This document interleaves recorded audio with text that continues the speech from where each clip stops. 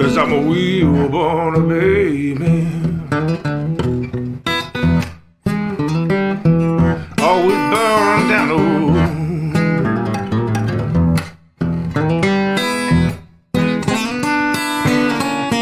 Yeah, I'm a wheel-born baby. Always burning down the road.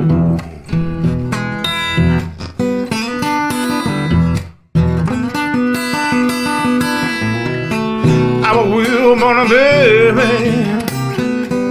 This life never gets old.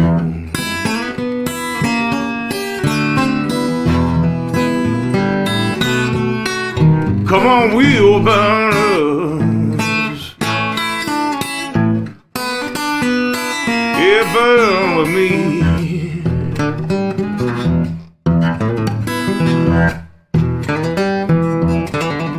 Come on, wheel burners. Yeah, burn with me.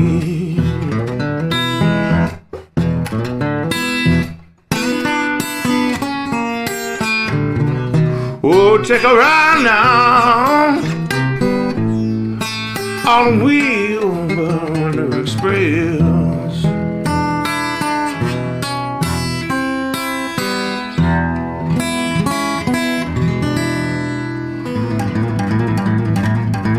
Yeah, Wheelburner Express, baby.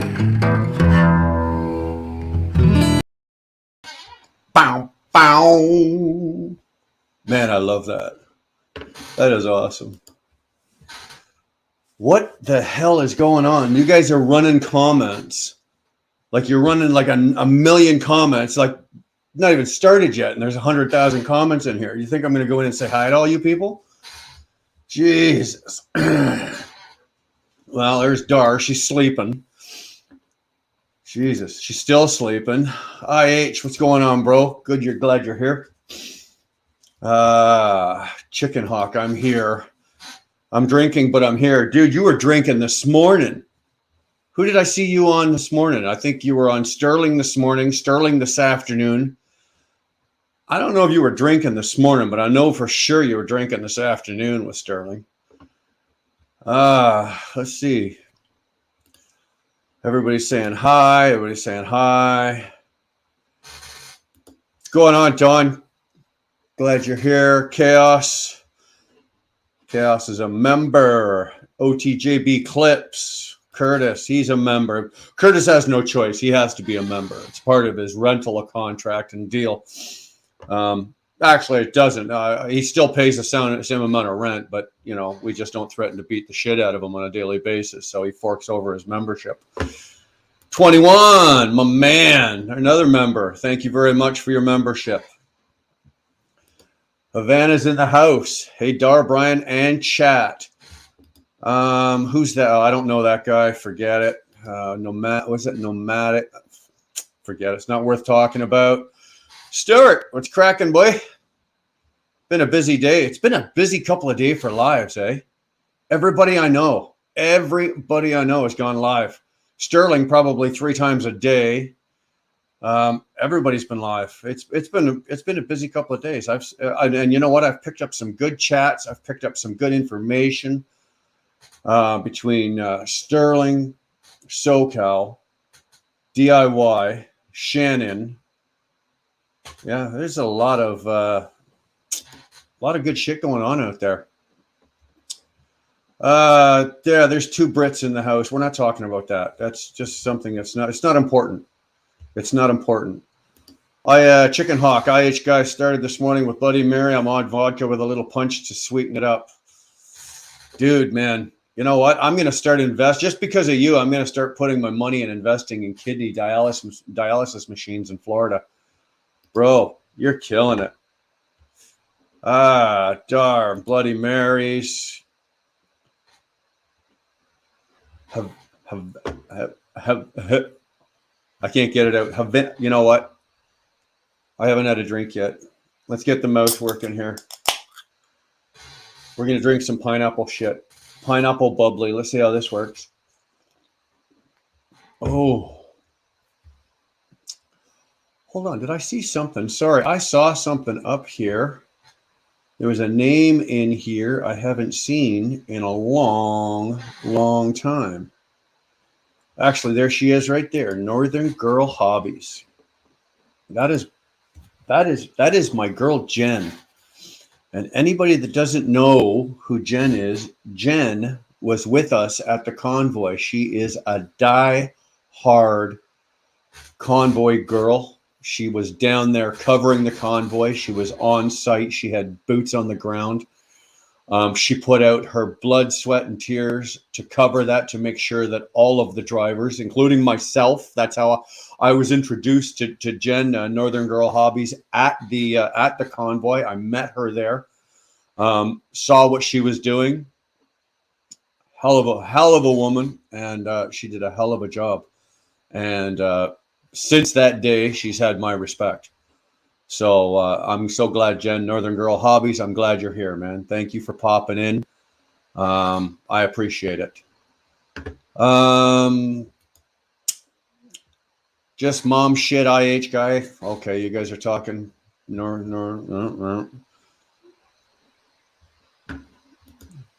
This fella had just had steak and veg at Denny's. I wouldn't be bragging about that, Stuart. I wouldn't be bragging about that. I just don't do Denny's. I just can't do it. Absolutely not. Holy shit, you're home. Yeah, actually, I am home. I got home this morning. Or actually, I got home early afternoon, whatever. I've got a dentist appointment tomorrow, so it didn't make sense to take something else. Like I delivered my delivery this morning. And I could have probably just run something local, Toronto to Montreal, Montreal back, whatever, something like that. And I just went, no, I got a dentist appointment 9 o'clock tomorrow morning. So it didn't make sense to keep the truck running just for, 300-400 miles. So I said, F it, came home, made a little time at home. It's nice. So yeah, it's nice.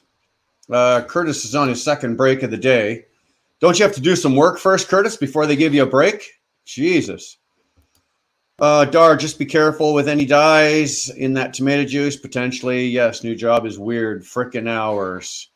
Yeah, we saw that. Actually, Jen Dar pointed that out. We were in the car when she came to pick me up where I parked my truck, and we were at the yard, and she was going through and saw that. IH is staying warm there. Yeah, it's cold as shit here. That's a contradiction right there. Usually you see a pile of poo, dog poo or something that's steaming and warm, but it's not here. Dante, what's going on, man? So glad you're here. Dar, Jen, Edgewood, my girl. Dottie's in the house. Beautiful. How you doing tonight, Dottie? You safe? You warm? You okay? You put on a couple lives. I think you went live back to back 2 nights in a row, and it was actually kind of cool. You didn't have a lot of people in there, but I kind of liked it like that. It was kind of nice. There was 7, 8 people, and we were all just shooting the shit and watching you mess around with your technology. Believe me, Dottie, I know your pain, because if anything on this screen or this computer or the microphone or the camera or anything goes wrong, like I'm calling 1-800, come fix my shit, because I don't know how to fix it. I don't have a clue. So I know your pain, Dottie. I really do. Chicken Hawk, I'm warm here. Yeah, you're in the Florida Keys. Wheels up tomorrow. Got to go back trucking Saturday. Yeah, I did a Chicken Hawk week this week. That's what I called this earlier. It's a Chicken Hawk week. I went out Sunday. So I had Sunday, Monday, Tuesday, Wednesday. Today's Thursday. I technically worked today, but I could have got it done last night. But I got caught in that snow. I got caught in the blizzard in upper New York, upstate New York. So it slowed me down. And I actually got shut down last night because of the blizzard. And then I actually woke up this morning and it was still going at 5:30 this morning. I ran it, I drove it, but it was probably not the smartest move. And the only reason I did do it is because I had about 44,000 pounds on the trailer. If I'd have been light, I wouldn't have taken a chance with that. So, but yeah, that's the long answer to the short question of, yeah, it's a chicken hawk week. So yeah, man, you guys I'm just trying to do this. Oh yes, it's huge. Yes, it has. The UK boys are in the house. Yeah, don't promote that. The fucking pair of them. I've got two big heads as it is. You don't need to push that. You really don't. Atta girl. Appreciate that, Jen. IH Guy and Young Stewart. Dar says, go check her channel out. Oh, actually, my apologies. Ladies and gentlemen, go check out Jen's channel, Northern Girl Hobbies. Dar, can you link that? You can, if you've got a wrench, you should be able to click on Northern Girl Hobbies and see that and see her channel. But if not, we'll link it and throw it in there. You guys can go check that out if you don't have a wrench. It looks like so far everybody in here has been wrenched. You guys have all been wrenched. Go truck yourself. What up? Well, what up is not a whole lot tonight. I am off tonight. Dentist tomorrow. Our company has its Christmas party Saturday night, so I'm going to be having a big sore mouth. But we're going to go to the Christmas party Saturday night. Dar's got us a room up in Brockville, so we're going to spend the night there and do a Christmas party. Since the company's merged, we've never done this. Oh, of course, yes. And Dar and I are going to watch Yellowstone because it comes out on Sunday nights and I leave on Sunday morning. So now we're always going to be a week behind, but we're gonna be tuning into Yellowstone tomorrow night. Denny's ain't bad food. Well, Havana, for you to say that, then all I can say is then you really don't know what good food is. Sorry. Denny's service sucks. Denny's altogether sucks. It really does. It was that or deli pizza. Well, when your back's against the wall, you got to pick what you can, right? But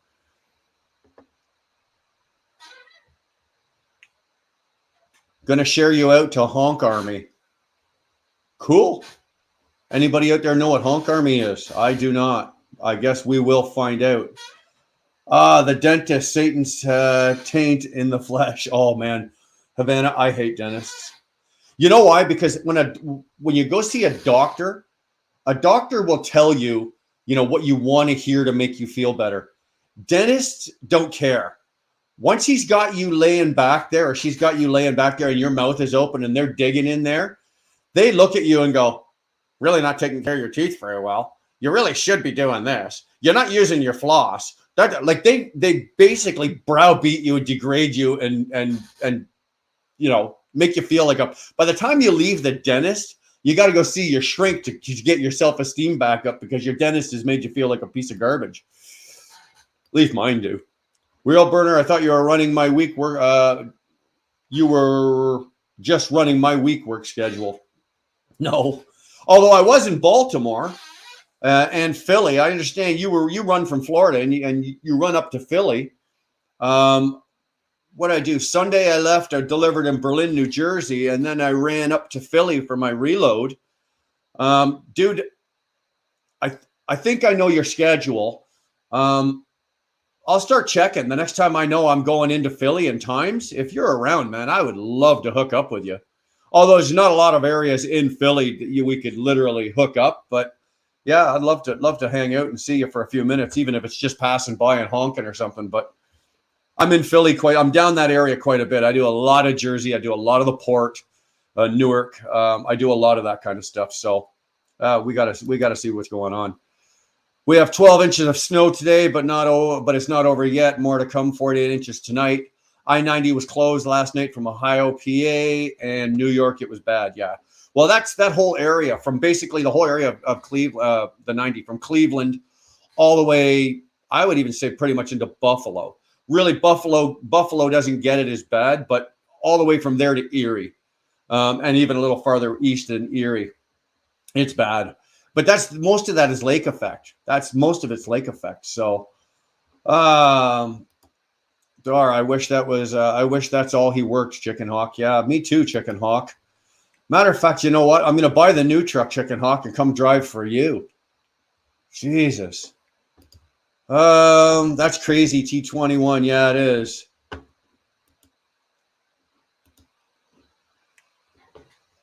Have to catch that still, Rudy. Okay. Nomadic.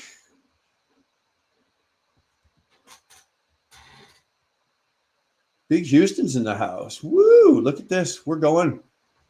IH. You guys just carry on your conversations. I'm not even going to bother reading. I'm just going to click on down as you guys are talking here. Dentists are straight shooters. Yeah, well, mine is. It's one of those unfortunately. Mind you, they're only telling you the truth. If your mouth is a bag of marbles and it's shit, you probably already know that, and they're just telling you what you already know, right? So, the STD is here. I'm here but sleeping. Well, then just keep going. You're doing great, Sterling. Big Houston, you punched someone. I'd like to see that. Oh, did I miss something? I almost punched a dentist one time. Well, unfortunately, Houston, I can't punch my dentist. She would not appreciate that. And I can't afford the assault charge because I need to cross the border. So, Paul Wall's in the house. Hey, Paul, how you doing, man? Northern Girl, here's your intro to Honk Army. Okay, there it is. Stunt Dummy Lives. Okay, well, we are definitely going to check that out. Big Houston, Big Houston, how's it going? Big Houston says, oh, fuck, you guys just, Big Houston this. No, the stunt will be recovering live streams. Sometimes I wonder why I do this. I don't need to be here. I could just, why don't I just play a song and you guys all just chat? Talk away in there. How's drama doing this weekend? I've been involved with no drama, Mr. Beast. It just doesn't play. It just doesn't play. I don't invest in it. It doesn't come onto our channel most of the time. I've been on a couple other channels this week, and there's been drama, but is it drama or drama? I say it both ways. I don't know which way. It's whatever way it just comes out. But I just don't play with it. I've got no use for it. No, not yet. No. I'm gonna wait to see till January 1.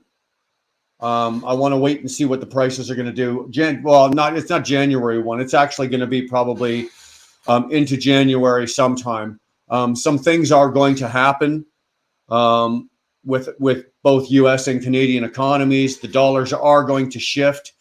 The prices of trucks, we're not sure what the hell is going to happen. So to order a truck now this late in the season is not a smart move. So I am actually waiting till probably January. Mine is an Asian guy. Okay. Can't beat them up either. We're a burner. I thought the same thing. We are at 3400 block at Lawrence Street every Sunday night from 9:30 to noon, midnight. Plenty of truck parking. Okay, hold on. I'm going to tuck that little piece of information away because I know where you're at. Hold on. Okay. We can probably, depending, because I get down to Berlin usually on Sunday nights, and then I'm offloaded usually 7 o'clock in the morning, and then it's only 24 miles from Berlin back up into Philly for my reload. So that might work. Yep.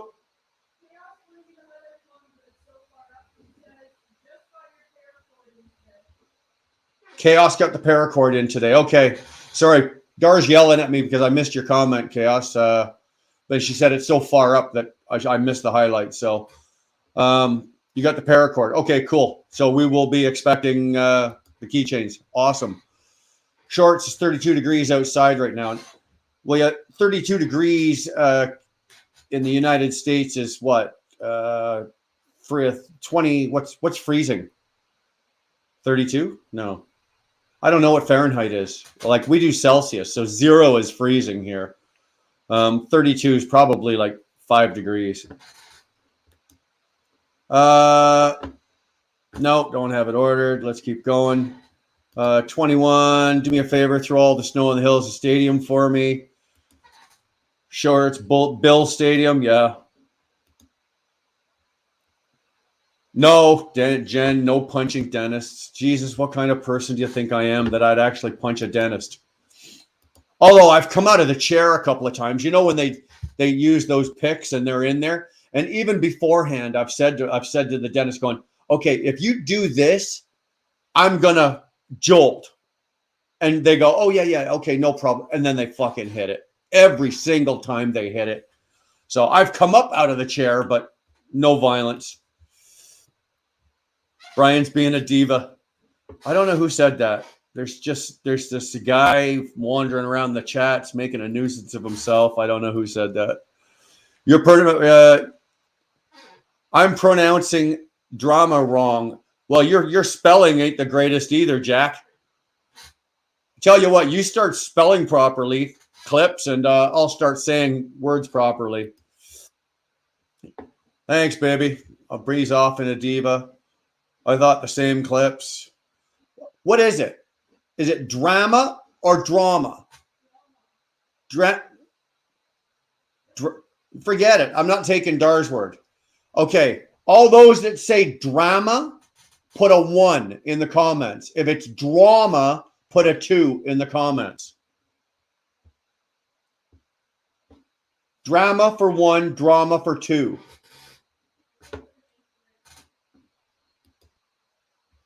Two, drama. Oh, I'm taking Clip's word for it. Okay, yeah, whatever. Short says it's 2. All right. It's whatever. Oh my God, you guys are killing me. That's not even funny. I'm telling you, it's not even funny. All right. I get knock off the fucking 2s. I can see it. Whatever. See, she's in there right now and she can't even come out of that room to come into this room because her ego is like this. Thanks, guys. Attaboy, Curtis. It's drama. Depending on where you are. It's drama. That's actually funny as hell. Whatever. It's 1.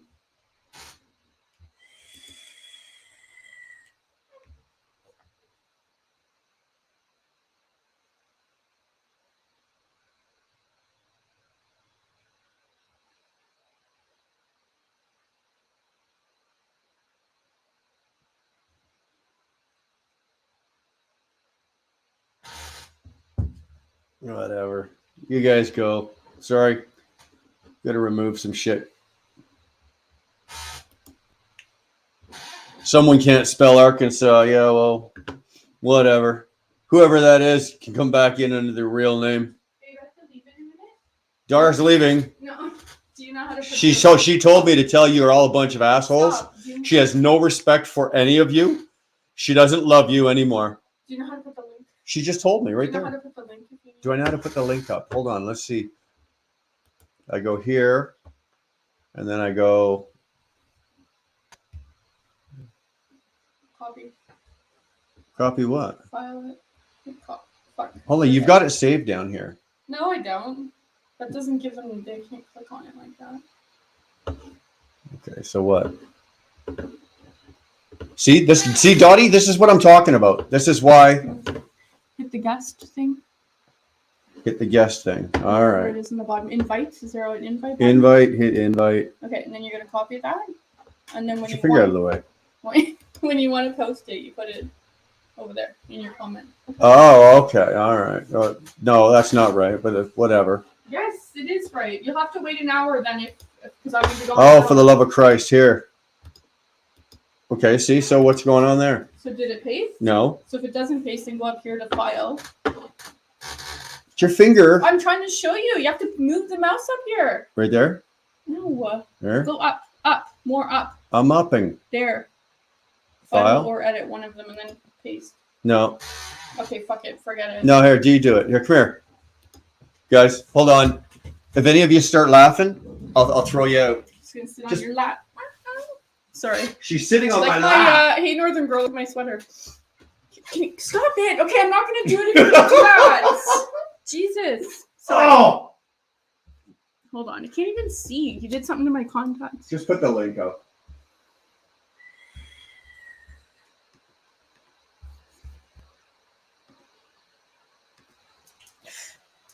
You see what I deal with here? Okay, is it up? There. Is it up? Yeah. All right, the link is up. You see what I deal with here? You see what I have to live with? Jesus, age, Christ. I'm not looking at, you know what? I'm not looking at my phone, Britt. I don't care what it is. I see you sending me pictures. I'm not looking. I don't care. I don't care. Unless there's a big set of hooties, I'm not looking at it. I'm not. Okay, so I've just... Here. There it is. Right. Oh, you see, now I have to look. What? Ask Stephanie if he's really a gynecologist and does he want to inspect me. Who said that? DUI? No, I just checked his opinion. It says he's a gynecologist. DUI is a gynecologist. Well, Dar wants to know if you want to inspect her. You sound like me, Dottie. I am absolutely an idiot when it comes to this. Jen needs that sweater. Can you make that sweater? Wes and Heather gave me for my birthday last Yeah, but can we make that? We can. Yeah, I think so. We make shirts, Jen. So leave that with us. Leave that with us. If Dar can get a good enough picture of that off of the sweater that she's wearing. Can you wrench Ricardo too? I meant to do it last live and I forgot. I got to wrench Ricardo. Yeah. Ricardo's not wrenched. And don't wrench anyone else while I'm not here in case of you. Oh yeah. Okay, you don't trust me. I know. No. I know. Dar doesn't let me just wrench anybody. So.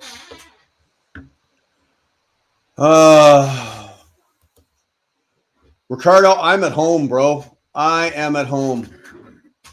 The suspense was killing. Yeah, it was killing me. I had to frickin' look. So, damn it. Absolutely, damn it. I have to go to my pet visit and pick up my. Do you want anything? Yeah, did you double on the way back? Uh-huh. Now, when you pinned that link, did you pin it to the top of the thing? Pin what link? The link on the thing there, because. I didn't pin it. Oh. Do you want me to go pin it quickly? Yeah, go pin it quick to the top, so I don't have to deal with this. I'm burning brain cells faster than I can reproduce them. To begin with. Oh, well, I had a couple. No. I had a couple. Hey, I had a couple of brain cells before I met you. Oh. Hooray, fellas, what you 20? Okay, everybody, what you 20? Ricardo wants to know where everybody else. When is he going to quit smoking? I don't smoke. I vape. Whatever. Sterling is my best friend. Let me tell you a secret about Sterling. Sterling's nobody's best friend. Darlene doesn't love Sterling. She says that because I think she wants something from him. I don't know what it is, but Sterling is not. Dar doesn't love Sterling. I'm telling you right now. Dar's terms of service. Can you guys make the flatbed guys do it with straps and chains and the Wheel Burner Express logo on the front for us skateboarding guys? Can you guys make the flatbed guys, what, for a t-shirt? Make the flat guys do it with straps and chains and the Wheel Burner Express logo on the front for us skateboard guys. Yeah, we can do that. We can do that. That's a special order. And hold on, I might actually Okay, yeah, but it would be a special order. So it may take a little extra time, but it will cost you a few extra bucks. It won't be a standard price. But yeah, we can do that, man. That's not a problem. Robin found his way. We made it home. What's up, everyone? Ashburn, VA, Virginia. Britt's in Wisconsin. When you head out again and where? I leave Sunday, and I don't know where I'm going yet. I won't find out till tomorrow. I'll be getting my dispatch and everything tomorrow.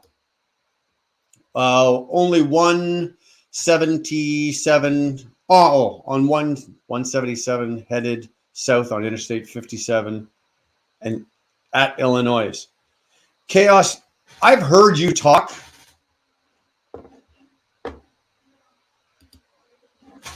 Chaos, I've heard you talk, and I think you're trying to talk through your headset, so don't. Just only 177 headed south. I think you're saying mile marker 177 on I-57 in Illinois. I hope I translated that. Or a hoodie. Yeah, we can do it. Can be do a shirt or a hoodie. If you go into our store, if you go to our channel, now there's a store posted at the top, where it says this live community, blah, blah, blah. There's a store in there, and you can go in there and pick and choose whatever you want now. It's all posted. And I must say, what are you fuckers waiting for? Like, get in there and look at the stuff, because it was you guys telling us to do it. Right? You guys were the ones telling us, oh, you got to get your shirts, you got to get your stuff. We get it all set up, and fuck, I've given away more shirts than you guys have bought. So Sterling's going to hit the like button with all 5 of his troll accounts. Jen says, smash that like button. Well, do me a favor and do that, would you guys? Hit your like button on the way in or the way out. Doesn't matter to me.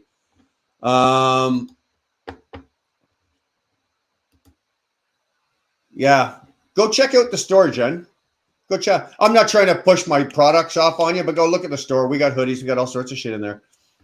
Oh, sir. He's in Cutstown, PA. Hate these hours, but food is paying the best right now.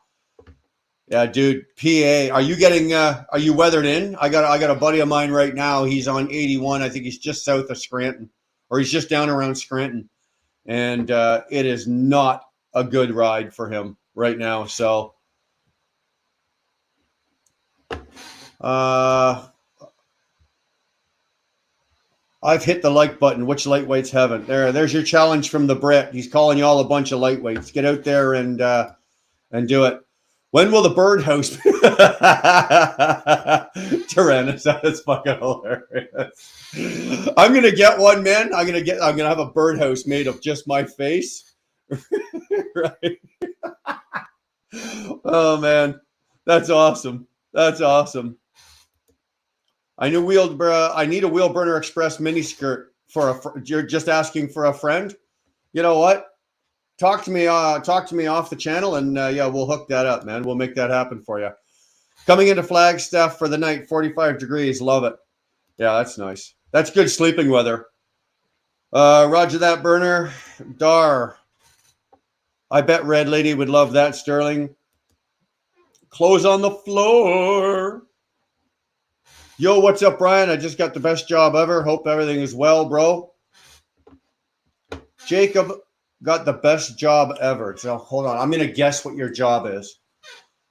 You're the pole cleaner at the strip joint. No, that's not it. Not that. You pick up the spare change from perverts row at the strip joint. No, that's not it. Definitely not that. That's not it. I give up. No snow at all in Allentown. Well, good. Be safe, brother. Be safe. I'm going to laptop in a sec. I don't know. Is that lingo for something? I'm not sure. Shorts is throwing links in here. I don't know what it is. Starting this Monday, working for Peterbilt and Gatineau. Atta boy. Atta boy. Nice. Very nice. Mom and dad must be proud. We're proud. I'm proud of you, boy. Good for you. Jacob, good for you. That's awesome, man. Future truck driver right there. Clothes on the floor. It's cute. You think stripper poles get cleaned? Well, Sterling, I'm pretty sure at some point or another you've snuck in after hours and licked one or two yourself. I know you probably have. You didn't want people to know that, but I'm sure it's happened. Mark, what's going on, brother? Did you get your e-log worked out, man? Or are you still jerking that? Is that thing still jerking you around? How can I customize the order? Dude, that's like asking me, that's like me doing a monkey doing a math problem. I'm not sure how to customize the order, but I know it can be done. I know it can be done. Louis, wait till Dar gets back, okay? Because it can be done. I know it can be done.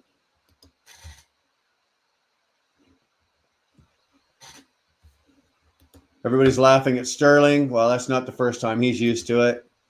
Shorts link is a clip of you and Dar earlier. Oh, I know what that's going to be. I know what that's going to be. I don't know if I want to see that, but I know what that's going to be. LOL, I suck. Yeah, it's a personal preference. Myself, I don't. But if you do, hey, knock yourself out. I'm happy for you.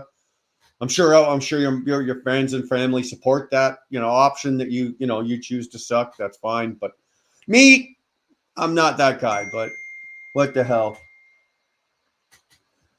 That was Dar texting me from her car saying, Shorts, she's going to fucking kill you.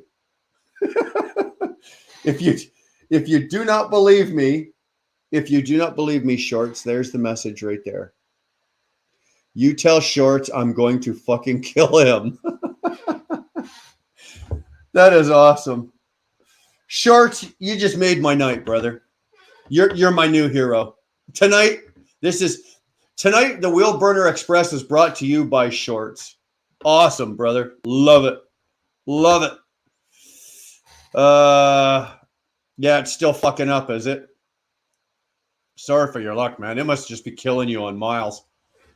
Clothes on the floor. Are you licensed? No, you know what, IH guy? Clothes on the floor. Jacob is, I think he's 19. Jacob, you're 19, 18 or 19 now? 19, I think. You're 19 now. Jacob was another one. Jacob and his family. Actually, Jacob saw me on ET, and that's how I was introduced to him. But again, Jacob and his family came down to the Convoy because they live up that area. And they're not truck drivers. They're not anything related to the industry, but they came down to show their support. And Dar and I were there because our truck was parked on Wellington in front of the Parliament buildings. And Jacob and his family came up and introduced themselves to us. And we've had a friendship ever since. Let me tell you something, guys. That Convoy was one of the greatest things in my life that I ever did. And I met a lot of the people that I've met and talked to today in my personal life, my professional life, through that Convoy. And Jacob is one of them. And I've met Jacob and both his mom and his dad, great people. I've met them both. We actually met them all again in Ottawa. We were very appreciative of the support that Jacob and his parents showed us at the Convoy. It was great. It was awesome. Fantastic. And we really do appreciate it. Yeah, Shorts, you better watch out. She's fucking gunning for you, Jack. Your days may not be may be numbered. Statistically, more than half the world sucks, FYI. You would know. I reset in Toronto and I did the same shit, and it did the same shit again. Well, I was talking to you yesterday, wasn't I, Mark? When you were still in Toronto doing your reset. So have you not got the hell out yet or not? Janelle. Thanks for popping in, Janelle. Hey, Will Burner, hope Randall's Christmas tree. Love your tree, Randall. Karen's in the house. I'm turning 19 in March, but So what is it you're going to be doing there? Are you starting an apprenticeship? Are you just working in the shop as just a shop guy? Spill it, boy. You can't tell us you're working for Peterbilt and Gatineau and not tell us what the hell you're doing. Titan Packers. No football talk here. Scrap that. Hi, Karen. How are you? How is Alan? Hey, Jacob. I don't know, Jen. Did you meet Jacob? He was down there. He was. They were running around down there. I'm running on recap hours. I'm 2 days behind getting to Arizona. Jesus, man, that sucks. That really sucks.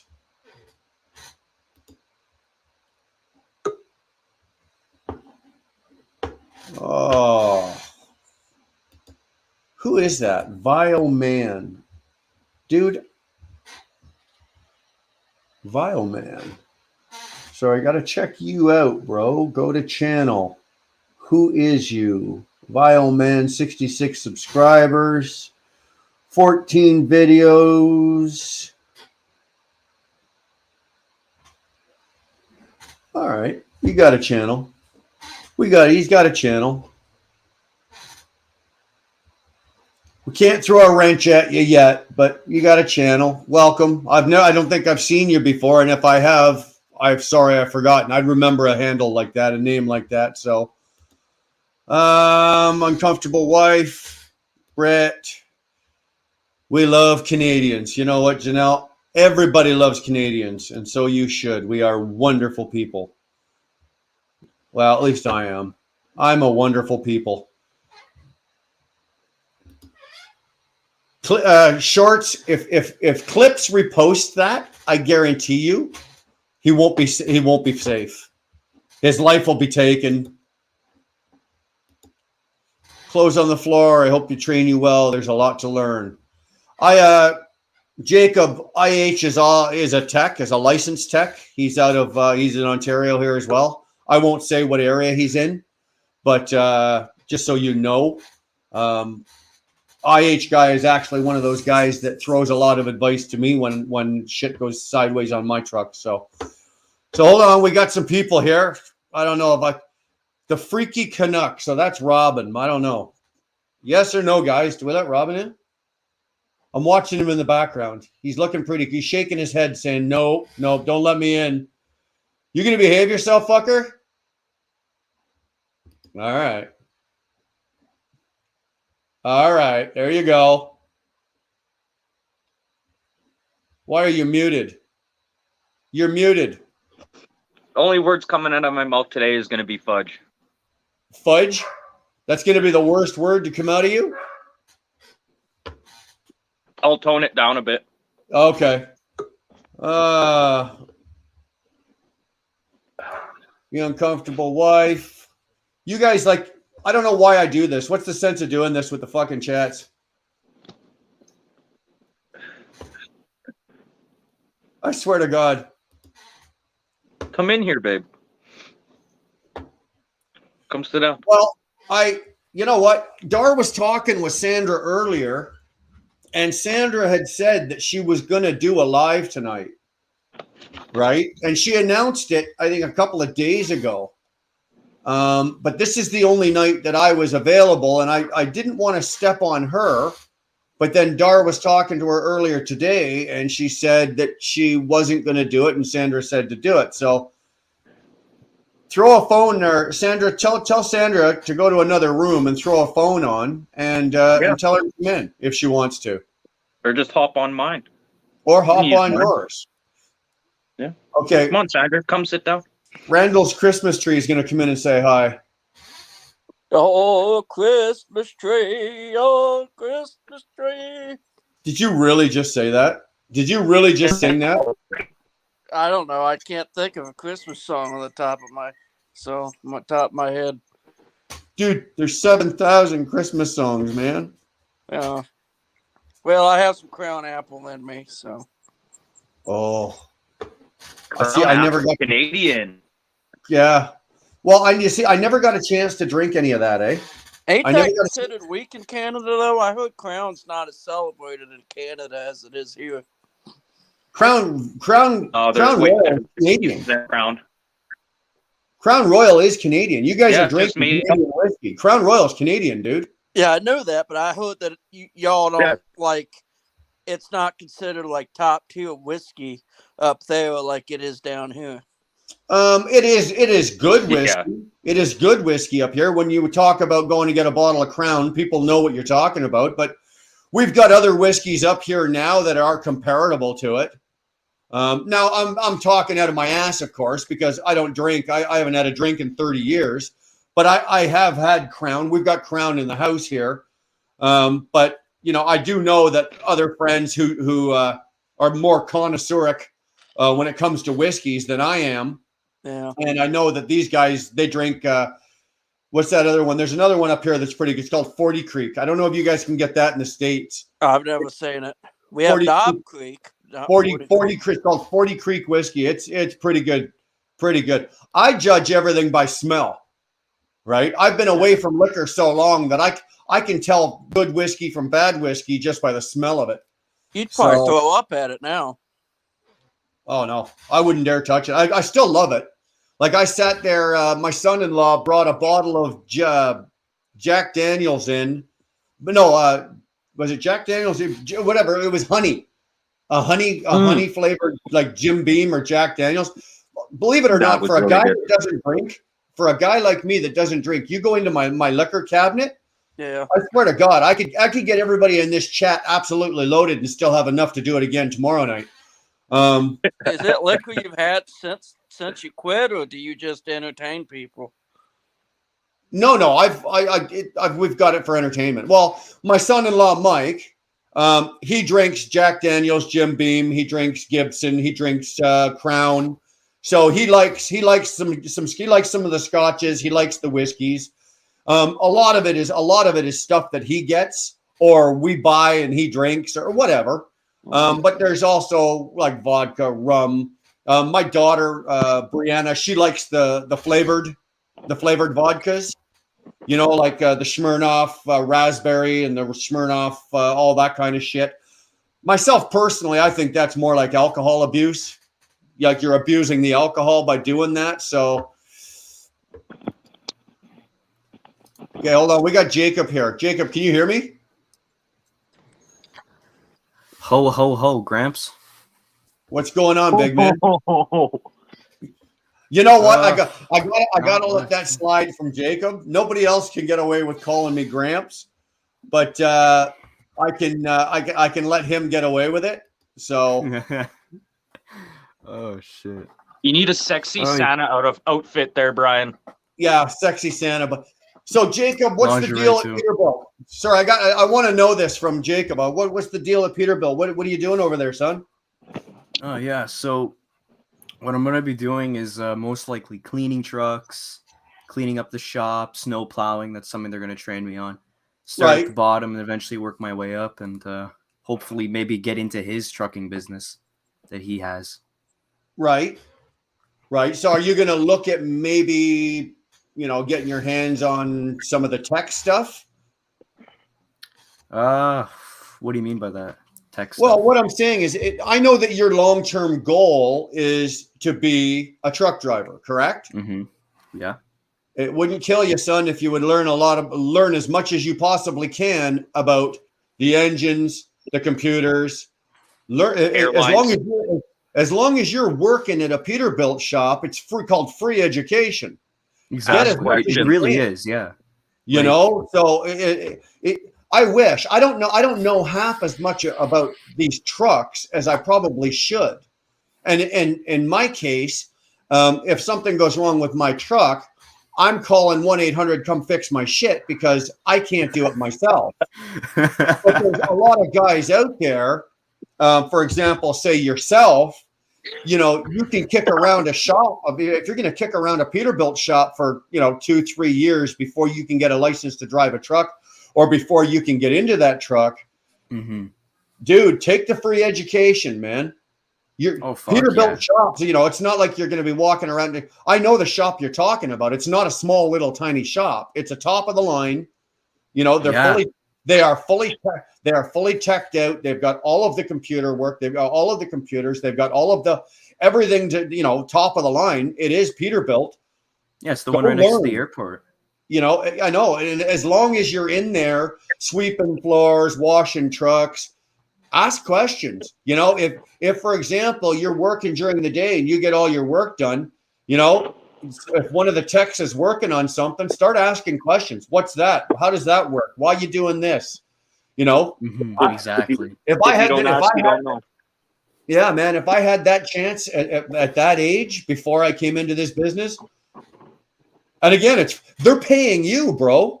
They're paying you. They're paying me to. They're paying you. So you know what? You're not gonna get a better chance than right now to get a free education than what you're getting. So that's just a suggestion. I'm just suggesting that to you because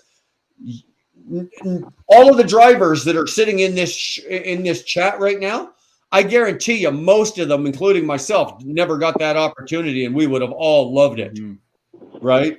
So, yeah, I plan to take every opportunity I can. Oh, absolutely, man, absolutely. Yeah, absolutely. It's absolutely lit. And like even at the shop, like on a frame, they have like those nice SCI wheels and whatnot.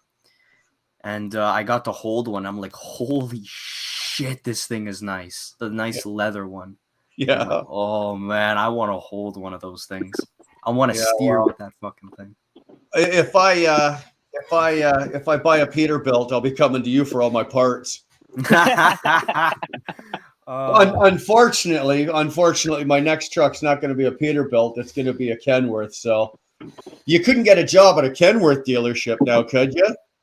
Let him work there for a bit and then swap over. Get the knowledge on the Pete's first. Yeah. I'm pretty sure the only Kenworth shop is in Kingston, at least like within the closest area. Yeah. Yeah. So it's a bit far. Like the one that I'm going to, you have to go to Ottawa, hop on the Highway 50 and go down about 20 minutes. So like it's like an hour and 10, an hour and 20 to get there. So right. It's a bit of a drive, but man, it's worth it. And then once I save up, eventually I get my G2 equivalent, and I'm gonna get myself like an F-150 or some shit, and I'll go be able to drive myself every day. Yeah. So how are you getting there? How are you start getting there now? Mom or dad gonna drive you in? Yeah, my dad's gonna drive me in. Are you gonna have to take public transit? No. So my dad, he works in Ottawa. So what I'm gonna be doing is I'm gonna hop a ride with him. And we're gonna leave early in the morning, right? So he has time to get back because there's a lot of traffic on Highway 50. Yeah, so, I know the area really well. Okay, you do, all right. Yeah. So going back to Ottawa on the 50 is a nightmare. Right. So, we'll get there. He'll drop me off, and then he'll just drive back to Ottawa, do his work and whatnot. Come pick me up at the end of the day. So what's the deal? You were saying that you're going to work at the dealership. Does the guy that owned the dealership, does he own a small trucking business as well? Yeah, I'm pretty sure he's the one who owns it. It's the Robinson brothers. Yeah, and like their trucks. They've got like I think it's like stripe. It's like a striped truck, but like it's gold on the top, white in the middle, and then gold on the bottom. Yeah, beautiful looking machines, and they've been in the business.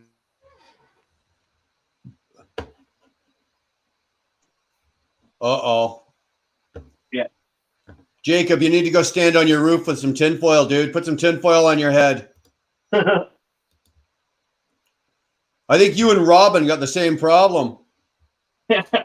Bumfuck nowhere. Yeah, pretty much. It's nice being in the country, though. Oh, thanks, Jen. Jen just posted the link for the store. Wait, can you guys hear me now? Yep. Yeah, we can hear you now, brother. You're back. Okay. What was the last thing you heard from me? And that was it. Okay. So like a robo bitch from Futurama. Okay, cool. Yeah, right. Pretty much. But yeah, so the guys, like the guy who owns the store, I'm pretty sure he's the owner of the trucking company. They've been in the business for 60 years. They're pretty Yes. reputable. And Yes. like if you go on Google and you search them up and you look at pictures, you'll see, a nice Pete hauling like, a 60-foot load, 70, 80-foot load, just Yeah. something absolutely huge, It's really, really cool. So they're Yeah. obviously reputable. And that's the direction you think you want to go, eh? I Definitely, yeah. Jacob, I'm not questioning you. I'm actually encouraging you. You've got a what's basically like a lottery ticket here.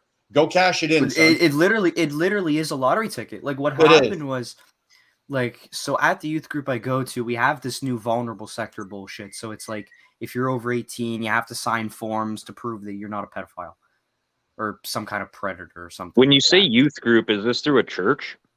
Yeah. Okay. Yeah. So it was this new thing that the diocese in Ottawa had to do, and yada yada yada. All the other youth groups did it. So actually, it was last Monday. Me and my dad went into town, and we had forms and whatnot. We were going to the cop shop, and on our way back home, we're going down Highway 5, and Brian, you've been down Highway 5, right? Yep. Okay, so on the side, I'm pretty sure you've seen a big sign that says Peterbilt on it, right? Yeah. Hello, Karen. Okay. So I looked over at my dad and I'm like, that's a place I'd love to work at. And he goes, take the next fucking exit right now. So I'm like, okay, shit, I guess we're taking the next exit. So took the next exit, went to the store and asked them some questions saying, hey, I want some work, yada, yada, yada. Yada Do you yada. need work? Do you need workers? Yeah. So he said, not here, but probably the dealership off the Highway 50. Yeah. So if you go there, I'll give you a couple business cards. So I got them, like right here with me. Yeah. And I called up the place like twice to see, like, hey, is it okay if I come in? And they're like, yeah, come in around 7 to 9 because that's when the boss is here, and the boss loves to see people in person.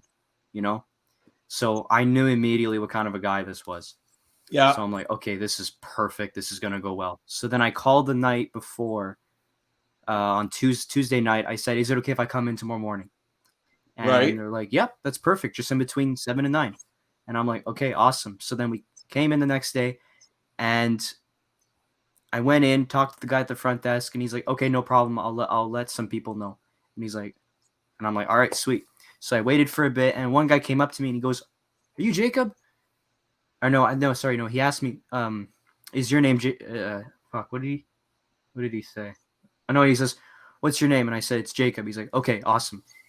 So then I guess a ton of people were running around talking to each other going, hey, there's a kid here, So then the boss's nephew came out and he came to say hi to me, shook my hand, and he goes, hey, I love your sweater, man. I love your hoodie. He sends my fucking Peterbilt hoodie. So like he's like super ecstatic over that. And then eventually I got to meet the boss. And Dress to impress? Yeah, Well, dress to impress. Exactly. Well, you show up at a Pete dealership for a job wearing a Peterbilt hoodie. Fucking right you are. Imagine if he was wearing a Kenworth hoodie. Oh, man, I would have pissed them off so fast. Oh, man. But yeah, so I got to meet the boss, got to say hi to him. I gave him a good firm handshake. The guy had good eye contact with me, so you could tell he's focusing, you can tell he's impressed.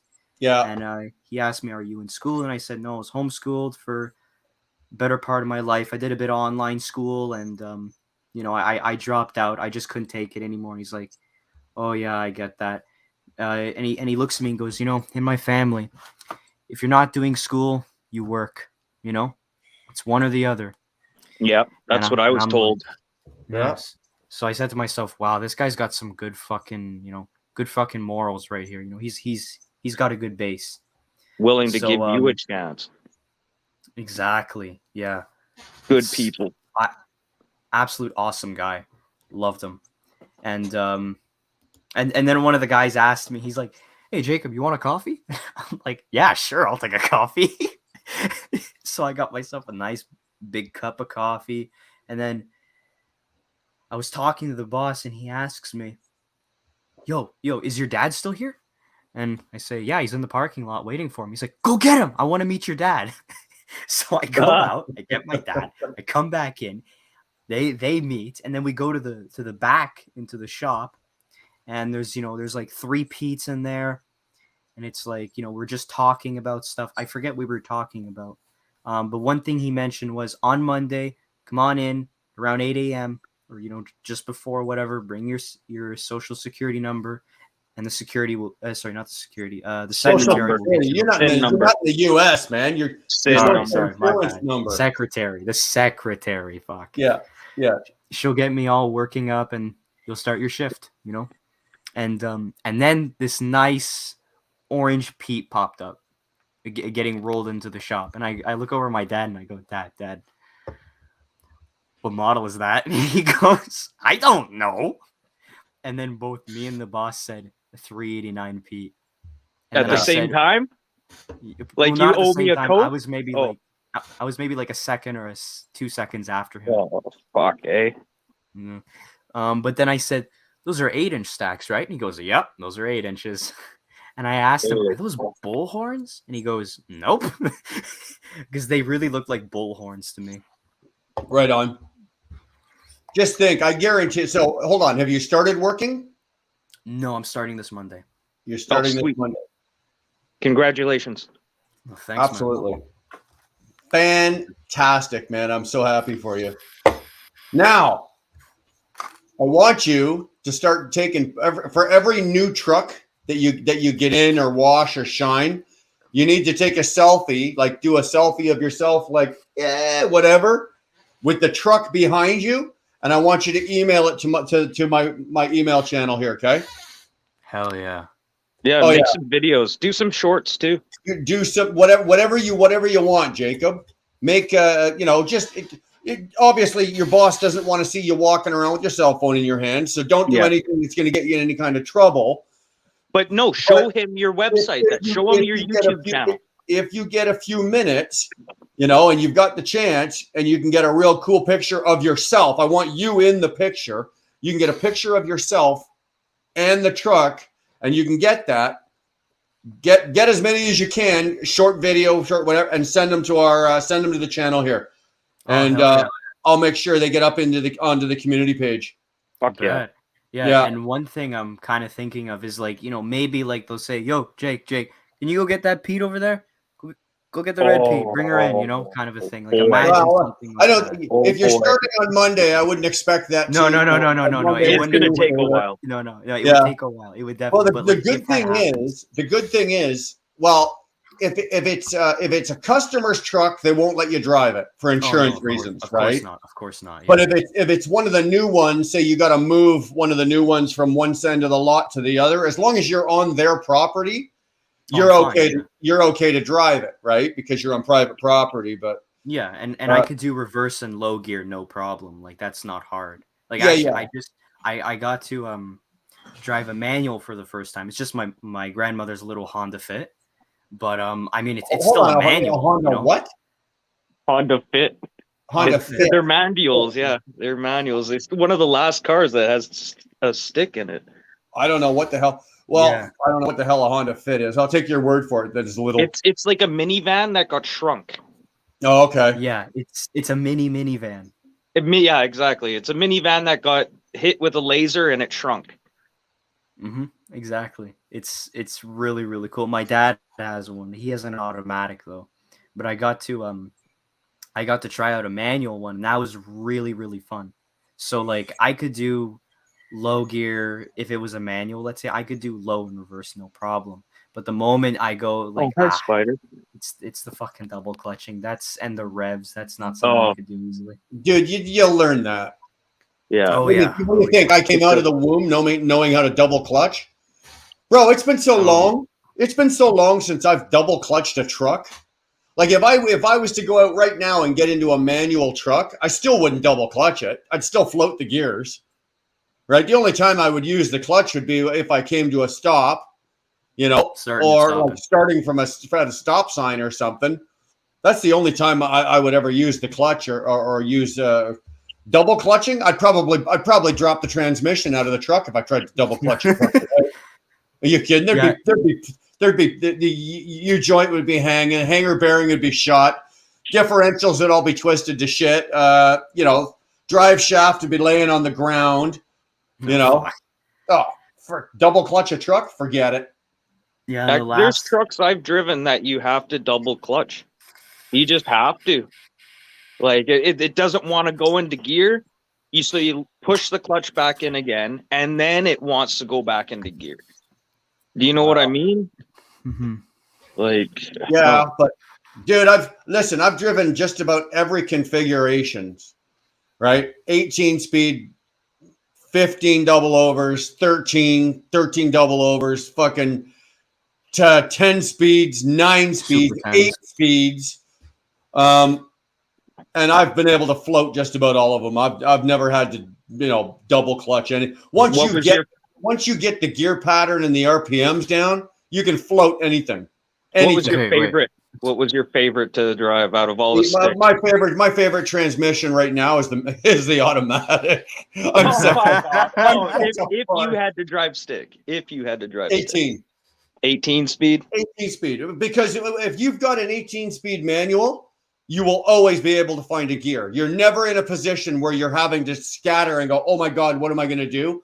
With an 18 speed, you've always got a gear to grab. You can always, 13 speed occasionally, you've got either your RPM's too high, your RPM's too low, and you've got to hit. That's something like local. That's like whatever. Every once in a while, you'll find a long load where you're searching to find a gear, to grab a gear. With an 18, you just don't have that problem, right? Yeah. Because remember, with an 18, you got to split the bottom end and the top end. Yeah. Right. With a 13, you only split the top end. So usually, most people run in with problems that run in with a 13 speed. It's in the low end, right? You can't find a gear because you're in between a gear and either your RPMs are too high or you're going too fast or whatever. With an 18, you don't have that problem. You just split it. Done. Right. Yeah. So you can always find a gear with an 18 speed. So that's just my personal. Some guys don't, they prefer a 13. I know a lot of the US guys run 10 speeds. They run 10 speeds just for simplicity. I wouldn't want to run the mountains in a 10 speed. But I would prefer an 18 speed all day long.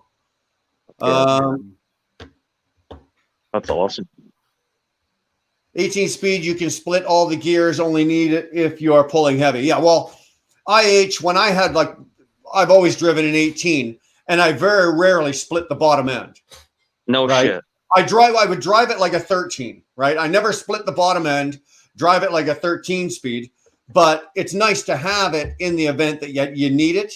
And like IH says it, when I would pull like super heavy, when you're pulling a float and you've got 125,000 pounds on the trailer. Yeah, you're starting in bull low and you're splitting every gear all the way up to 18. Right. Exactly. You just don't have enough torque. You don't have enough torque. You don't have enough torque. You don't have enough anything to skip gears. You have to split. Well, you got to. When you put that kind of weight on, 120, 130, 200,000 pounds. When you're loaded out with that kind of weight, yeah, you're grabbing every single gear and you're using them and you're using them properly, hopefully. Well, and then imagine hauling water and cattle. Like, you ever fucking haul water or cattle? Like, you just slip through the gears. Don't push it because you're gonna fucking kill yourself because you get the load moving. Well, yeah. Well, water, it's pulling any kind of tanker, right? Any kind of liquid back there, Yeah. IH, you're right. Most dry van guys, reefer guys, even flatbed guys, if they're just doing, general flatbed freight, 10 or a 13 speed's fine. Myself personally, I've always had an 18 speed. Every truck I've owned, with the exception of the Peterbilt, was a 13, but everything else been 18 speeds. Everything except for now the Freightliner obviously is now an automatic. And you know what? You guys laugh. I don't mind, man. You're sitting. whatever. Auto pussy. Man, you're sitting in Toronto traffic. This is nice. You know, you're not clutching. You're not It's banging. more fun You're not to drive with a stick, nothing. bro. Even in the you know what? simulator, I couldn't take it. Now I can't go back. Come on, Kate, I leave need Brian a out of this. stick. He's damn near a senior citizen, okay? He Shut up. deserves the automatic. He's getting You know arthritis what? in his The hands. automatic He can't even is- grip the is- steering wheel. The automatic is strictly, be honest with you. Yes, it's a comfort thing now because I do enjoy it now. I didn't enjoy it at first, but it is 100% for fuel mileage.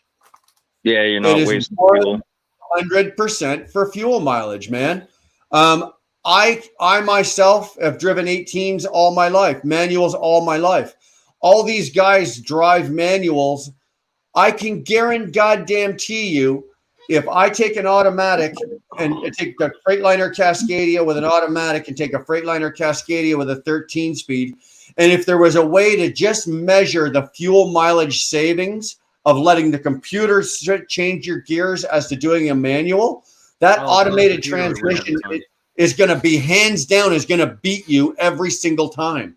There's not a single guy on this planet that can shift gears, and I'm going to get ready to watch the comments because somebody's going to go, oh, I can. And before you do, I'm calling bullshit on it. There's How not long does it take you to get up to speed on the highway if you're doing that? Like, god damn. With what, an automatic? No, like it's like, oh, I got better gas mileage than an automatic. It's like, okay, how long does it take you to get up to speed then? No, you can't. My automatic doesn't go through. When you're driving a 13 speed or an 18 speed, you're driving and you're going, 2, 3, 4, 5. You go through all the gears. My automatic starts in third gear, even with 40,000 pounds on. It starts in second or third gear, and then it'll go 3, 4, 6, 7, 11. It jumps gears based on how much torque and whatnot is. The computer, I don't have to touch every single gear, and it's the same thing when I gear down. Right? When you've got an 18 speed, you start gearing down. You've got to go 18, 17, 16, 15, 14, 13. Me, I go 12. It'll jump down 12, 10, 9, 7. It goes down. So I've got less wear and tear on my gearbox. I've got less wear and tear on my engine. I've got less RPMs. I'm not running my RPMs as high as often. I'm telling you, man. There's not a single person on this planet that can run their truck fuel-wise, efficiently-wise, as somebody with an automatic transmission. It just can't be done because you cannot do it as efficiently as the computer can do it. And if anybody in here says they can do it, again, I call BS on that. I absolutely call BS on that. Yeah, I'm waiting down to my place. I'm waiting to see if anybody your place. I'm waiting to see if anybody calls in on it, but there's nobody. Nobody. And Dottie, I see you there. And if you dare come in here and say you can switch gears better than an automatic can, I'm going to throw you out because I know you can't. It's fucking impossible. Yeah, she's shaking her head. No, I can't. All right, you can come in. To vet you first. I didn't want you coming in and arguing with me. I didn't hear anything what was Manual's going still on. more I just fun. came from the bathroom. So, I'm over here in Flagstaff. Hi, everybody. Hi, Dodie. Everybody say hi to Dodie. Yeah, I couldn't say hi earlier on the chat because I was driving and I would just get my phone and do with the speaker thing, and then the type would come out all wrong, like some message, who knows what it said. So I had to delete it, and then I had to really just hold the wheel.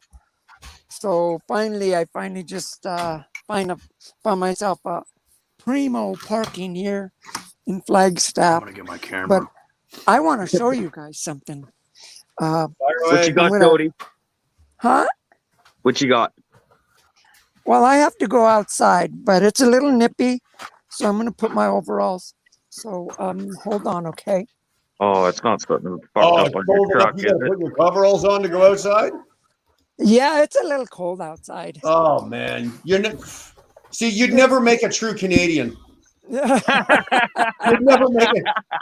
You see I'm what from I'm the wearing right here? Southwest. You see what I'm wearing? This is actually, I never even changed my clothes when I got home. I'm wearing a Carhartt hoodie and a pair of jeans, and this is Well, what I run around in at minus 8, 9, and 10 degrees. You guys are putting See, your I'm bloody wearing a dress, but Oh, that's well. when I drive. Well, I don't wear a dress. Yeah, it's I wear my dress dress when I drive. I don't do it when I'm doing flatbed work. Yeah. But I'm going to be walking outside. I'll show you guys something really, really cool. Is Dar back in yet?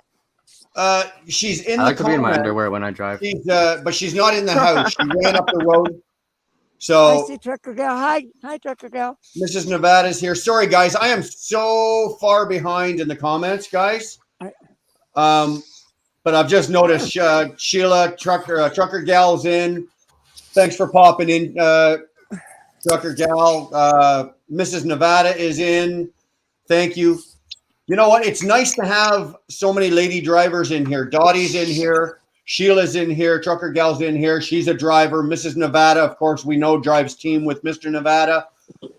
It's really nice to have as many really lady drivers in here as we've got.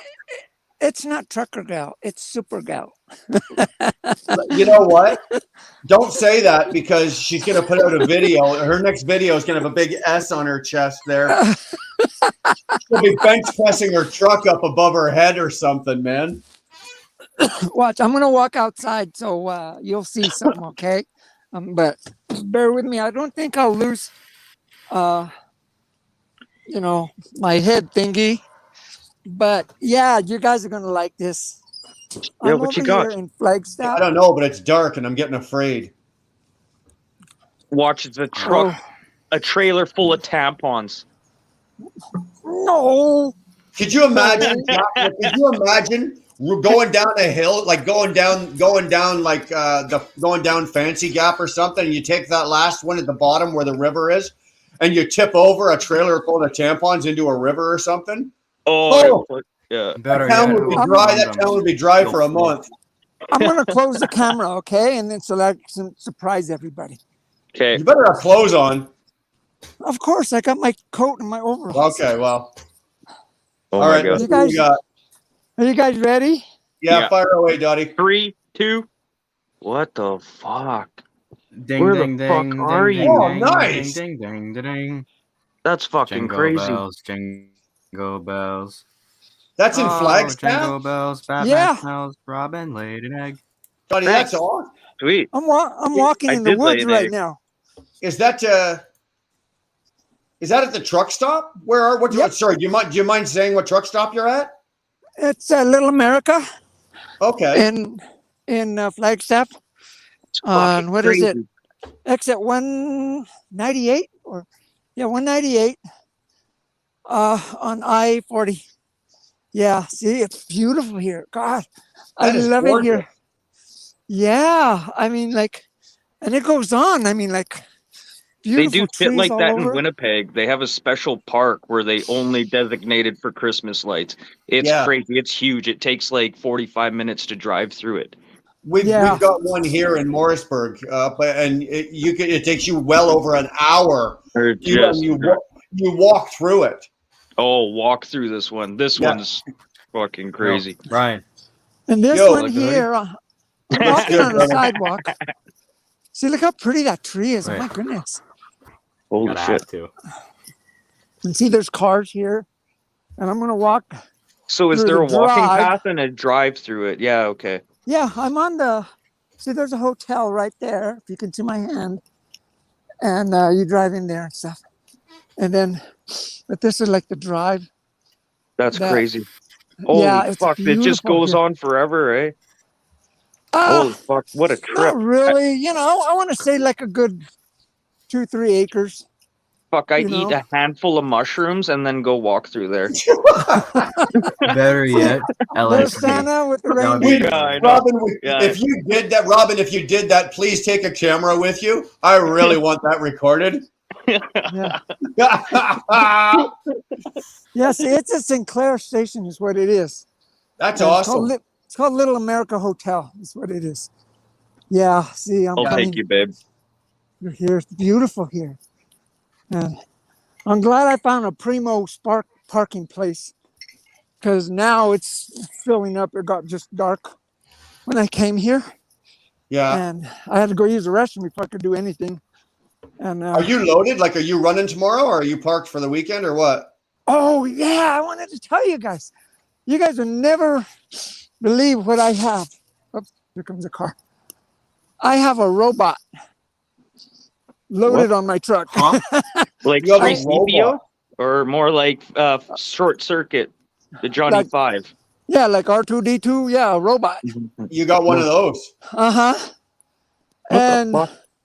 yeah, I say a he, because my dad was a welder, and I should have learned to weld, but I didn't. But anyway, yeah, I got a robot. He's a welding robot.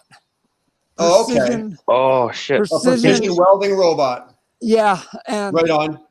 that thing, I mean, my load is super light. Is it I'm out of breath. Mitsubishi? No, it's some other company I never heard of. And Because up here, the colonies, they have robots too.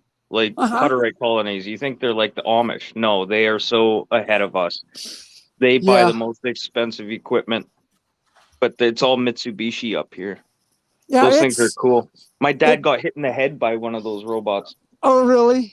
Yeah. It was to do a recycle, and so it puts the arm up really high and it fucking smoked him across the face. Well, they took the protection shield down and he was leaning into it. Well, don't lean into a robot when it's working. Like, there's a reason why there's a shield there. I can't see the comments, and I'm sure the girls are loving this, and the guys, but yeah, because I'm walking, so see, there's a walking path and That's stuff. so crazy. Just It's fucking beautiful tree. here. That's yeah, so they do fucking... this. They do Is this there every year. snow on the ground there? Nope, not No. yet. Not But yet, at least. It's 6,000 feet where I'm at in elevation. Oh shit. Like another 70 miles south, and that's Flagstaff. Yeah. I mean, Phoenix, and Phoenix gets hot, but Flagstaff, it doesn't. Yeah. You guys hold on a second. Jen, if you're heading out, thanks for stopping in, and thanks for highlighting everybody's channels. Appreciate that. Tell Jen and again, hi. I've never met her. And again, Northern Girl Hobbies, guys, make sure you check out her channel. Yeah, Okay? I will. Definitely make sure you check out her channel. She's a really good girl, and we really appreciate everything she's done. Big Convoy supporter. Good Canadian girl. So if you're heading out, then thank you. Have a good night. You know what? Jen Dar takes care of all that for me. I don't want to use mods. A couple other channels use mods that do all that.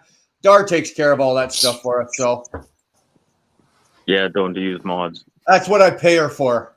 What's a mod?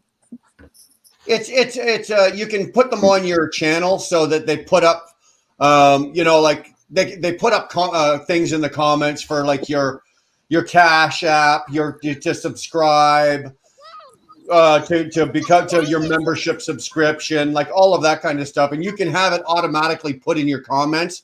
And the mods do the little mod robot or whatever the fuck you want to call it. It does it automatically. It cycles through and it just keeps throwing them up in the comments. I don't do that. So that's a stump. They even decorated a stump. Are you fucking?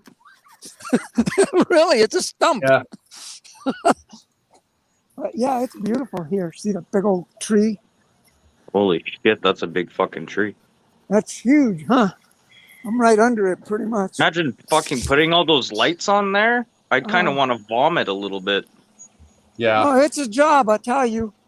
It's a lot of work. Imagine the poor bugger that had to go out and put all those up. Well, it probably wasn't one person. I'm sure it was a team of people.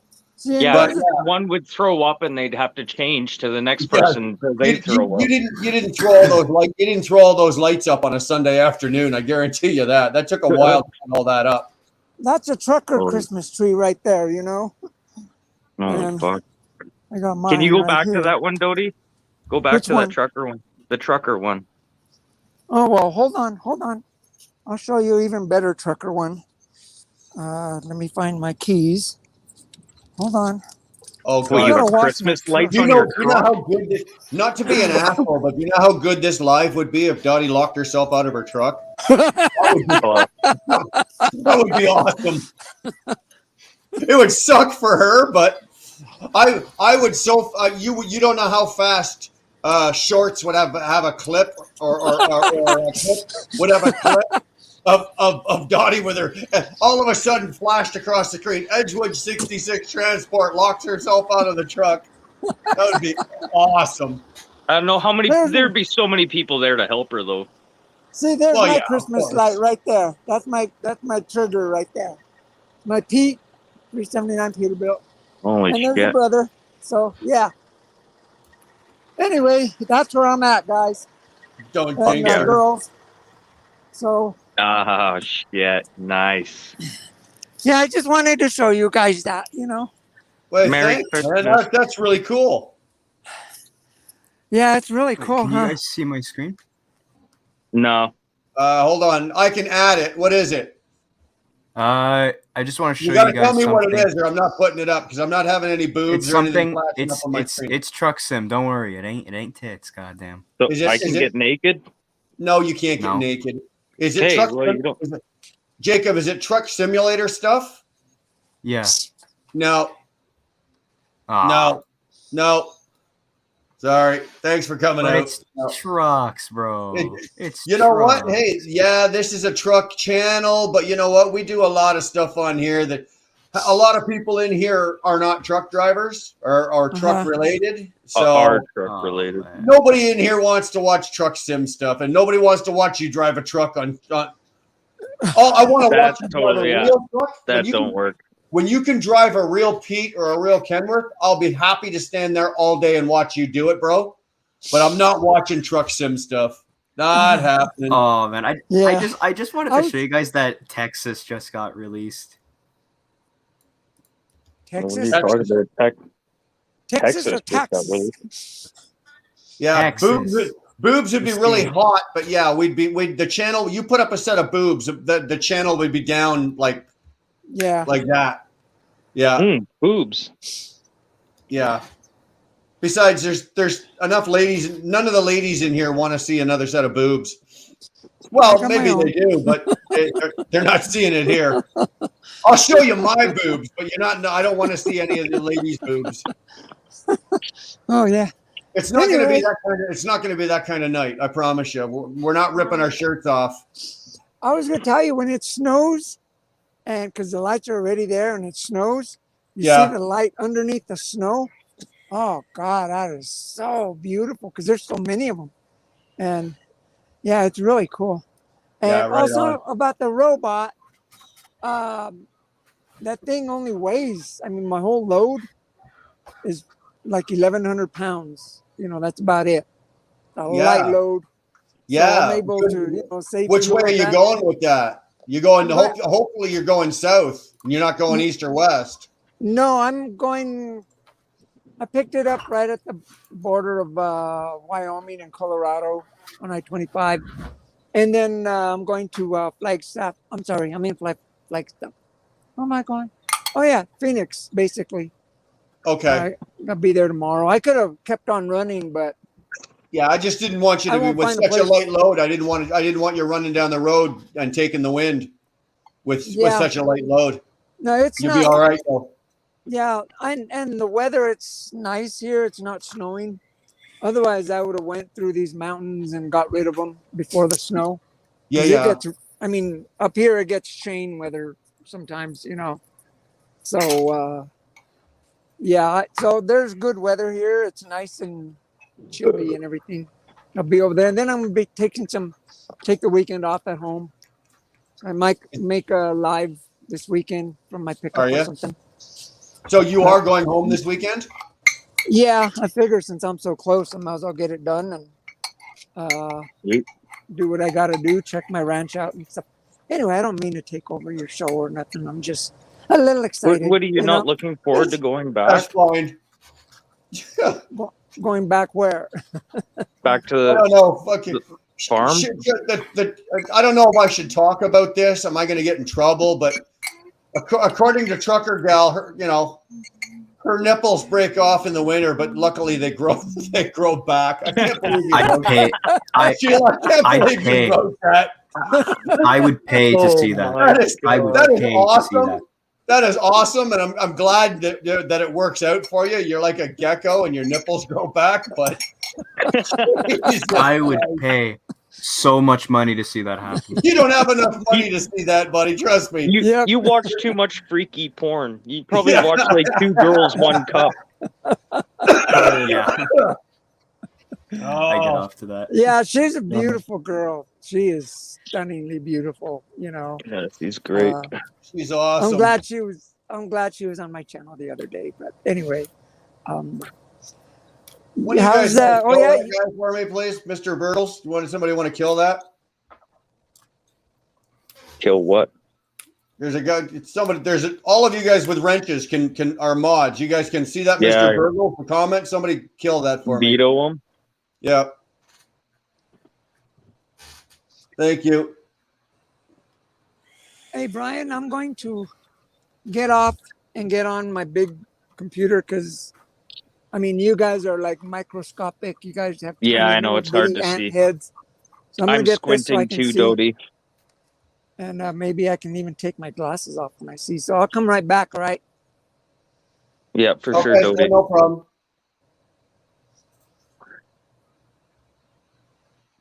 Fuck, babe, hop on here. Come on, Sandra. Yeah, for sure. Anyone, Trucker Gal, you want to pop in? Who else is on here? Dar, you should come on, Dar.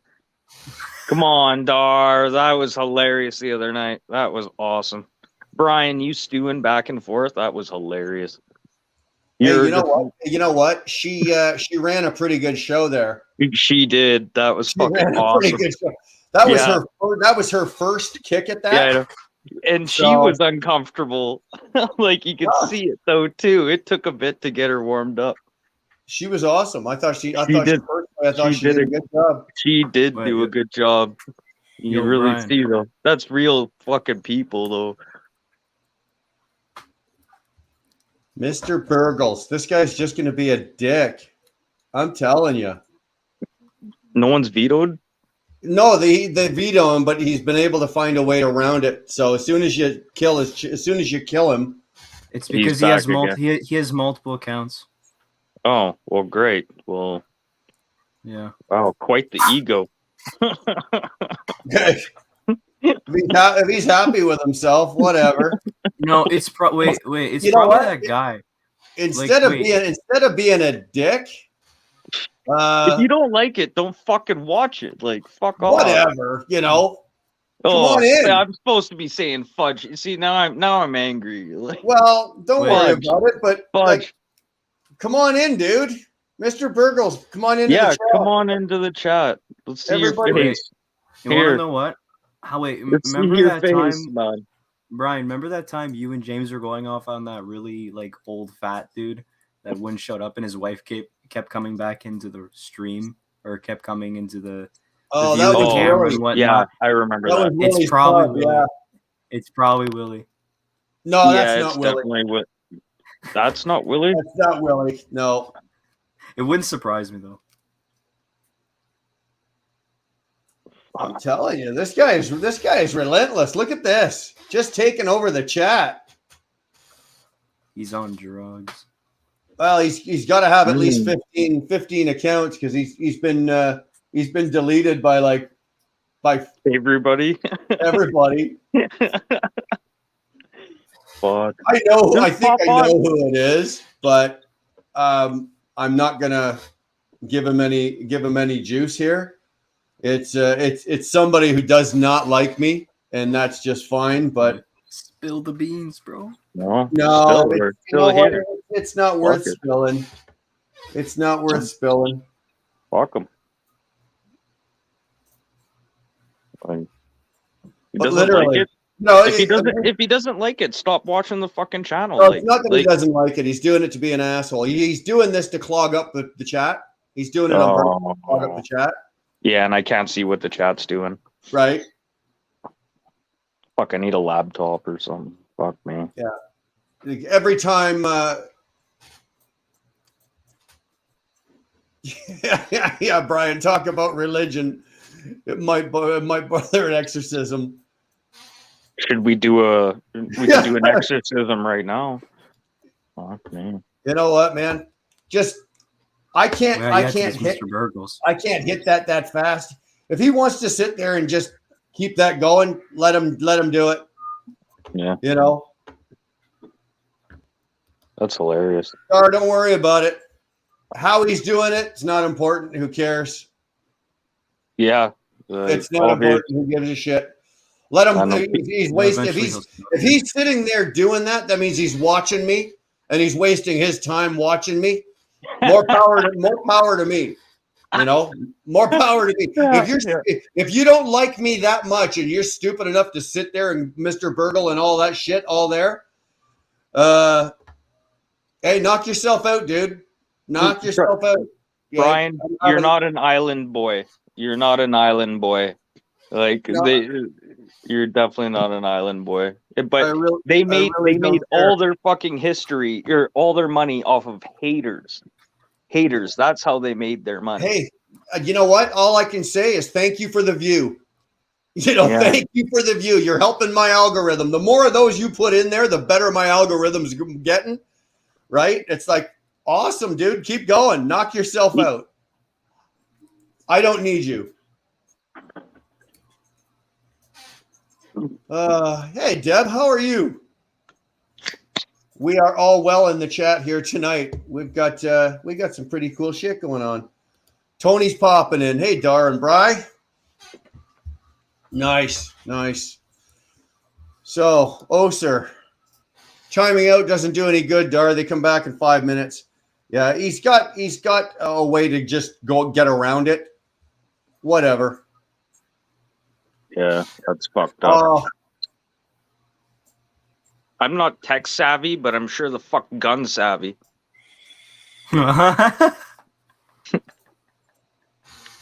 know what? It's not worth the energy, guys. I know it's not worth getting fucking angry over. Sit back, take a vape. Sorry, Brian, drink a beer. No. You guys want me to get my vodka? What kind of vodka? Is it Tito's? No, it's cheap. It's Troika. Oh, man, get that Tito's shit, man. You can drink it straight. Just put a fucking ice cube in it. That shit is fucking the bomb. It's like fucking moonshine. That shit, you paid an extra $6 at 2.6. Oof. Oh, for what? 2.6 of fucking Tito's, so it's like $52 instead of $46. Oh, it's more than $2. Instead of 46, you pay $52 for it. But the shit you fucking Tito's, made in Texas, it's like moonshine. You can't taste it. Nah. Look, if you want to tear up your insides real good with drinking, just go get some Newfie Screech, man. Oh man, no. Go get some Newfie Screech. That shit'll just tear you to pieces. Somebody offered me that when I was in Quebec, and I was like, nope. I know. I've watched Trailer Park Boys. I'm good. I don't want to be brain dead.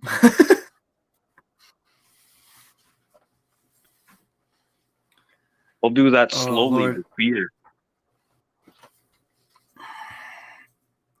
Yeah, me and my friend were planning for my birthday. Like we'll get like a ton of different, like we'll get like a couple bottles of tequila, you know, like different companies, you know, like whiskey, vodka, all that different stuff. And then we'll all have cocktails and stuff like that, have a good time. And I'm like, yo, I'm going to get have a throw up time. You're going to have a throw up time. I'm sorry. And I said, bro, I'm going to get a cognac. And he's like, ooh, what are you going to get? I'm like, Hennessy. And he's like, oh God, he's like, you're going to cough up that much cash for a bottle of Hennessy? I'm like, yes, I would. Yeah. No. I don't know how they drink that, man. And you know what? If you're going to do this, have a babysitter. Talk to a friend. Yeah. Have a fucking babysitter. Like, dude, me and my friends, we used back in the day, we had the babysitter effect. Okay. So you'd call up a friend that you knew, like, okay, I don't have to drink. I don't have to do drugs or anything. And they can handle themselves. and Mhm. you just have them babysit you all night. Just have a fucking Exactly, yeah. babysitter sometimes, man. Trust me, like there's got to be somebody in your circle that you're willing to Oh yeah. babysit Actually, you. But if you're gonna get I've been the really fucked babysitter. up, I've been the yeah, babysitter a couple yeah, times. I I'm a know, yeah, fucking babysitter. I'm a fucking babysitter. Holy exactly. fuck. It's just one of those things. Like if you do it enough, you understand what it does to you, Yeah. and you just get used to it, and it's like, okay, I Well, know and what I'm feeling. then sometimes you lose yourself. So this is why Exactly. you have the babysitter, or you start throwing up. You have someone who can hold your hair while you throw up in the toilet. No, Hold that's your what I hair do. while That's he's what I do for my slapping you. daughters. That's what I do for my You daughters, do that? dude. Oh my God, Brian. They come in. Do you know? In my life, I've had to go pick up my daughters from barn parties, ranch parties, fucking all sorts of fucking parties. You bring them home, you know, mom gets them all set and into bed, and within 15 minutes of laying down, what are they doing? Puking, right? There's dad standing there There's a holding trick. their hair while they're yakking. It's like, oh, come on, really? I Really? told you. I fucking told you. Yeah. I want daughters, but I pray to God that I don't get daughters at the same time.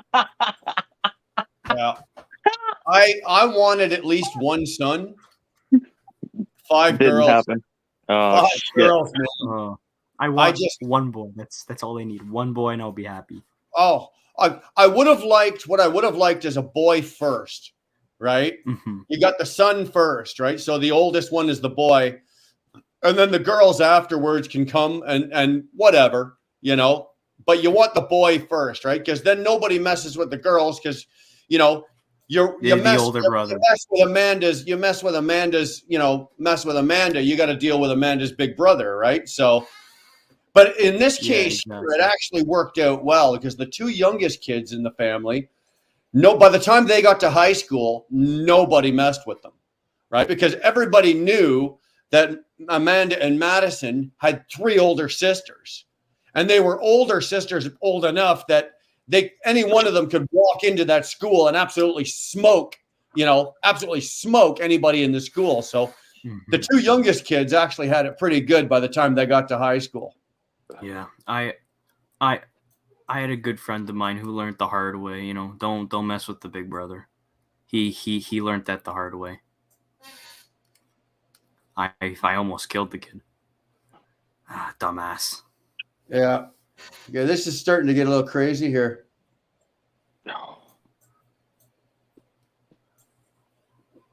Just let him go. Let him go. Yeah, Shorts, you're right. Look, I'm not even reading the comments anymore. This is somebody that, Dar's texting. Go, there's nothing you can do about it. Well, there's nothing we can do about it. But thanks, bro. He's like the devil. He's just trying to fuck shit up and just trying like the YouTube devil. Keep it going. The algorithm is awesome. Thank you. Yeah, we should. Do me a favor, Mr. Burgles, if you want to put that kind of energy forward, go over to Willie's Pub. Yeah, no shit. Go unleash yourself on Willie's Pub. Pub, yeah. I would pay to watch that. I would watch that happen. Oh, hey, asshole! Nobody's crying over here. No shit. We're laughing at you. You're a joke. Yeah. Nobody's crying. It's a waste of fucking time. Oh, you're wasting your time and your energy and just killing yourself here. This is awesome. That you think that's a sense of humor or something? Like I don't get it. I don't know what it is. Some people get a kick out of it. Because that's some fucked up sense of humor. You know what? Go kill some cats, and then you'll start killing kids, and then you'll start raping women while they're dead. Well, whatever. Fucking psychopath. Let him do it. Let him just do it. What I'm actually going to do is I'm going to turn on members and subscribers only. For sure, but don't forget some of the other people. That's not stopping him from subscribing. Oh, he'll just go over and subscribe. Oh, yeah, subscribe. It only stops you for 5 minutes. Yeah, right? It's all good. Don't worry about it. Yeah, I know, Sheila, I was going to do that, but he can just subscribe, and in 5 minutes, he'll be able to Be come back back in and do again. this. It's all good. Just let him fucking be. Whatever. The algorithm, eh, Brian? Yeah, dude, it's funny to a bunch of people. You like my wheel? No. What is that, a Momo? Oh, no. Looks like it's off a tricycle, man. What are you doing? It's a steering wheel. I mean, I want to take this one off and put on an SCI wheel. Hey, That's what I What's got. going on, Chaos? not much. I was gonna say, at least that would give you subscribers. What's that?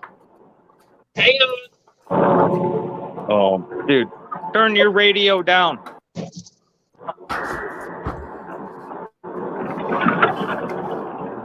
What are you, changing a tire? Yeah, it sounds like it, eh? What the fuck? He's doing fornicating with his exhaust pipe. Yes. Dude, he's fornicating with his pipes. Yeah, I can hear you now, dude. It sounded Oh, like there you we go. stuck your head out the window. What are you doing? My dash Bluetooth was picking up the microphone instead of my headset. Oh, okay. Yeah, I got one of those Cascadia that's got the screwed up head unit to where if the truck's on for more than a couple hours, the buttons stop responding to the input. Yeah. Even the steering wheel controls. So I have to Bluetooth everything so that I have a radio. Yeah. Yes, and every time I take it into Ryder, because this is a Ryder truck, they're like, "Well, we gotta test it." I'm like, "It's a head unit. It's a head unit. What is that? $50, $100 to drop in the fucking bucket? Just give me a new head unit." But anyhow, what I was gonna get at is at least if you made it subscriber chat only, he'd have to subscribe. Yeah, there's a but way- you know what? It's no big deal. He'd have to subscribe, but he only unsubscribe. I'm not giving him the energy. Okay, Sure. I'm just Yeah, I'm fuck giving that. him time. Let's keep it positive. Let's If he keep wants it to sit- positive if he energy. wants to sit there You know and what? jam So, up the chat, we're already talking about him, so now Yeah. that's fucking our shit up. Let's Yeah. pick a new topic. I don't care. He can sit in the chat all day long and do that. It makes no difference. Well, Just let me ignore let me do a rewind on this talk. So y'all were talking about transmissions earlier. Yeah. I got Yeah. my license in a 10-speed. So I understand high-low. I don't understand split. Is that a Oh. button on the dash? Is a button No, on the no, shifter? no, no. It's on the It's on the shifter. shifter. It's on the shifter. So it's a up, second. down, It's up, a second down. button on the Yeah, shifter. it's Yeah. No, Wait. it Okay. goes up, down, up, down. It's okay, Yeah. guys. Don't worry. Don't let the truck driver answer it. The two guys that are answering the question don't drive trucks. That's all right. Right? Okay, Right? go ahead, Brian. Sorry. don't No. worry, don't worry. I play No, truck you're sim. doing Don't worry. great, man. Keep going. Next thing I'll tell people how to go. I'm going to start phoning all your clients and tell them how to install chimneys. Fuck. Oh fuck. Yeah. Don't worry, man. Don't worry. I play truck Jenga sim. I know blocks what with I'm doing. bricks. Chaos. When next time you see some guy with a manual transmission, you know what the high-low switch is, right? It's on the front of the shifter. The Yeah, splitter because gear, that's the splitter The splitter. gear on the side, it would be, so if my hand was sitting on top of the shifter, your fingers here lift the high-low, and your thumb Oh, I on forgot the about side the thumb. would Sorry. be the split. okay. Now, So there's it's It's all in the the wrist. second button on the shifter. Okay. yes, there's different colors, okay? The gray one, if it's gray, that means an 18 speed. If it's red, it's a 13 speed. If it's green, I think it's a 15 speed. Yeah. You forgot 10. Thought it was Yeah, blue. but Mine I is thought on blue one was- color. was Mine's 15. Well, on 10 phone. doesn't have a high. It doesn't have a splitter. It just has 10 high-low. speed doesn't have a splitter. I remember them all being black. That's What do the you- high-low. That's not the splitter. That's it. But yeah, every time I go by a dude with a shifter, he's always got his arm 3 feet in the air over his head. So Well, That's that's one of you true. can never see him. That's true. You got those, and you know what? I was guilty be of that. Mexican. Hold on. Back in the day when I had the first Peterbilt, I had they're called ape hangers, right? The big Yeah, long Like the shifter. motorcycle. Oh yeah. Yeah. So you'd be shifting, and the Peterbilt was only a 13, so you'd be like this, and you'd be literally, by the time you got like to high gear in the high range, I had to almost, my shifter would be like, I'd be leaning like this to get the damn thing in the last two spots. So I actually stopped doing that, and then I took it from up here down to here, because at first I had two 12-inch extensions in, right? So then I took it from a 12 to a 6, and then I just went to a 12. So when I finished, I actually only had it like at this level here, and it wasn't bad. It wasn't bad. Yeah, cut your shifters down. Don't fucking make them bigger. No. Well, I ended up with. I want a big truck, one. you can do whatever you want. You know? Well, yeah, it's your truck. Obviously. I want a big shifter, man. Whatever you think you want to do. No, big shifter. Well, I always wait, heard you're gonna get people that did that fucking because tennis when you elbow. hold it in the middle, Don't be stupid. I always see them where they've got the really long ones. They're still holding it about normal, and I've always been told that it's extra leverage for getting it into gear because it's a little more weight. But I'm like, that still doesn't make sense. Why you would want it above your head? No. Well, that's a guy thing. When I had the last Kenworth, even when I had the last Kenworth, the twin stick, both the shifters were still up here, but I didn't hold it on the top. I would still hold it, like I just grab it by the pole, right, or by the extension, and I would just hold it there. Grab the shaft. Yeah, I didn't bother fucking holding it up there. You'd be driving around like that all the time. You look like an idiot. I'm in Arizona, drinking Arizona. Yeah. You gotta love how that Brian, tea is so popular that it never advertises. Yeah, I know, eh? I know. It's good tea.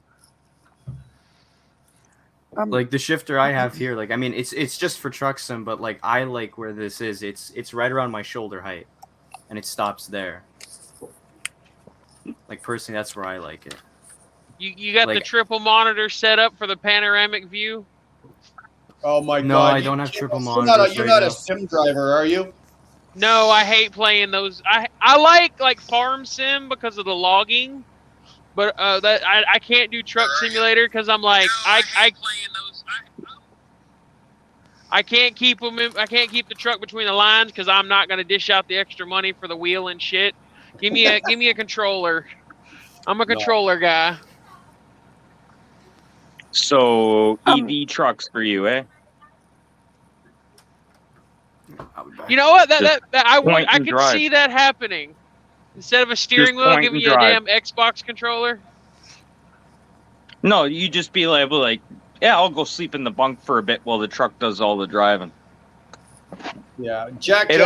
Now you're a Walmart at self checkouts. That's what you are now. You're just a Walmart with a self checkout, and if you have problems, there's a person there to help you. And here's one thing I'm going to say about EV trucks. The EV doesn't need to be, or the AI doesn't need to be in the truck. It needs to be in the road. Well, it's going to be. Yeah, they put magnets. It's going to be. There are going to be sensors in the road, right? No, not sensors. Not sensors. The sensors need to be in the truck. The computer needs to be in the road. That way the computer can process traffic. And it controls everything else, where opposed to 50 vehicles with 50 AIs, they can't communicate necessarily. So they're having to predict each other.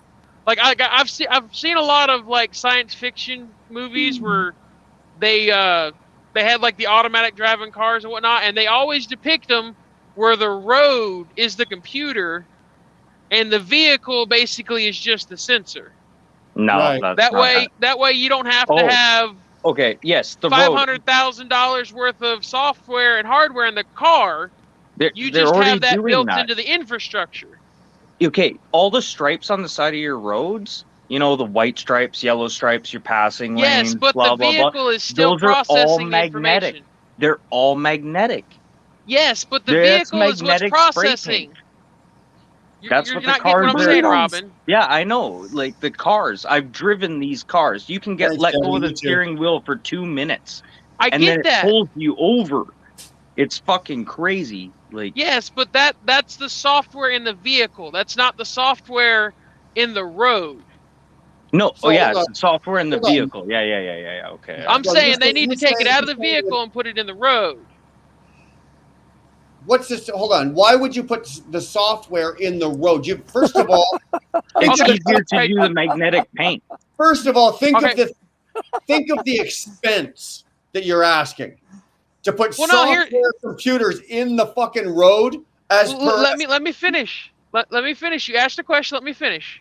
All right. You wouldn't be putting software in every piece of the road. You would just have like a central hub every couple hundred miles. You could just run a wire or some kind of not necessarily a sensor in like a paint or something, but some kind of hardware, which hardware would be like the physical and software is the program, right? You understand that? Yeah. The software would be ran by a computer that is basically a supercomputer. So a supercomputer can process and do any kind of math within seconds. All right. Well, that supercomputer can see that there's 500 cars going down the road and can keep everyone that isn't, say, a semi in the right lane or the left lane and keep all semis in the other lane, so they're always separate. Well, Can I pause you for a second? They already do that. Think of with it like our a giant phones. game of Monopoly. They already do that with Think of our it like- phones. Chicken. See, well, they don't control the traffic with the phones. They just pick up the traffic pattern with the patterns. phone. We talked about this last week. Yeah, I know. Where if you have 500 vehicles with 500 computers, they're not necessarily going to communicate with each other because Dude, you're out to lunch. Mac and HP don't communicate. Right. Mac and HP don't communicate. Think of that if you had how many car brands there are. They're all going to have their own proprietary software for their AI, so they're not going to communicate. Whereas if it was in the road, it would just be like one per state, one per country, whatever, and it would do a handoff between the state lines or whatever, and it would just be the cars like a Monopoly piece. Right. And then it could say, hey, there's a traffic jam 200 miles ahead of you. It could go ahead and reroute you around You're that breaking accident so up. there's Can never you sign out, sign a back backup. in? Do you have a good service? Be quiet, Robin. Be quiet, Robin. I'm making sense and you don't like it. Chaos. I'm making sense. Are you out of your fucking mind? I just sat here and went through my mom's lasagna recipe fucking listening to you, man. Wow. Exactly, Dottie. I'm like, what the fuck are you talking about? I'm serious. I've thought about this. Yeah, obviously you have, but you're giving me brain damage listening to you. Well, that's why I was trying to simplify it. Just think of it like Monopoly. I don't want. If one person is moving all the pieces on the board, you're never mixing up. No, where I each don't piece want to is think going. about. I don't want to think about AI driving my vehicles. I don't want to think about. I know it's coming. That's less jobs. Chaos, I know. And then they keep complaining that, oh, we've had a job loss, blah, blah, blah. I wonder why. Why. We don't have tellers. Now we're not going to have I'm truck mainly drivers. meaning interstates. That's the only place we really need it. Interstates, just because of... So we're all just going to be fucking working from home doing AI shit. Can I say for the rest something? of our lives. Hey, Brian, how technologically impaired are you? Oh, I'm a retard. I'm a fucking retard. Don't even ask. Like, Can I say something? Yeah, hold on. Let Dottie go. Go ahead, Dottie. When I was out and showing you all the lights and everything, because you guys were talking and stuff, and I'm trying not to trip, I forgot to say Merry Christmas to everybody. Okay. Oh, Dodie, it's Christmas. not even fucking December Not yet. even Please, Christmas yet. please, You're a little please. I early. don't know if I'll be back here Please. again, okay? That hurts. That hurts. I There's going to be at least 5 lives between now and then. Yeah, I'm sure I'm gonna see you between now and Christmas. Okay. At least once. But I don't know if So I'll you see can those say Happy lights. Thanksgiving. Thanksgiving's next week, so Happy Thanksgiving. There you go. Oh, that's right, eh? The U.S. Thanksgiving is next week. Yeah. That's fucked up. We're literally like a 7 month days away. before you. That's a big day for you guys. You guys eat your turkey, get absolutely drunk, hammered, and watch college football, don't you? And then hang Fuck out with football. Indians. Oh no, that was Hang back out It's with like in bigger the than story. Christmas. Yeah, it is. The U.S. Thanksgiving. Those guys take the U.S. takes that serious, man.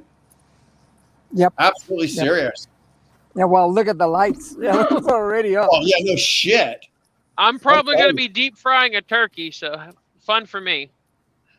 Are you You guys do it all with from you- Canada? Does I it gotta take like? Oh, No, I sorry. think Go, I Jody. think Dottie, I think Robin and I are the only two from Canada in here. I think Jacob's from Canada, obviously. Jacob's from Canada. Yeah. Kingston. So yeah, No, all you guys he are lives from up. Canada. He lives up in the Ottawa Valley. Oh, okay. No, I live in Quebec. I live I was Quebec, trying an to hour Quebec? away Nice, from, Jacob. from Ottawa. I didn't want people to know you lived in Quebec. Now Quebec? they like Quebec, you. Quebec. Ah, You're well, Is living Quebec, Quebec kidding me? spelled is with a massive. Q or a K? Where did Q. you live in Quebec, Quebec? With a Q. Where? Where do I live Quebec, in Quebec? I ain't saying shit. Quebec, Quebec.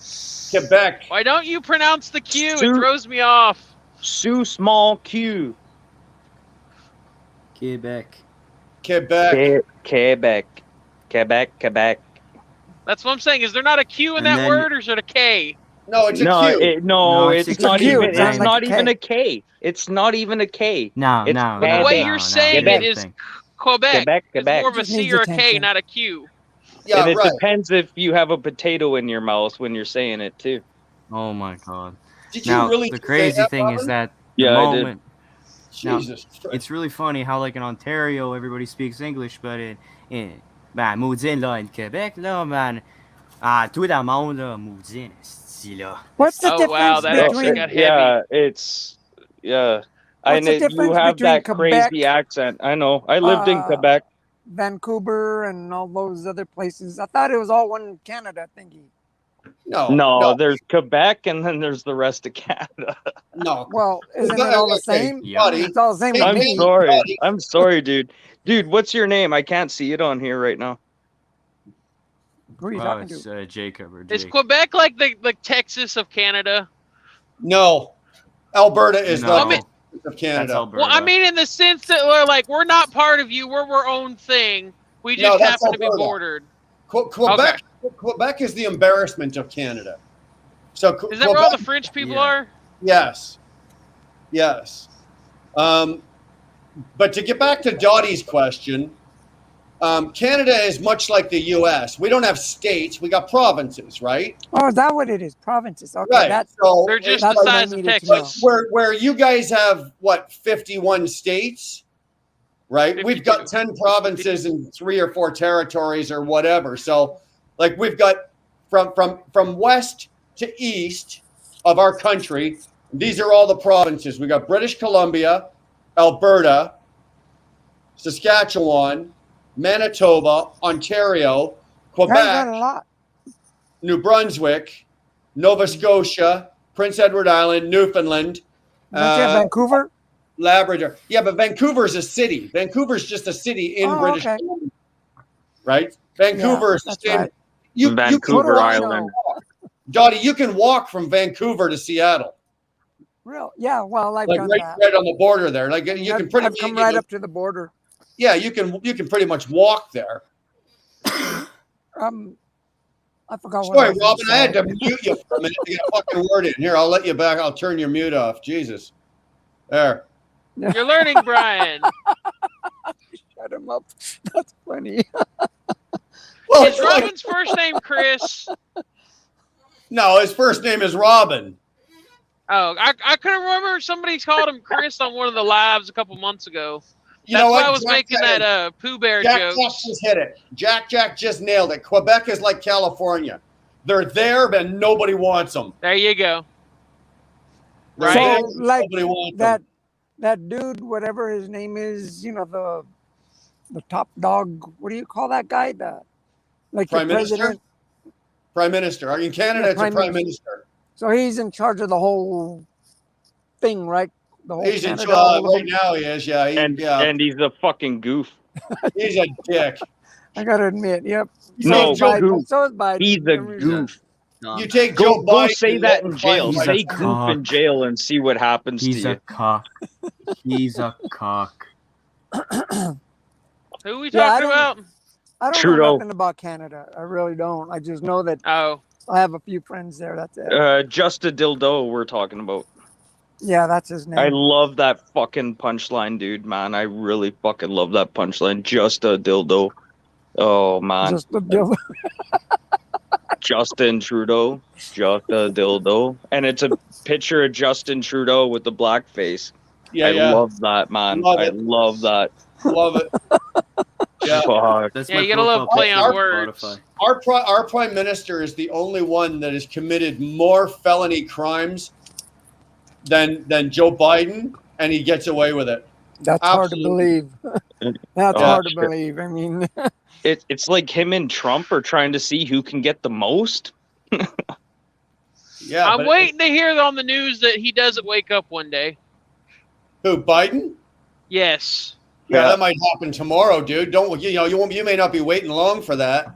That's what I'm Yeah. getting at. The dude looks like shit. he's the fucking crypt keeper. Yeah. yeah, he's an old guy. You know, he was placed in there. Like he is aged like 30 years and 3. Well, I look think- at all that stress after all those years. I think his brain checked out like a couple of fucking months ago. Like there's I think nothing it there. checked out right after the election and confirmed he won. So, Yeah. like Alzheimer's? Oh, Yes. there's got to be something. Or There's gotta be dementia. some- Everybody's saying dementia. Yeah, dementia. Well, you can Alzheimer's, dementia. They're kind of long. Yeah, down- they Yeah, like the they're same. the same thing. I'm telling Yeah. you. And that, you know, it's like when you reach a certain age, there should be a limit. You know what I mean? Well, he's Because then 80, it's like he's like abuse. 82. And there's otherwise it's like abuse to the elderly, rich or poor. That person should not be in there. You know what I mean? And whether he's a scumbag or not, there's How can plenty you- and millions of younger people that are just as qualified as he is, that are healthier. That's the way But I how can see you it. have you know? somebody in LOL, Karen. you have somebody that's running a country that is of that age that would not keep him in touch with probably, I would have to say, 75% of the country, right? When Right. once you're in your 80s and you're running and leading these people, and you're supposed to be, You're the no longer leader- peers. Yeah, how can you can't relate to 75% of the population that you're No, leading? you can't. You can't relate to these people. That's why I said that's Well, like how the fuck that's are like- you running them? How it's how not does that happen? it's not child abuse. It's elderly abuse. Well, it's You know pretty what I much mean? what it is. Yeah, It's pretty much what it is. and I think it's like a sad thing. I Okay, don't like the so dude at all. I'm not sticking up for him, but I'm, like you, Wilburn, if you were that old and you'd be doing this, you'd probably be getting a lot of crap from the younger people. Well, he brought it And- upon himself by becoming a career politician. Yeah, He yeah, did. and He did. Like Pelosi. Pelosi's 82. She was alive during World War II.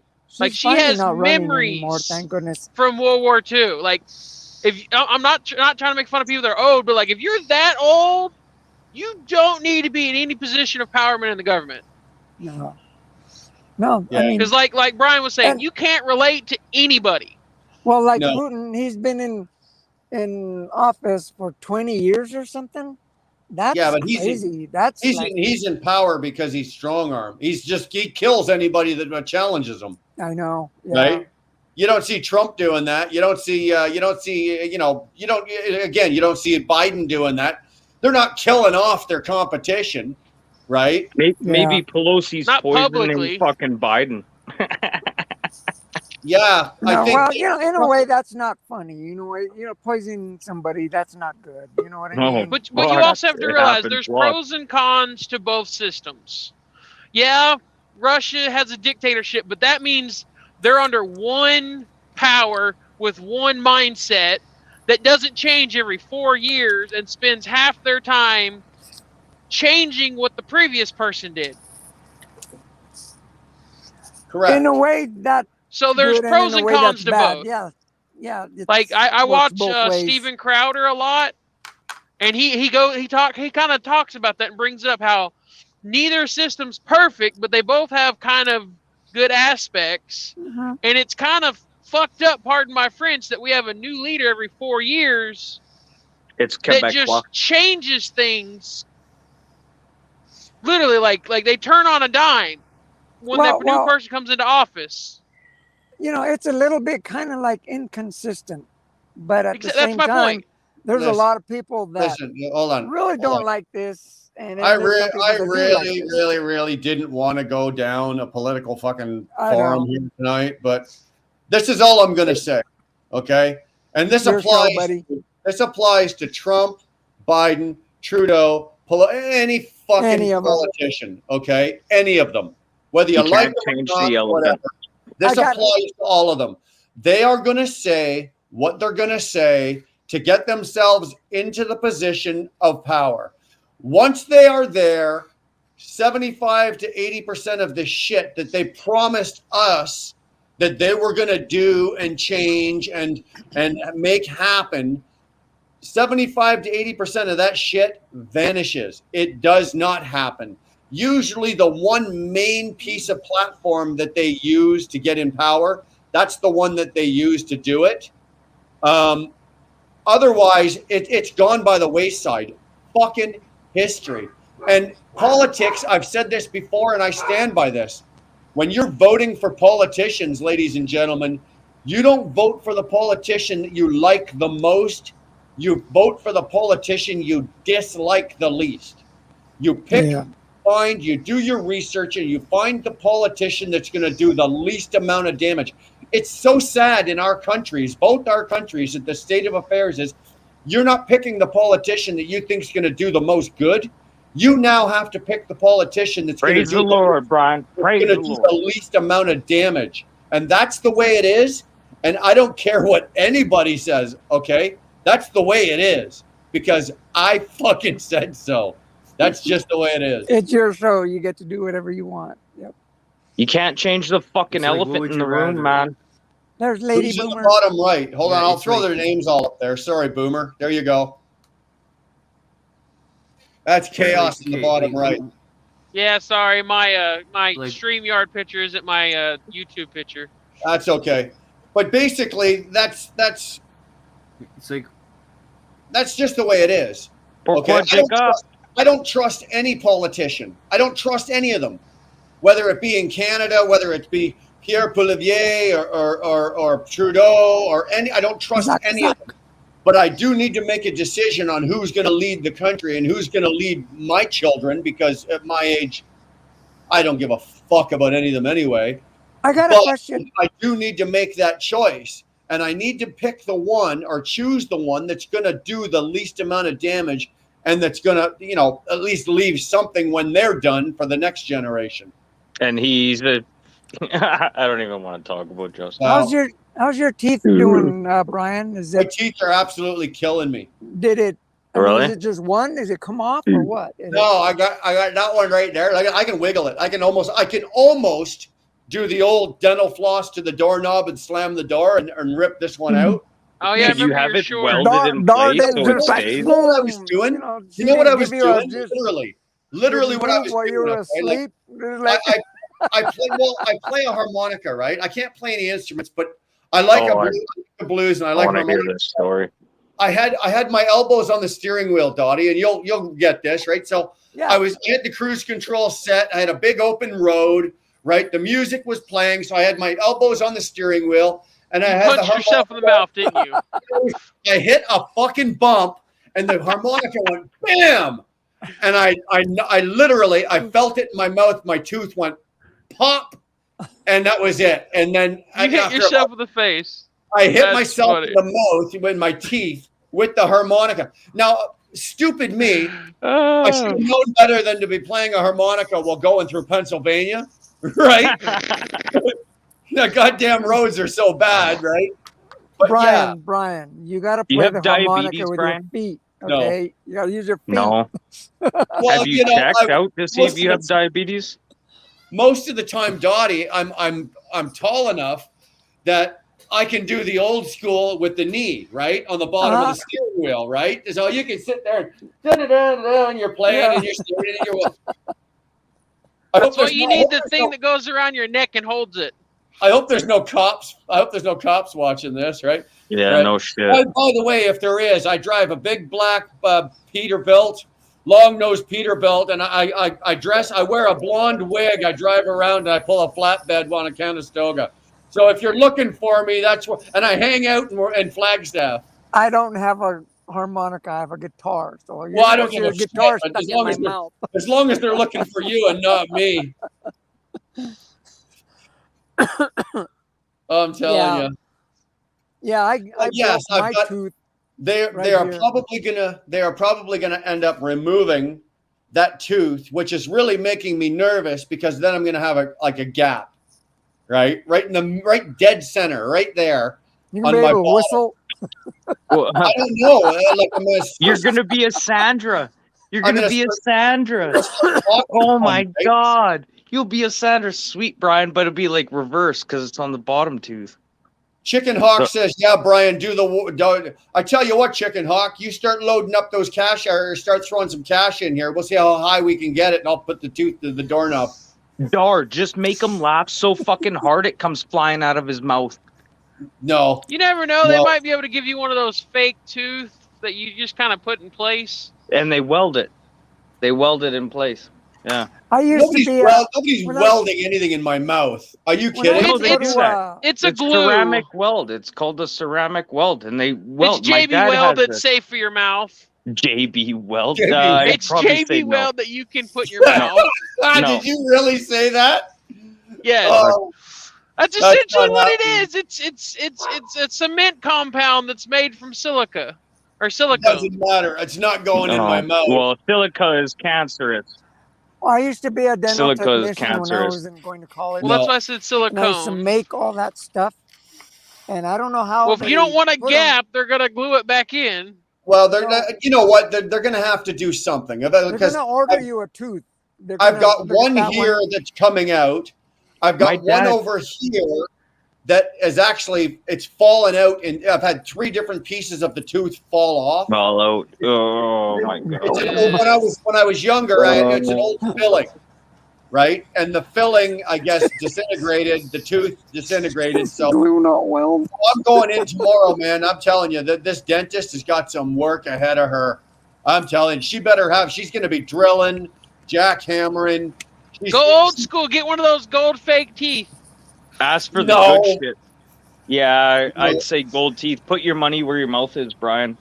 For real, that's it doesn't have to be solid. It could be plated. Kind of look like a pimp. It's not that much more. It's not that much more than fuck. When I checked it out last time, I think it was an extra $280 to have a gold tooth put in. Yeah, instead of ceramic. It's not 100% gold. No. That's, like I said, when I was it's a special. It's called dental gold. When I was a dental technician, there's like an ingredient. I'm really dying to hear Chicken Hawk's question. Yeah, please. Hi, Dar. Come on, Dar. Pop in. Yeah, Dar. Hi, Dar. Dar's back. Come in, Dar. Aww. Dar's got my coffee. Let her sit on your lap, Brian. See what's the first thing that pops up. I thought, Sandra, hey, stop being nasty. That's not cool. You already did that. I thought Sandra was going to come in. Well, Sandra, I keep Sandra coming into the studio, but then in the back of the studio, it shows uncomfortable wife, but then it comes up saying a device not connected, so I can't let her in. It won't let me let her in when she needs to change something on her YouTube. So either that or she's got or she's got like media. How old is her phone, Robin? Oh fuck. Pretty old. It may not be compatible, right? The software on her phone may not be compatible. Yeah, fuck, planned obsolescence. This is bullshit. I hate this shit. Your TV shuts down. You can't. It costs you more to fix it than to buy a new one, so you just throw it out. Yeah, that's what one thing that irks me. Why don't we recycle more electronics? There's so much precious metals and stuff that are in them, or reusable parts. I rip every electronic device in my house that falls apart, that stops working. I rip it apart and take the gold and copper out of it. All of them. That's what I'm getting at. Like, they need to have places where that you can turn them in and get like a deposit. Like It's called a store. No. What they do here in Canada is when we buy electronics, they fucking tax us for it, and then we still send it to the landfill. But they tax us a recycling. What that tax is, it's actually Yeah, a but it still recycling goes to fee. the landfills. It still goes to the land. landfills. Yeah, So where's all that recycling fee going to? exactly. Chicken hawk. Like, You're like right. you realize a lot of the I have not seen Bill Freeman. a lot of here the yet. material that are used in electronics, we only have a limited resource of. Right. Yeah. So electric cars are Like, did you know the Like, did Someone you know fart? the green part of computers, like the circuit board? You know that's a I did. rock. It's not plastic. That's an actual rock. Hey, baby. How It's are you? mined in the Have a Philippines, good day. Yeah. and good. it's the only place really in the world that you can get it. Afghanistan? The Philippines. Like the God. stuff that motherboards are made out of, like the hard plastic-looking stuff, that's actually a rock. It's a mineral. Like they're no longer green anymore because all these companies market their motherboards to be colorful or black or whatever. But still, that plastic-looking stuff that's a motherboard, it's not plastic. It's a mineral. It's mined.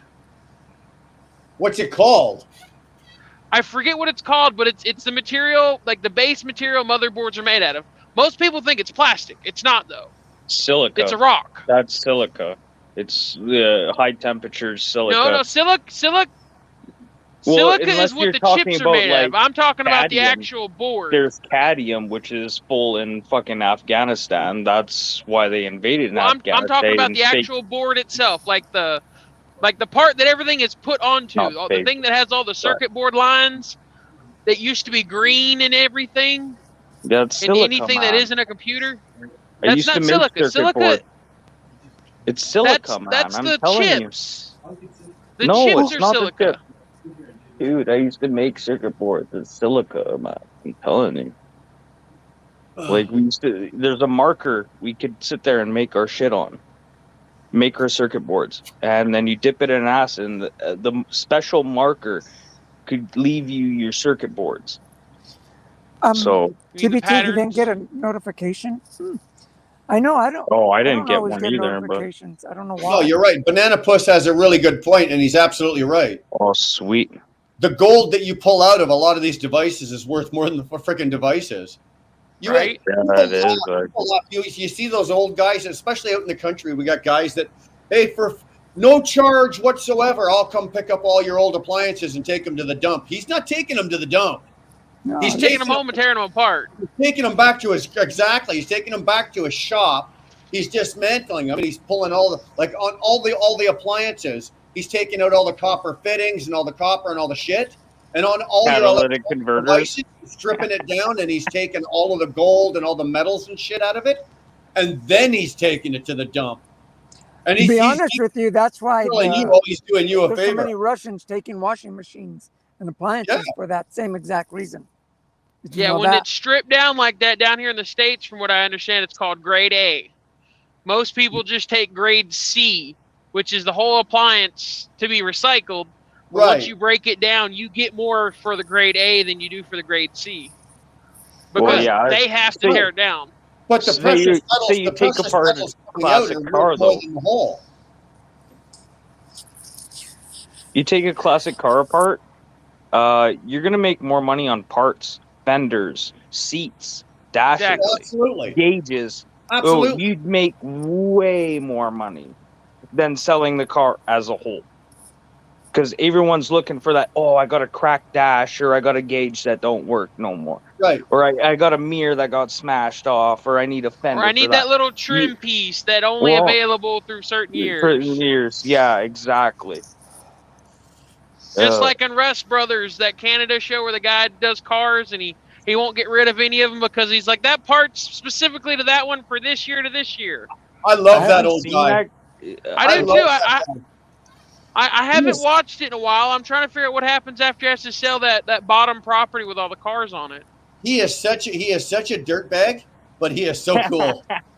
He really Yeah, he is. comes across as like Well, an he's a asshole. He smart does have that He's mentality. a smart dirtbag. He's a smart dirtbag. It's not like a James. Is James still Well, on? he mute? made his money in a construction company. You got to be kind of an asshole. Yeah. Well, and look at all 690 is that it? money to fall back on now. 690, where have you been? We've been doing lives now for the last 3 months, and I have not seen you. He hasn't. Oh shit! What's up, 69? Shit, where the fuck you What's up, been? 69? Actually, it should be what's down 69, but as No. long as it's 690. I don't know. He's got skis on, so Working his ass off. Mrs. TBT is driving through traffic, Oh, shit. crappy traffic, I-75 south. Accident, I guess. working long days. I hate 75. I do. I hate that highway from Detroit all the way down. There's not a, well, aside from 69 in Michigan, 75 when you come out of Detroit, I swear to God, there's not another highway around that'll beat the crap out of your truck worse than 75. They did all that, Highway, Manitoba. they did all that. They did all that friggin' construction on 75. Remember, for like 3 years, they had 75 closed in different areas out of Detroit all the way down to Toledo. And then they finished the very last part, and then they had to go back and restart the beginning because it was shoddy work. I tell you, I hate that. TBT, the fun is over tonight. We are wheels up tomorrow around noon. Got to go back to our shitty trucking life. Well, you better get it into you tonight, Chicken Hawk. 690's been working his ass off. Hopefully you got enough ass left. Banana puss. I'm going to do the easier way. Come to Canada and pan me for shiny dust. You know what? There's a lot of guys up in the Yukon, up in the Northern Territories in Canada that make a lot of money. Northern BC, I don't know so much Alberta. There's a lot of gold up there that hasn't been mined out yet, and they make a lot of money fucking panhandling gold up there, man. They really do. Well, even those ice road truckers, they don't need to work for all summer. Like, they just work the winter, they're done. One of them, like that show, Ice Road Truckers, they're out of Winnipeg. Like, Yeah, that's fucking but- crazy.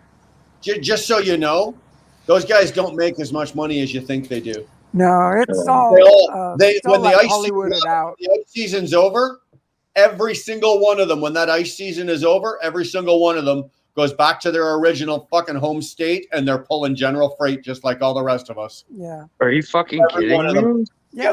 With the exception Yeah, it's of just a show is all it is. yeah, It's just a with the show. exception of the Well, one. I'm not saying I watch it religiously, but like, No, but with the exception of the guys and Lisa Kelly, the girl that was on the show, who all ended up with sponsorship deals, and they got money from Discovery Channel per episode type shit like that. All the rest of them that are up there working, they don't just run the ice road from like December 1 until like February, I think 18th or 19th.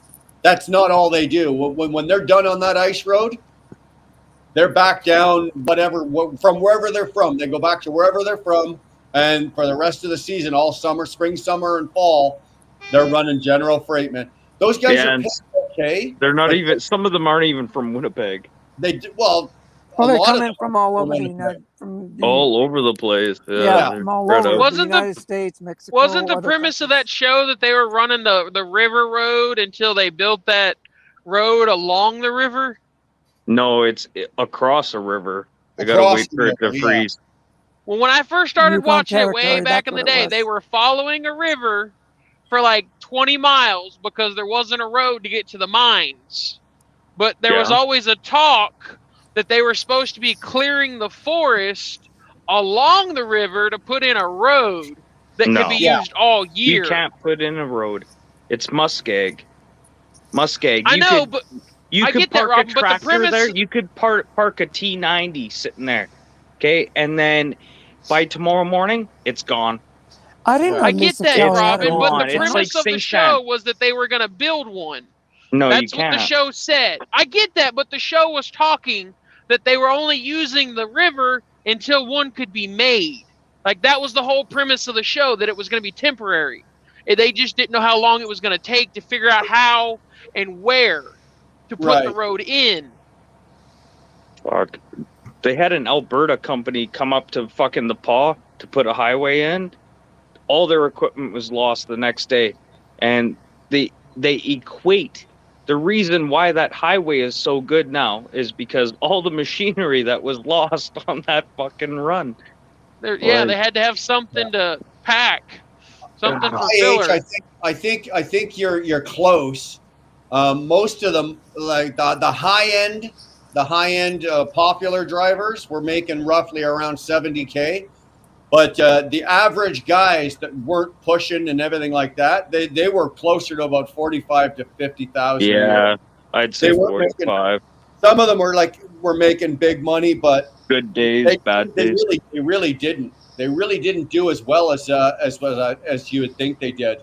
Well, what? You gotta love how the 45 to show never 50. kept the trucks right and their scene changes. Well, exactly. Being an ice road trucker, you'd need the summer off to heal from white knuckling. You know what it would be? It would be your nerves, Greg. Right? Oh yeah. Just goddamn nerves. Oh yeah. I've never done it.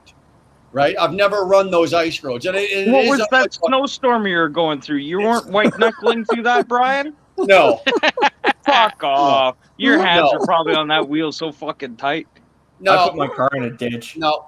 You kidding? I have an automatic, so I had my cruise control on. I was driving with one hand. I had a coffee between my knees, and I was Fuck Googling off. on my phone. You the had other. your cruise control on when you were going through that bliss. Oh, absolutely. Playing the harmonica. Fuck Cruise off. That's control. how he busted Now his that's tooth. Sorry, one thing I fudge don't do. If it's raining I or might- downpouring, the cruise goes off. Yeah, I it goes I had off. my on. cruise It control goes on. off. I was Googling on my phone.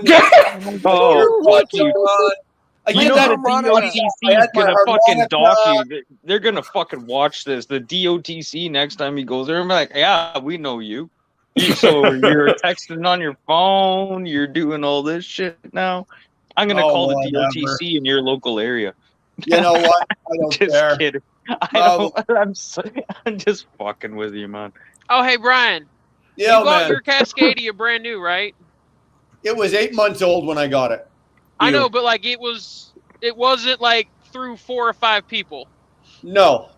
Did yours come with the 10-inch memory foam? What? Did it come with the 10-inch memory foam mattress? Yes. Oh, thanks, babe. No. Actually, no. Sorry, it didn't. It Is did he not. gone? No. It came with the standard shit little spring mattress. That's I what it hate came. those Okay. things. It didn't come with the memory foam. No. Okay, because the truck I'm in is a 2020 Cascadia. It's the truck I trained in for my first 3 weeks with my Right. trainer. And I'm the second person in my company to have this truck because he got it at like 1,500 miles. When he Right. got it, it had the 10-inch memory foam mattress in here.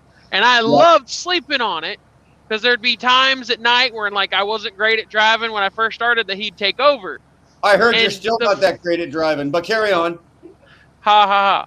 But don't you know it that as soon as the truck got turned in for a driver change, they threw it away. Well, yeah. I'm like, you son of a bitch. Put a mattress cover on. That's a 10-inch memory foam. Put a mattress cover No. on it. There's, I mean, Yeah, the mattress you gotta cover. change My the wife's mattress, a like, squirter, you change so you underwear. definitely need that Hello? cover. What the Jesus, fuck? really? Because the mattress I had when I got in this truck was probably 1.5 inches thick. And it was too wide for the base plate for the mattress so that even when you laid in it, it tacoed. So you're sleeping on like nothing. Okay, well, here, answer this question then, Chaos. In your Cascadia, up where because you sleep probably the same as I do. Your head is up on the driver's side, right? Yep. Is there 5 inches of fucking space between the mattress and the wall? It's at my foot because I pushed the mattress over, but yeah. Yeah.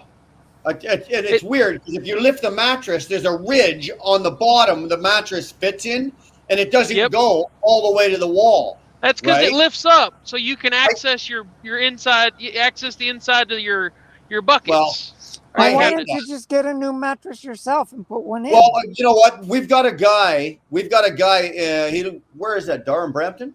Yes. We've got a guy in Brampton that custom makes our mattresses, right? So when I need a new mattress, we call him. I tell him like what the hardness, however I like it, like the firmness of the mattress. I can have it cut and designed to whatever size. I give him the measurements I want, and I get my mattresses custom made that way. That way, I've always got exactly what I want, right? So do you just have it to where it sits inside that little shelf? No, I'll write from end to end, from side to side, all the wall to wall. Okay. Yeah, that would be nice, but like, I use the foot to store stuff, like a little extra cubby, because I don't lift my bunk to get underneath of it or to get into my side boxes. Neither do I. I don't store, like I've got the storage space under the bed. Anything that's down there, I probably might need once a month. So I don't put anything down there that I use daily, right? That's where I like the Kenworths. The Kenworths, it's an open space where each side is divided, and you have that cubby all the time, so you don't have to lift the bed. My Volvo was like that. My Volvo was like that, right? Because I had the 730s, so I had the table and chair set up. So underneath my bed, it was actually, I could slide like a suitcase. I could slide. I had all that storage under there that I could just reach under. Perfect for like a dog kennel. It really was. I could reach under there and pull out anything I wanted. It worked out really well. The only thing I really do hate about these Cascadia is how low the cup holders are. That is the one thing I like about the Volvo. The cup holder is up top, and it pulls out of the top of the dash, so that I never used that. It's like eyesight. I never used that. Well, my Volvo, I never used that. I let Dar have that in the passenger. I never used it. The Volvo cup holders, the same with the Freightliner cup holders. I don't mind them. I like them where they are. I don't want my coffee up there because if you hit a bump and it splashes, it's going to land in your lap. Well, right? when I did my driver training, it was in an older Freightliner, I think the model before the Cascadia year-wise, and it put the cup holder right about where your valves are. And your valves were a little higher on the dash, but the cup holder was about where the valves are on the dash. So it wasn't really high, but it was higher that you didn't have to lean over if your seat was up. You drive a Volvo, I could take it. No, I drive a Cascadia. He was a Freightliner, but he was in a Volvo. I don't like my W900 cup holders. I had a Volvo sub truck 1 week, and there was a couple things I liked about it, but otherwise I hated it because it didn't have the shifter on the dash or the buttons on the dash or on the column. It was the shifter on the seat. 690 was just saying he doesn't like the cup holders in a W9. What do you got, a 990 or a 900? I got a 900, actually brand new manual transmission. It's one of the only ones in the company. Oh, fuck off. Okay, you're out of here. I love it. It's great. It's so good. Manual transmission. There you go. There you go. My personal truck is a probably 5-speed. lying naked in it I right like now. it. He's a real truck. Sorry, 690. You're coming in. You're breaking up there, 690. Am I? Yeah. Well, okay. I can't sleep in that thing because it's a day cab. So it sucks. I hate it. Well, I hate you'll day cabs. find ways to sleep in it. Sometimes when you drive. Right. 690. Hold on here. I got the solution for you, brother. I do, because my very, very first truck that I ever bought was a T800, Kenworth T800. Love it. And it was a day cab, and it's the same cab configuration. Well, that's colors, it would have been like a short roof, right? Yeah. So what we used to do is I got a piece of board, okay, and I measured it from door handle to door handle on the inside of that truck, okay. And then I took that, it was about 14 or 15 inches wide. And then I lined it, I covered it with memory foam, or back then it was just foam, right? Sponge. Sponge. I did the same thing with sponge, the same thing. Right. And then we would lay it across the seats. And what you would do is on underneath the board, you would just put a couple pieces of sponge here and a couple pieces of sponge here, so that the board would lay perfectly flat across the seats. I'm too tall for that. No, well, dude, I'm 6'2". Hang on. I'm 6'2.5". Okay, 6'2.5". So in the summertime, it was nice because I could lay down and you just hang your feet out the window. In the wintertime, it wasn't bad because if you put your feet on the passenger side, you could put your right leg. Okay, this sounds really retarded, but you put your leg up on the steering wheel, above the steering wheel. Yeah, like that, right? But at least it was comfortable, and you could grab a couple-hour nap, no problem. Yeah. Come on now. You're not gonna sleep 10 hours on it. No. But at least you could lay it down, and it would slide perfectly behind the two seats. I had plenty of room because I'm only 5 feet. I could reach between the seats, pull it out, stand up, put the thing down, and lay down. I don't know. I feel like Yeah, these things are narrower. I did the same thing you did. Just get a couple of those Squishmallow pillows and just keep them behind the seat, and then you can lay sideways with your feet on the passenger seat and your head I against the already window. destroyed my spine. Thank you. You know what? I just told you how to make a bed out of a 600 or out of a W9. Oh, I have so much money and opportunity. This is what I used to do. You I used can't to drive a lumber bitch. truck. You can't bitch about it. We just told you how to do it. So now you drive can't complain anymore. I used to drive a lumber day cab, and the same thing because I used to have to go in the mountains in Colorado. Oh yeah. And sometimes you'd get tired, you need a nap. I used to keep 2 2x8s, and they weren't even that long. They just needed to reach from one seat to the other, right? About 4 feet. And I had some like a sponge mattress, and I put it there, and I had a little blanket I put on there. You put on the seat from one seat to the other, so you got that bridge going on, and that's a perfect little bed. Well, I don't want my shifter going up my butthole. No, it's not going to go up your butt. Sure, that's what they all say. Trust me. Once you've had that shifter in your butthole a couple of times, it gets kind of comfy, man. You don't mind. It's a little too big for me. Just get one shaped like a dildo. That's what she said. It is what she said. Oh God. Yeah, no. You know what? I want to leave Chambers, and I want to move on to a company that will give me a proper sleeper in my damn truck. Come to D&E. Yeah, I live in BC. Go get yourself one of those cot tents. What, and put it on the top of my truck? Actually, you know what? I could probably sleep inside the trailer or on top of it if I'm loaded.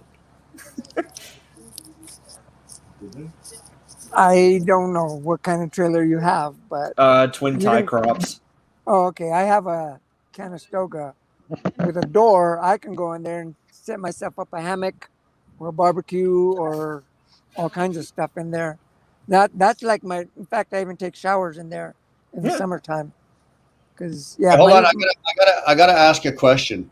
Chicken Hawk, you're talking about the Drift mattress made for the trucks. Dar and I looked at those. We looked at those at the Iowa 80, and they were like $600. They're expensive. I didn't They're realize like about that thick. I didn't realize that they were that much. But so I'm going to ask you. I don't mind spending $600 on something as long as it's worth it, and I'm going to get my money out of it. So I'm going to ask you: is the $600 worth the mattress? Is the mattress worth $600? You bought yours at the Iowa 80 store in Kenly, North Carolina. Okay. So are you answering? You're saying, yeah, it's worth it? Like, would you absolutely 100% say, yeah, buy it?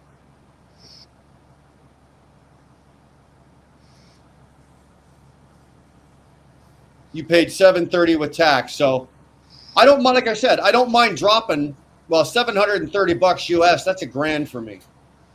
That's $1,000. But you know what, if it's one of those things that you can, I'll get a lifetime of use out of, and it's worth it for me to buy, then I got no problem with it. Can I comment on you, Brian? Yeah, absolutely. I don't know how your back is or your, when you sleep, what kind of mattress you sleep in. I would guide it off that because there's different types of mattresses for different people. I got a bad back. That's why I had to go and buy my special mattress. And like a memory foam didn't work for me. It's comfortable, but whether it be worth it, you're going by somebody else, how it fits them. Well, it would be You one know of what I those mean? things, Scotty, where I would have to go. I would have to be. It would have to be made available that I could lay on it. Yeah. Yeah. Right. You know, like when you go to a mattress store, they got like every fucking mattress laid out, and you can just And go they- lay on each one. I'd have to be able to try it out and lay it. Well, actually, we're going down to Chicken Hawk's place in when February. So I'm gonna go try out Chicken Hawk's. Dar and I are gonna go try out. I mean, I'm gonna go try out Chicken Hawk's bed, in his truck. Dar said she doesn't sleep well. And there's these mattresses that have two different levels of comfort. or Yeah, different settings. Yeah. Dar I thought- actually sleeps better in the truck than she does at home. Believe it, Yeah. I don't know That what motor. it is. It's the vibration of the truck. No, my truck doesn't run. I don't idle my truck. I've never idled any of my trucks. I've always had APUs in my truck. Well, she sleeps it's the most of the time vibration. while you're driving, doesn't she? Well, You know actually, what? It's all those true naps enough. she gets while you're driving. Chaos, you're right, because she gets up in the morning with me. We have coffee, we have breakfast. She jumps in the passenger seat, and I'll start driving. And then she starts tootling on her phone, and I'll look over. Then I'll look over again, and the fucking seat's empty. She's gone. She's in the back. Yeah. She's like, I don't know how she does it, but she's like a ninja, dude. She's like a ninja. She gets out of the seat and gets into the bed back there, and I don't even Goes see to her show that do you're it. such a good driver. It goes to show I'm that you're telling you. such a good driver, Brian. Oh, she's Fuck the absolutely. passenger, Yeah. watch the road. Yeah, Don't she tell him does. that. His head's does. going to get big. But it's not just when I'm driving. It's not just when I'm driving. It's when we're both sleeping in bed. She sleeps really well in the truck, right? Did you know how many times we've been tempted? We've had company here, and it's like, oh fuck it, give the company our bed. We'll go sleep in the truck, right? The truck's in the driveway. We'll go sleep in the truck. No, That's you what I know do what at it my really mom's. is? You know what it is, sleep in my Brian? truck when I go to my mom's. She's sleeping with you. She's not alone. That's true. That's true too. Because Hey, you know what? She trusts you enough to fucking let you drive Sleep. and let her sleep. Like, you know, I don't know too many people that I can trust to fucking sleep while they're driving. I gotta be awake the whole fucking time. That's why I don't- Not me. Not me. that's I'll why I pass don't the fuck team out in with the car. anybody except the person that I was married to, my ex. Jump out. And I could only team with that because for that same reason, we trust each other with our lives, you know. Yeah, yeah, well, exactly. I don't know. I've not teamed a whole lot. I've done some intermittent teaming and some training and shit like that. So I I'm gotta not- tell you a Where's little Beans story, at? I'm not though. good with somebody Oh, else sorry, driving Bobby. the transport while I'm driving and while I'm when- sleeping. When we were teaming, right? I had to hit the brakes. I mean, it was a KW Sleeper Studios. You got plenty of room back there. And I had to hit the brakes. We had a load of money. It was an armored truck. And I had to hit the brakes. All I heard was a thump. Yeah, My ex just flew off the bed. yeah. and, That yeah, I that mean, would I be my started that would be laughing, my but- biggest worry. I was I'm not speaking out of turn here, and I'm sure he doesn't mind, but I was on the phone talking with Nevada yesterday, right? And we were just talking about, I asked him, like, when Danny's driving and you're sleeping, or when she's sleeping and you're driving, like, how long did it take you to get used to, sleeping while Danny's driving, right? And I was just asking him, and he says it's really weird that he can be sound asleep. It took him a while, first of all, to get used to it. But then it's funny that he can be sound asleep, but the second the truck is sort of, say, going down a hill, and say she's doing like 75, 80 miles an hour down a hill, something about that, the alarm bells go off and he jumps out of bed. He can't help it. And I'm It's like, the I don't think, equilibrium things Yeah. in his ear. I don't think I and could do that. I Have you believe ever that slept because on a I did that sailboat? myself. That's how it Sleep was. 'cause- sleep on a sailboat. You're constantly rocking all night. Like, I fell out of bed at like fucking 8-10 times before I never Is that sleeping why they on the used to have sailboat ever hammocks? again. No, But- this is Yes, not that's why hammock. they put I that's why wish they I used to have had a hammocks on hammock. boats. But that's like Kyle was saying, that's how we were. We would drive And like I said, one time I had to hit the brakes hard, and boom, right? But then it wasn't nothing like intentional. It was funny. We both laughed about it, Always funny. but at the same time, I could sleep, and you just feel while you're asleep. Like me, I wake up at 5 o'clock every morning, even with a different time zone If somebody changes. slams on the brakes pretty good, you're gonna wake up pretty good. Yeah, I don't you're care just how gonna fucking joke. dead asleep you are. If somebody Even slams with a on the brakes, bumpy you're up road, instantly. even with a Because the bumpy road, momentum you can gets sleep. transferred to you. But when you're going and you're, there's something wrong, you sense it when you're asleep. Your subconscious mind Yeah. tells you. And It's the monkey part of the brain. yeah, Oh shit. but I used to team when I was married. I could only team with my spouse, my hubby. That was it. Yeah. I won't team with anybody else because you can't sleep. Like, I don't know. I don't team with anybody anymore but my little dog. Yeah. And she How has, old are you, Dodie? I know it's rude to ask a woman how old they are, but how old are you? Jeez. I'm 60. I'm sorry. Oh, okay. No, me and the wife were talking about that today. Oh, really? We're trying to guess how old you are. Yeah. Didn't you say you saw, what was it? Something A doppelganger. doppelganger or something? Okay, Brian, what's a doppelganger? A doppelganger is your exact twin somewhere else in the world. I've never heard of that word. Yeah. There's two rules that go along with that. Yeah. They're usually either your opposite or they're your evil twin. Or your evil twin. No, Exactly. this is not evil twin. No. My doppelganger is going to be. Actually, here comes my doppelganger right here. There he is. What do you say? Shit. Oh, Mike Campbell's way better. What up? What's going on? I'm hitting this wind chime, and I'm like, all I'm trying to do is swing an invisible rope here. Jesus Christ. What's going on, everybody? TJ's my doppelganger. Are you still down in Kentucky, man? Oh, yeah, until Monday. Yep. Right on. Good You for need you. a barrel stove out there to keep you warm. Yeah. It's cold. I got to admit, it's like in the low 30s, maybe in the upper 20s. It's cold up in here. Oh, It's what a cold up in blast. here. Cheers to everybody who might be drinking. Damn Americans. Cheers. It's cold. Hey, hold on, TJ. What gay beer are you drinking today? Gay beer? We're drinking some Kentucky Ale Irish Red. Oh. Wait, hold on. Let me. Come on. You got that half gallon of rock gut there too? Hold on. Watch it. I was watching TJ's live the other day. He was actually doing some morning drinking, and he called it brunch drinking. We got some Angel Envy. I call that bourbon, baby. What is it? Fucking OV.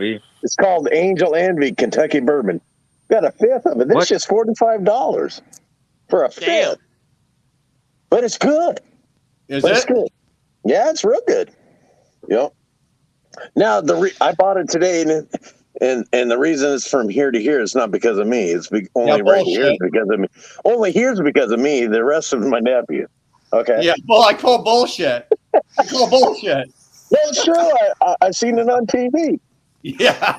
Sure. We believe you. I saw you doing your day drinking the other day there, man. Like at what time? 9 o'clock in the morning you started. I'm thinking, okay, he's going to be absolutely hammered by noon, and you weren't. You ended up doing 3 different lives that day. What the hell happened? I was feeling. Yeah, you did. You don't even fucking remember doing it, do you? Oh, I do. Yeah. Well, what's cool is I space it out over a 12-hour period. And I don't do it that often. I'm not like this all the time. I know that. I'm on vacation. I think what it is you're not like James, right? Where James will just get up and leave and go to the liquor store, go to the beer store. You end the live, go to the beer store, get more beer, then come back and do another live, right? But check this out. Hold on. Give me 2 seconds here. Oh fuck! Here we go. Give me 2 seconds. Well, that's also how he keeps his watch out. I like to see what he's got. Oh man, is it tequila? This is Friday, Saturday banquet. and Sunday right here. Okay, we got it right here in the back porch. It's heavy. Nature's fridge. Yeah, Will that exactly. get you and the wife through the night? Thing is, you don't need a fridge when it's only 30 degrees outside. Okay. Exactly. Just be careful, man. If it gets a few degrees lower than that, those cans will start popping if it freezes, Yeah, eh? I know. That's why we got a blanket. Yeah. Actually, it's only supposed to be at 29 tonight. So, but it is. It's colder than Well Digger's lunchbox out here. It really is. Oh Dude, yeah. like Come I to, said, come to Manitoba. you see what I'm wearing? I'm wearing a hoodie. I and a want pair to. of I want to jeans. come party with the Will Burner. I swear to God, I do. Come on I up want to here. go up to Syracuse, catch a ride, and let's live it. Hey, Dude, Robin, you have to remember everybody else has 4 seasons, not 2. Yeah. The way it's been going lately, it's Thanks. been that way. It's been winter or summer. Oh shit! There is only 2 seasons: winter Yeah, and it's been weird. construction. You find your way to Syracuse, I'll pick you up, because from Syracuse to my place is 2 hours. like it's not even an hour. It's about an hour and a half. Yeah, that's what you were saying. Is he on there? You That talking was to him? pretty. What's up, Corey? Yeah, I just strategically looked at it, and I'm like, if I go to Syracuse, I know Tully. I have a friend in Tully, New York, Yeah. which is not too far from Syracuse. No, it's not. I can hang out with him, and I can come see the Will. God damn it! I can come see the Will Burner. You know what I mean? So, Dude, you make it into Syracuse, and I can pick you up and bring you back. Not a problem. That's no now, do I sweat. need a passport to I'll come keep in, that or in I just mind. need the fucking No, you need a upgraded passport. ID thing? No, you need a passport. Oh, I got one. We're good. Yeah? Yep. Oh yeah. I'll come in. I'll be coming in. Oh yeah. Can I get my baby. brother Corey I'll a be coming wrench? in. Dude, let me tell you something right now. If you came in like that, you would not be out of place. You're coming into Canada, man. Trust me. No shit. Sorry, Robin. What's that? You want to give who a wrench? Can you give Corey, my brother, a wrench? Corey who? Chambers? Yep. He's got one. He's got one. Oh, shit. Thanks. Yep. Deadly. I'm not sure about this Kentucky L Irish Red. It's not George Cannon's, but it'll do. I don't know what the hell you guys are drinking. Like you guys drink a lot of the weird shit. Fucking like, sorry, man. We drink normal beer. You know, Budweiser, Blue, Canadian, Coors Light. You know, Well, I got you the guys, Coors Banquet, but that's for Good night. Friday, Saturday, Sunday. I can't Good night, drink Trucker Coors Gal. Banquet. It gives me a sore throat in the morning. It's like I you're can't do smoking beer. extra light Well, that's because cigarettes you're the day doing before. extraordinary bullshit. What's going on? it's no. That shit that you guys Gives me a drink, to fucking me, sore that's throat. alcohol abuse. I can't drink beer. It makes me nauseous. You know what Well, really that's- pisses me off? When you see someone drinking a Michelob Ultra. Why the fuck are you drinking Michelob Ultra? You just drink more and you're paying more for it. Like, are you dumb? Someone's got to keep this V figure. You know what I mean? We got to keep that V. The figure. 48 Yeah, no chest, shit. Eh? Is 38 it helping? waist, and CJ's and out there yeah. watching his girlish figure. Yeah, attaboy. Yeah, Yeah. it ain't I helping, have brother. drink Michelob Ultra, but I don't partake in it so much. I like the good shit. I don't have no problem paying money to have the good shit. Good I night, don't do it TBT. very often, but when I do, it is what it is, baby. You know what Fuck, I bleed beer. I bleed beer. TJ, do you drink Budweiser down there? I bleed diesel. I mean? I like Budweiser. There you go, It's a little Donnie. hangover. It gives me a There you go. migraine. I don't know what it is. Fucking sweet. 'Cause Dude, if you drink Budweiser in the U.S. and you drink Budweiser in Canada, they taste completely different, eh? Really? Why? Yeah, Why? we do. Because Why is Canadian that? They're made up here. Canadian Budweiser is made by Molson's, Yeah. right? Okay, Down yeah, that there, makes sense. That makes sense. Down in I the thought it had States, all the same ingredients. Oh, down no, in the there's States, Labatt. Budweiser is made by Anheuser-Busch. Does that mean their Oh. standards are lower considering all the FDA requirements for shit down here? Your American Budweiser is absolutely horrible compared to ours. Like the Budweiser ain't it. It ain't it. The Budweiser in Salt Canada fat. is actually really good. That's why Will is all fucked up. Is it because of our grain? You ever think about that? Could it be because of our grain that we use to The grain produce they make Budweiser with is the same grain they make dog food with. Come on, dog dog. food with? No, they Come use on, that man. They use after. barley. What's Well, wrong we with drink the dog game And food? they I eat use dog food they all the use it as time. cattle feed. Yeah. That too. That's right. They use It's it as true. cattle feed. That's true. Yeah, that's what they do here. We have an alcohol plant. It used to be a Seagram's plant. And now they just make ethanol there. So now it always smells like somebody's cooking rye bread every time you're in that fucking town. That burnt corn smell. Yeah. Oh, Yeah. it makes you hungry by like lunchtime or by like morning break. You want to fucking just eat. I like eat it. your fucking lunch. I like it when U.S. friends, like friends of mine in the U.S., come up to Canada and they start drinking our beer. They love it. They love the Canadian beer. Then you got to babysit them. Well, yeah, because they're not used to the alcohol content. Well, they are now. Because you can get higher alcohol content in the States now, but back in the day, like their normal beer was what 4% and ours was 6%. Yeah. Right now. Yeah, now, we're doing 5.3 right now in this. Yeah. Kentucky hell. Yeah, but we got beer up here now that's 8-9%. Hey, I'm with Brian, you. 14.8. What is it? 14.8. If you go to Quebec or Montreal, you can get a beer in a king can. It's 14.8. I am not shitting you. That shit Ain't that puts a Four Loko? fucking ringer in your step. Hold on. High school kids would fucking go and get one of these. They split it among themselves. But it tastes like wine. Yeah. Chicken Hawk, I hate to tell you, but you don't drink Molson Blue. The blue is made by Labatt. Molson 50? Remember Molson 50? Molson Blue. Chicken Hawk goes to Boston, and I'm from Boston, and we drink Molson Blue. Now, you drink Molson, you can drink Molson Canadian, Molson Export, you can drink Molson Light, or whatever, but if you're drinking blue, that's Labatt's. Labatt's is the other big Canadian brewery, right? There's Molson's, and then there's Labatt's.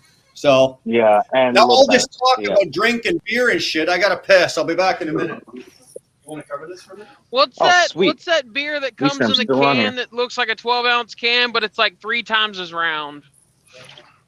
3 times as round? That's like the can isn't taller, they it's don't wider. call it a king can? Are you talking about a king can? That's what we call it. Is that what you're Canada, calling a king can?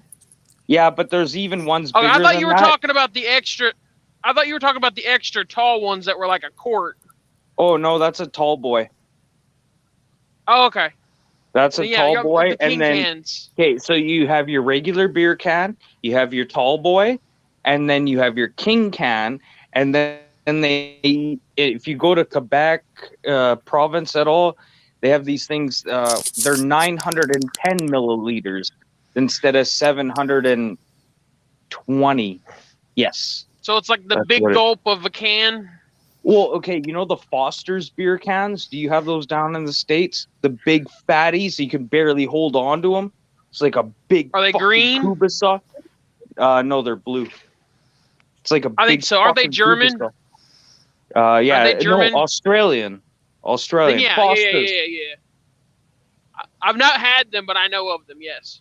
Okay, so the big fat ass cans. So you can get like the Foster's, but in anything like Budweiser, Labatt's, Coors Light, like anything like that in those big fat ass cans, and they only cost you like $4.50. Fuck me. Yeah, that's what I was gonna ask you. I was like, aren't those German or whatever beers the ones in the king cans? Oh, like, it's that's just that's Quebec, what they man. look like down here in the States. Fuck, it's a I goddamn. think they're usually fucking... German beers. Oh, with the fat ass cans, eh? Shit. No, they just do that in Quebec so they keep the population stupid. Yeah, I just know that it's like the height of a 12-ounce can. It's just like 2 or 3 times as big, wide. 2 or 3 times. So it's like a 12-ounce can, and it's just hard to extra hold wide. on to. Like you need your whole fist to hold it. Yeah, no shit. And don't be when you know you're done drinking when you can't hold on to one of those. Okay. No, No, I'm just okay. So here, this is what we've got in Canada. Okay, regardless what Robin's saying, you guys got the same as us. Say that's a beer can. That's a 355 milliliter can, and Sweet. milliliters. So that's a 12 ounce. No, my reception is horrible. Okay, so that's a 12 ounce can of beer, and then the next one we have up is a tall boy. Right, so that would be in the U.S. You guys are the tall boys as well, and that's a 470, like a rock star 470 or a monster milliliter. So that's a 16 ounce. So the next one up would be a 16 ounce after that, and then what we've got are called king cans. Right, what Robin was talking about. Foster's lager out of Australia was the first one to introduce them, and that's a 24 ounce can of beer. Holy fuck, right? Brian, when you took a piss, were you on Google? No, I got a converter right here. What, you think because I don't drink, I don't know anything about it? Come on now.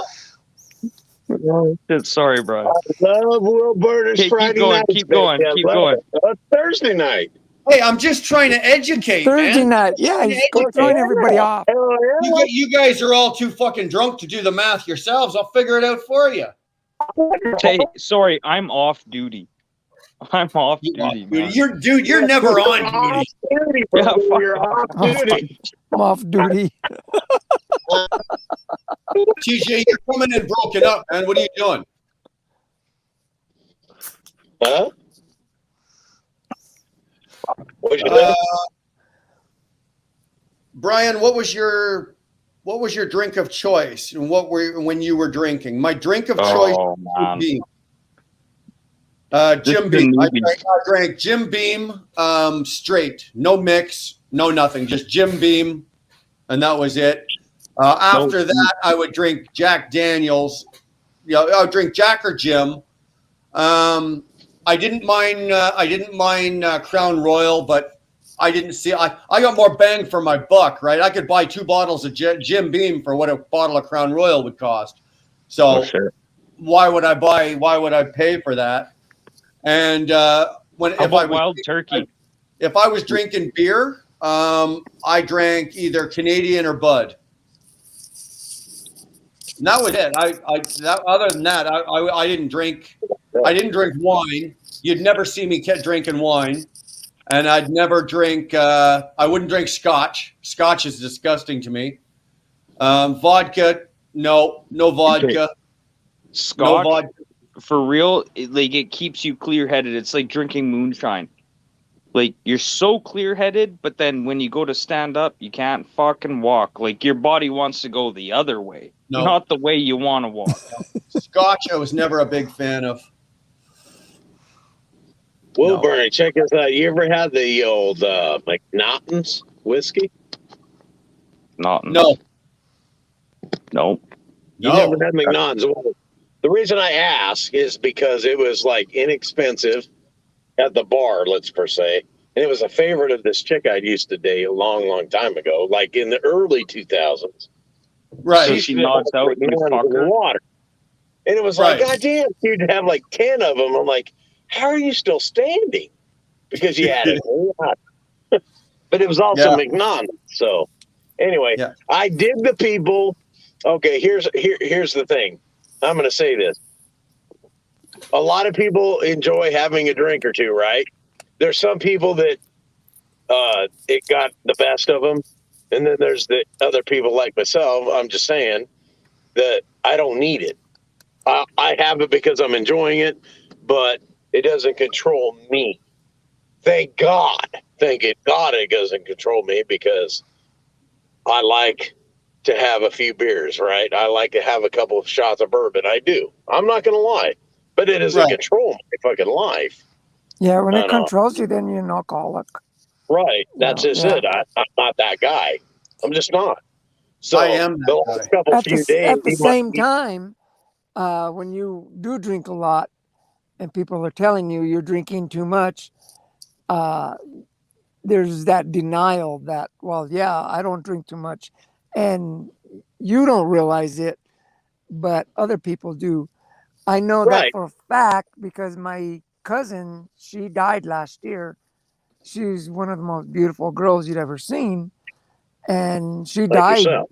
Yeah, thank you. But anyway, she turned into an alcoholic. She wouldn't stop, and she didn't want to admit it that she was an alcoholic. And she just kept drinking. She drank herself to death. And by this time, she's weighing about 400 pounds. She just Yeah. like, Holy shit, that's a lot of That alcohol. sucks. No, I'm one of those guys. If I'm like, say, I had that Kentucky Irish Red, I had, I don't know, 4 of those, and then I had a you're couple destroying shots your of this. liver. I had this stuff called Angel Envy. Somebody told me to try it, so I tried it. I went and bought it. It's a $45 a fifth or $85 a fifth if it was the dark or the finished rye is what it said. Ugh. So I bought the $45 fifth, right? Anyway, but then it gets to a point where it's like, say one of your relatives or loved ones say, hey, man, it's time to go to bed. I'm that guy to say, hey, it's time to go to bed, right?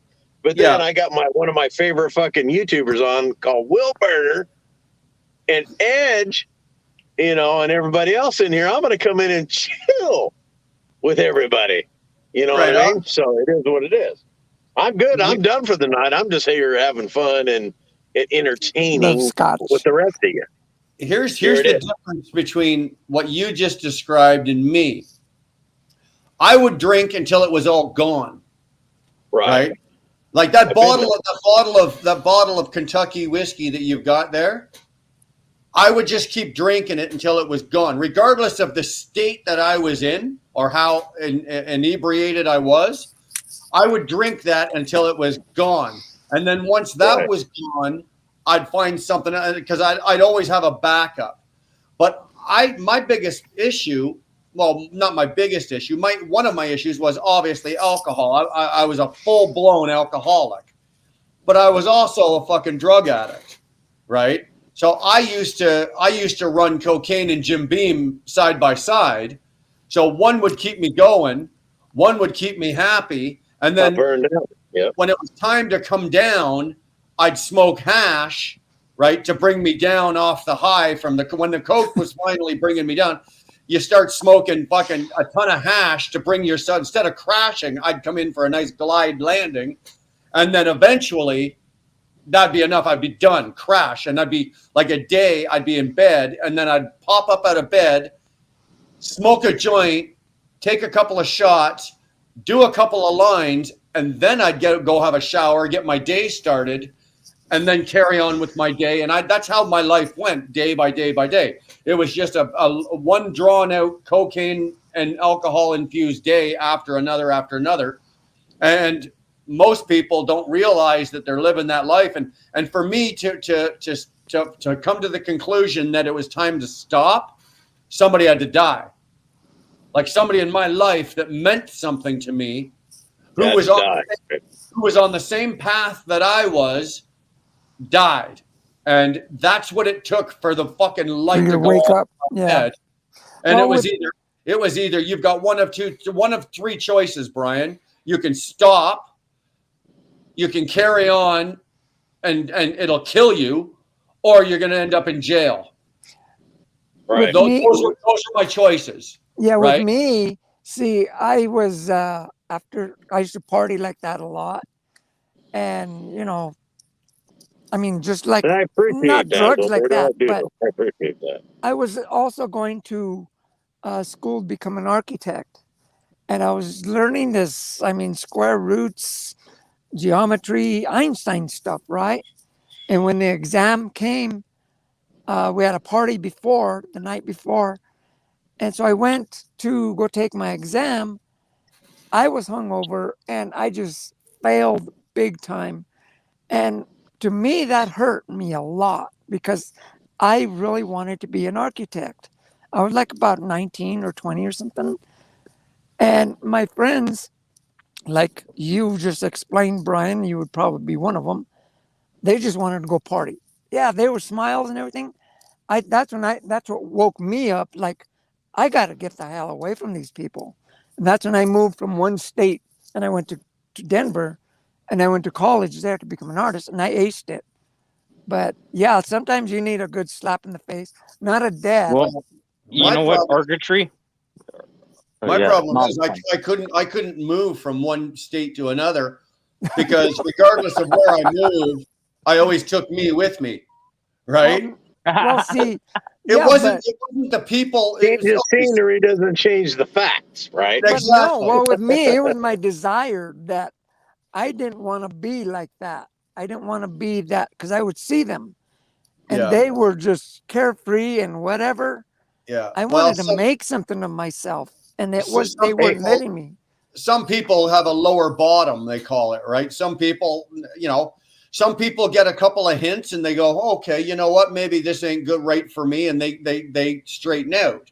Then there's people like me that are absolutely bullheaded and How I stubborn. ended up. And, if I'm going to be an alcoholic and a drug addict, I'm going to be the best goddamn drug addict and alcoholic you've ever fucking seen. Well, how I Professional. ended up being a truck right. driver, who knows? But So some people smarten up and they see the signs early enough and they go, you know what? Okay, I'm going to stop. Me, I didn't. I didn't. see, I did. That's I what I stopped, did. and And I it was put me my that brain told to me to work. stop. Hey, Brian, can I confide in you in something real quick? Yeah. Yeah, I'm gonna you can tell- tell me. Don't worry, I you won't guys tell real us quick. all. Yeah. So about 20 years ago, I was it was a couple years after a stupid divorce, right? Anyway, I won't get into details, but I will tell you that after the fact, I did partake in too much alcohol at the time, right? And I was in a certain kind of way, and I met this other gal. Well, this other gal I didn't know for like 8 months was addicted to to methamphetamine, right? Yeah. Smoking, whatever the case is. She had a dealer. I didn't know any of this, but she was still in the mode of she was still taking care of business, if you will. Yeah. Paying the bills, blah blah blah. I got to trust her. I was starting to like, okay, my money was her money. We were living together, blah blah blah. Anyway, and then one day, it just out of the blue, one day, I decided to go home because I wasn't feeling well. It was like 11 a.m. I opened the mailbox, I opened these, and I got this fucking plethora of, there was a shitload of mail. And a lot of it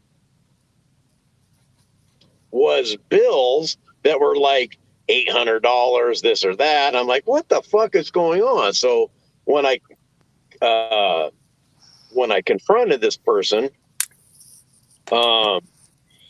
she played basically stupid, right?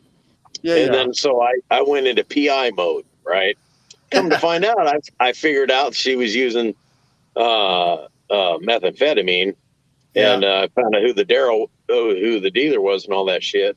I confronted him and all that shit. But here's the deal: instead of saying "fuck you," it is what it is. I'm out of here. Because I actually cared for this person. I went, you know what? We got a problem, and the problem is, one, I'm drinking too much because of your dumb shit and possibly my own dumb shit. But you got to obviously have another problem as well. Let's quit this and let's fix it together, right? You know what I heard? You're the one with the fucking problem. That's what I heard, right? Yeah. So after that, I was just like, you know Total what? I'm denial. good. That was in May of 2003. I was fucking like, it's like, I don't know. Well, yeah, What I'm like I trying to said, say is, with my friends, they thought they didn't have a problem. I mean, all they wanted to do was get stoned, get it's about drunk, identifying and if you have a fights problem or and not. everything. I wanted out of that, and I saw that. I was able to see and move on with my life. It's because I saw my smart friends that did pass that exam. I wanted to be with them and make something of myself. I was doing it, but you can't have both worlds at the same time. Right. And so but the I best met example of what you're saying and what Will Burner and yourself and myself and the other guest you have on here is you can overcome it. You can overcome all that bullshit. Oh, absolutely. You can be successful and be happy in your life. Yeah, we're gonna have struggles and we're gonna have stress. But you know what? Life's life. We all make mistakes. We all move on and we move forward and we're all doing better because of it. I mean, look at it. I don't make mistakes. I'm doing well. Wilbur's doing well. Ed's is doing well. Your other guest is doing well. That's what it's all about. It's all living and learning. That's what's cool about it. That's what's cool. You want to know something though?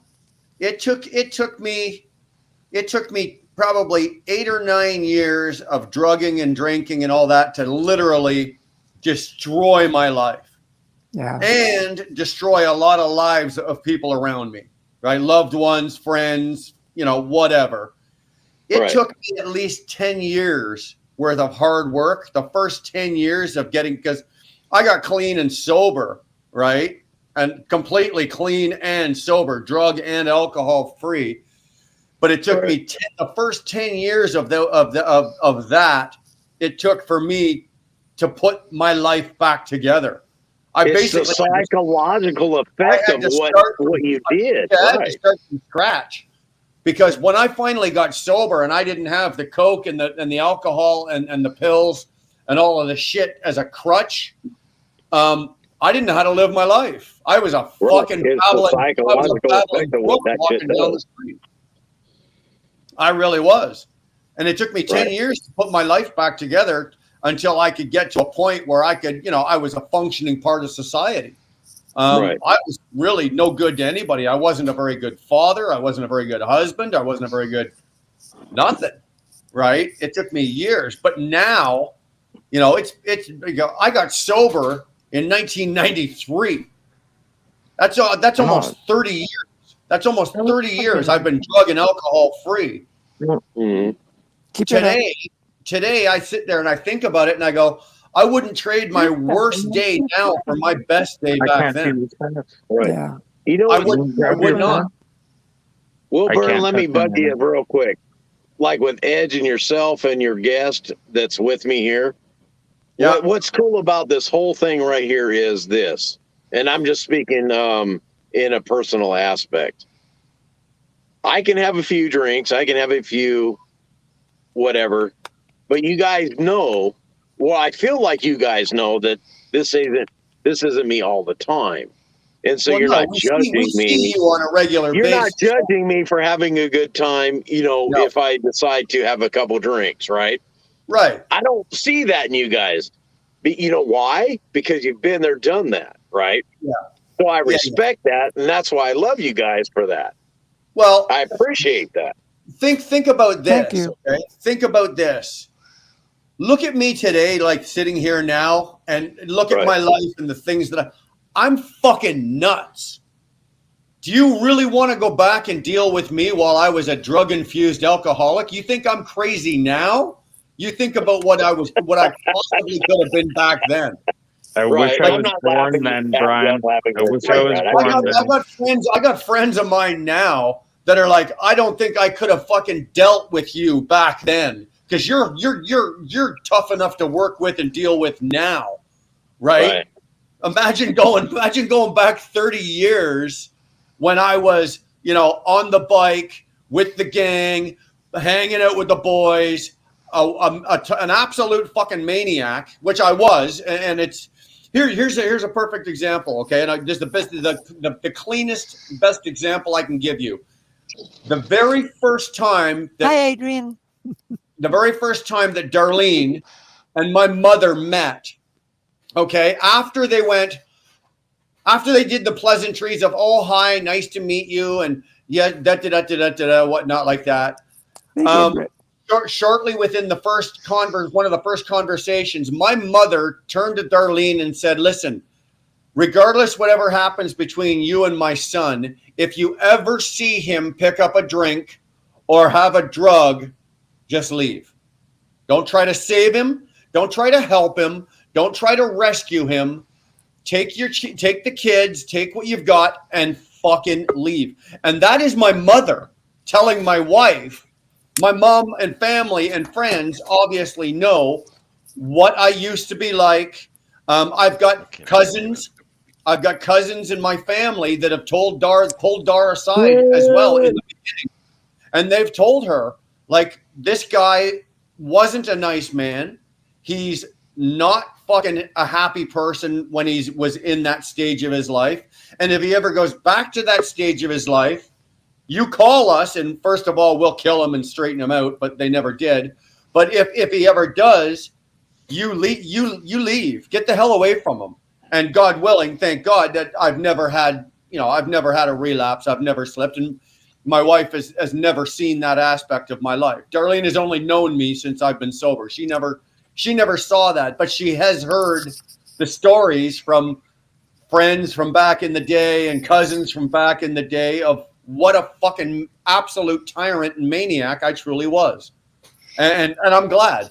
And the other thing I'm absolutely thrilled with is that my oldest daughter is 30.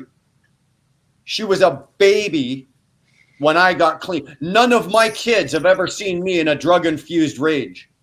They've never seen me drunk downstairs. My kids have never seen that side of me. Again, they may have heard some stories from, dad did this when he was that age, and dad did, but they don't know, and they've never seen it. And that is one of the blessings I have in my life, that my kids have never, like in my life there, I've seen my father pound the shit out of my mother. I have those memories in my head, two alcoholic parents. I've got those. My kids don't have any of that of me. They don't have, thank God they don't. So one thing, very fortunate. Was your dad in the army? My dad was Brian? a cop. My dad was a Metro Toronto cop for 31 years. Yeah, one thing that really helped me out, and I live this to this day, is that the discipline I got when I was young and partying and everything from my martial arts when I was in Kung Fu, because I'm a first-degree black belt. That taught me so much, that because it's not just martial arts, it's like a a family. It's a family. Yeah, you go back. You don't want to hurt and stuff. If you get a good learn throw, the stuff, you got to really go dig deep, and that's what I did. And that my martial arts to his back, that's why I'm driving a flatbed, and I can do it at 5 feet and 16 years old. I can do it because my martial arts has taught me all my life. And when I was like in that spot where partying and everything, that's when I was at my peak in martial arts too. Yeah. And that was the only discipline I had besides my mom and dad. I never was in the military. Yeah. But through that, it was like through the roots of centuries and centuries of like a monk. I wish I would have been able to go to, to the schooling of nationals. Well, no, not the nationals, to the actual monk, temple up there. I almost went to nationals, and I decided not to go. And I was really disappointed I didn't go to nationals. But it taught me how to be more natural. Yeah. Like you said, natural. But it taught me how to be how to natural. fall, how to do this stuff. Yeah. With food, everything. And was wasn't it Campo that you guys did? No, it was Shaolin. Right. So we did Campo. Those are Tibetan monks. The Shaolins are Tibetan. Right. Yeah, they're Tibetan. No, this is jiu-jitsu. That's Japanese. Anyway, that's what really, really, if I hadn't have taken martial arts, I wouldn't even be here right now, because frame it's of mind. still in me, kind of like I can relate to once that. you're a Marine, you're always a Marine. It's like riding a bicycle. It's always there with It's always you. going to be You there. get on a bicycle, you know how to ride it. And it doesn't matter if it takes like 6 months. Well, if you live in Canada, it takes 6 fucking months. So you only get to ride a bike out of 6 months out of the year. Hi, Britt. How are you doing? Sorry. Thanks, Britt. We got to let Britt come in. How we doing, Mark? I'm not too bad. I've been chasing TJ around the YouTube tonight. God damn it! You're whoring it up, are you? So Brian, check this out. When Edge was talking about karate. That's not karate. I was introduced to Kempo karate when I was 8 from my brother, right? Jiu-jitsu, not karate. Much older brother, and I did 8 years. I did 8 years of Kempo karate, right? Made purple belt. Oh wow! 8 years. So Congratulations. I do the martial arts part of it. And you know what? The 8 years and 8 belts. But I haven't. Wait. Huh? I'm sorry. What? No, go ahead. Go ahead, TJ. We're still listening. Go ahead. So anyway, from the age of 8 till 16, I was in Kempo karate, and I actually made the purple belt, I actually wish I would have continued. Me too. Into that, because some of the decisions that I always push the old deal of the decisions you make now dictate the life you lead, right? And I press that with my older kids now, or my kids, not older kids, but all my kids, and also myself. I actually wish I would have continued into that, but unfortunately I did not. And what scared you? What scared you? Because what scared me to finish my fucking full black belt, it was all the senseis sitting there judging you. That's what scared me. It wasn't the commitment. It was the lifestyle change that I decided to do. Remember, that's where I go with what I say. The decision you make now or later dictate the life you lead. And if I would have continued on that path, then it might have changed. Now, with that said, I won't change anything for the decisions I made, because of the decisions I've made, I've done very well for myself. But a lot of it's luck. A lot of it's been luck. A lot of it's been decisions that I've made in the past that I didn't know would dictate to where I'm at now. Right. With that said, it is what it is. But I learned a lot from that. And a lot of it's discipline. A lot of discipline. 100% discipline. You keep and you got to keep it in your head. And I'll leave it at that. That's luck, or is it God? Right. Wow. So, I'll be honest with you. I wish at there's somebody looking out after us. I wish at some point. Oh, we just lost Robin. Fuck. Get your tinfoil out. I wish at some point in my life, to be honest with you, that I had found maybe some form of martial arts just for the discipline, right? Not so much the physical discipline. I never had an issue with physical size. I've always been a bigger guy. I'm 6'2", 6'3". I've always hovered around even when I was 18, 19 years old, I always hovered around the 200-pound mark. I was always well built, and physical wise, I could always handle myself. It was the mental discipline that I probably would have benefited me. Brian. And at some point, it may have helped me at some point in my life if I would have started something like that when I was 9, 10, 11 years old, before I got onto the path that I was going. Brian, I don't know about how it is for judo or karate or taekwondo. I don't know that. I can't speak for that. But I do know about kung fu, Shaolin kung fu, right? There's no age limit. You could be an old guy. You could be a young guy.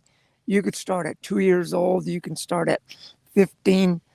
As your age right now, you can start learning it.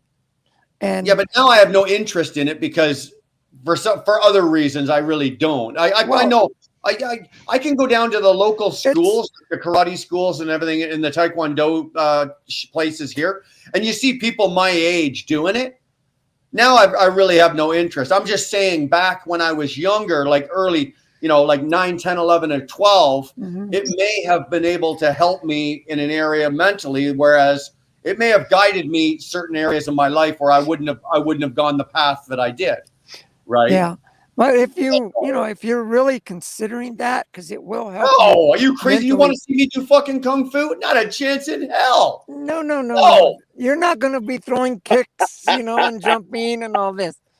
It hurts for me to sit on the toilet, for fuck's sakes. Do you think I'm going to try? Yes. God, that's too much info. That's what I mean. You're talking about karate. For you, Brett. No, this is kung fu, the real kung fu. It's discipline. It's you get in there. Sure, you're gonna learn your body movement. First of all, you're gonna learn is balance, how to stand up on one foot. That's the first thing they taught me. I did that. The last time I did that, I failed a roadside sobriety test. I was going to say. Forget it. How many cans can you hold on one side? I'm doing the fucking Paducah duck. The last time I did that, the cop was standing there making me do this, right? Well, that's not happening, man. Not happening. Yeah, that's one thing I like. She's got a point, though. She's got a point, Brian. She's got a point, man. I know she's got a point. I'm trying to weasel out of it. I don't want to. I'm being honest here, right? You got yourself in it. You said you wanted to. I'm the first one. The door's wide open. I'm telling you that no. I'm trying to chicken out of it, man. Forget it. But let's give the floor to the Brit here. He's been in here and he didn't say anything. I got a problem pitching a loaf. Come on now. I'm just listening. I've been trolling TJ all night everywhere. I've just been like, I've been giving him a hard time. Oh my goodness. No, sod it. If you get stopped in like a drink driving thing, just as long as you can hold 2 cans in one hand, 3 cans in the other, and a couple of cans on one foot, you can keep yourself balanced. That's how you do that taekwondo stuff. It's like, how many cans can I balance? I love it. That's how they do the roadside sobriety test in Newfoundland, right? No, but the problem is, I tell you what, if a copper in England stops you, they're going to say, "Let me take that beer off you." They'll be drinking that beer while they're testing you. Hey, don't kid yourself. Listen, I heard stories like my dad told us when him and like my uncle Kenny, they were cops back when we were kids. My dad, obviously, they used to, they catch a couple kids in the park with a bag of weed. Uh-huh. Do you really think they took the bag of weed and handed it in and threw it out? No, they kept it. No. I didn't realize until I was like 11 or 12 years old. And one time I stumbled upon, I was in my parents' bedroom and my dad had one of those old English style stand-up dressers. It was huge. And but in the very top drawer, it was full of like little bongs and hash pipes and shit. Like now, of course, at 10 and 11, I really didn't know what it was for. Right, obviously, but yeah, my dad used to do that all the time. Right, he'd swipe a bag of weed off a kid on the street, and he'd bring it home, and my mom and him would roll it all up and fucking smoke it. So, can I tell you a little story? Of course. This is when I used to be partying a lot, like you did, Brian. We found in our neighborhood this one guy. He had weed plants all around his yard, right, all along the fence. Well, me and one of my friends, he's the one that saw it. And he says, yeah, right, we're going to go get stoned. Well, one night it was just me and him. Everybody wanted to, but then nobody would do it. It was just me and him. We walked on the fence. We had some little knives and everything. Yeah. We cut off the whole yard. We cut them all off. We had 2 big old bundles. Here we are walking, in the middle of the night, dressed in black. We took him to his house because we lived on the same street. We took him and we put him in his closet, right? Well, we hung him up upside down in his garage, leaning on his dad's cop car. We were both like, it would fill up this whole bed. We had so much weed, and these were tall plants. So we'd both realized, well, she's just leaning on cop car. My dad's about to get up. Yeah. So we went and put it in his closet, and I went home. Well, the next morning, his mom comes up to do the laundry, and she opens the closet. Nothing but weed fell on her. Buddy, you come to my house. My kids, because now it's legal, right? So my kids grow it in the backyard. Actually, did the kids grow this year? No, they didn't. But my kids grow it, right? So here I am. I don't drink and I don't do drugs. I've got the biggest liquor cabinet full of booze you've ever met. and I got fucking weed growing out the back of my property, right? Damn. It's like, Jesus, man. If I would have known back then what I know now, holy crap. Well, yeah, when I was even in that time, I remember I was in my little car. I used to be a little low rider, and this cop pulled me over for speeding, and I had like 2-3 beers with me, and I get out and I'm talking to him in the back of the car, and he's telling me, I told him, "Why are you pulling me over?" He says, "Well, you were speeding," and I had the beer in my hand. I'm talking to him, drinking the beer. Yeah. And he looked at me, he says, "Is that a beer you're drinking?" I says, "Yeah." I didn't even realize it. He didn't even realize it. And he says, "I could take you in right now." I says, "Oh, okay, here." And I just gave it to him. It was already finished. He didn't take me in or nothing. You drank I finished it all. You drank the evidence. Yeah. You know what's cool about the difference between what Ed was saying compared to, like, say nowadays, is cops' discretion. It's all about discretion. Oh yeah. I remember back in the 80s and shit doing stupid shit, having open container, all that dumb shit. Stupid. But it was up to the cops whether they wanted to take you in or say, "Dump the motherfucker, go home, sleep it off, and quit being a dumbass." Right. Now it's like, I'm going to cuff your ass because it's all about the money. It's all about the money. You're absolutely right. Dude, it's all about the money now. If you sit and you think about it, we got away with stuff back in the late 70s, early 90s, 80s, 70s, 80s, and 90s that the kids today would never get away with. And most of it was discretion of the cop, like you were saying, TJ, right? Like, I don't know how many times back then, they catch you with a fucking joint sitting at Jack Darling Park or sitting there like that. And the cop walks by you and he's like, "Yeah, that smells good, but it's going to be gone by the time I get back." Nowadays, if you did that, well, now it's legal now, right? But before they legalized it, they'd throw you up against the side of the wall, handcuff you, and take you in for a half a gram of weed or something like that. Back then, we used to do that all the time. They'd pull you over, and nowadays, if you've got open alcohol in your car, you're screwed. You're screwed. Yeah. We used to drive around with 3 or 4 of us in the car, right? And we'd be drinking them and just putting the empties back in the case, right? And nowadays, you can't do that. Although here's a trick that don't tell the kids though. Hold on, I thought of this. I told my kids this. I can't believe I told them this. Okay. So what you do? That's a good father. We drank bottles of beer, right? So we didn't have cans. Well, they had cans, but they weren't popular back then. So we drank bottles. The bottle tastes so much better. Well, right. And you'd buy a 24 pack of say Budweiser or whatever you bought. So what you do is you take the case of beer and you open it from the bottom, right? You open it from the bottom, and then you take each beer from the bottom, then close the flap and put it on. You'd leave the case of beer in the back seat. So then, if the cop pulls up, and as you're emptying each bottle, you put it back in the case. The cop rolls up. He's got the flashlight. He's looking in the car. He goes, "You guys got open liquor in here?" Well, whoever's back seat goes, "No, this case, the top is still glued shut." I got away with that. You don't know how many times. We were 3 sheets to the wind, absolutely fucking shit-faced. And there'd be 2 cases of beer sitting in the back. Yep, burping and everything. Right? But all the empties but because the top of the case of beer was still glued shut, they assumed that it was an unopened case of beer. Right here, baby. Right here. The fucking drunk Canuck had that one figured out.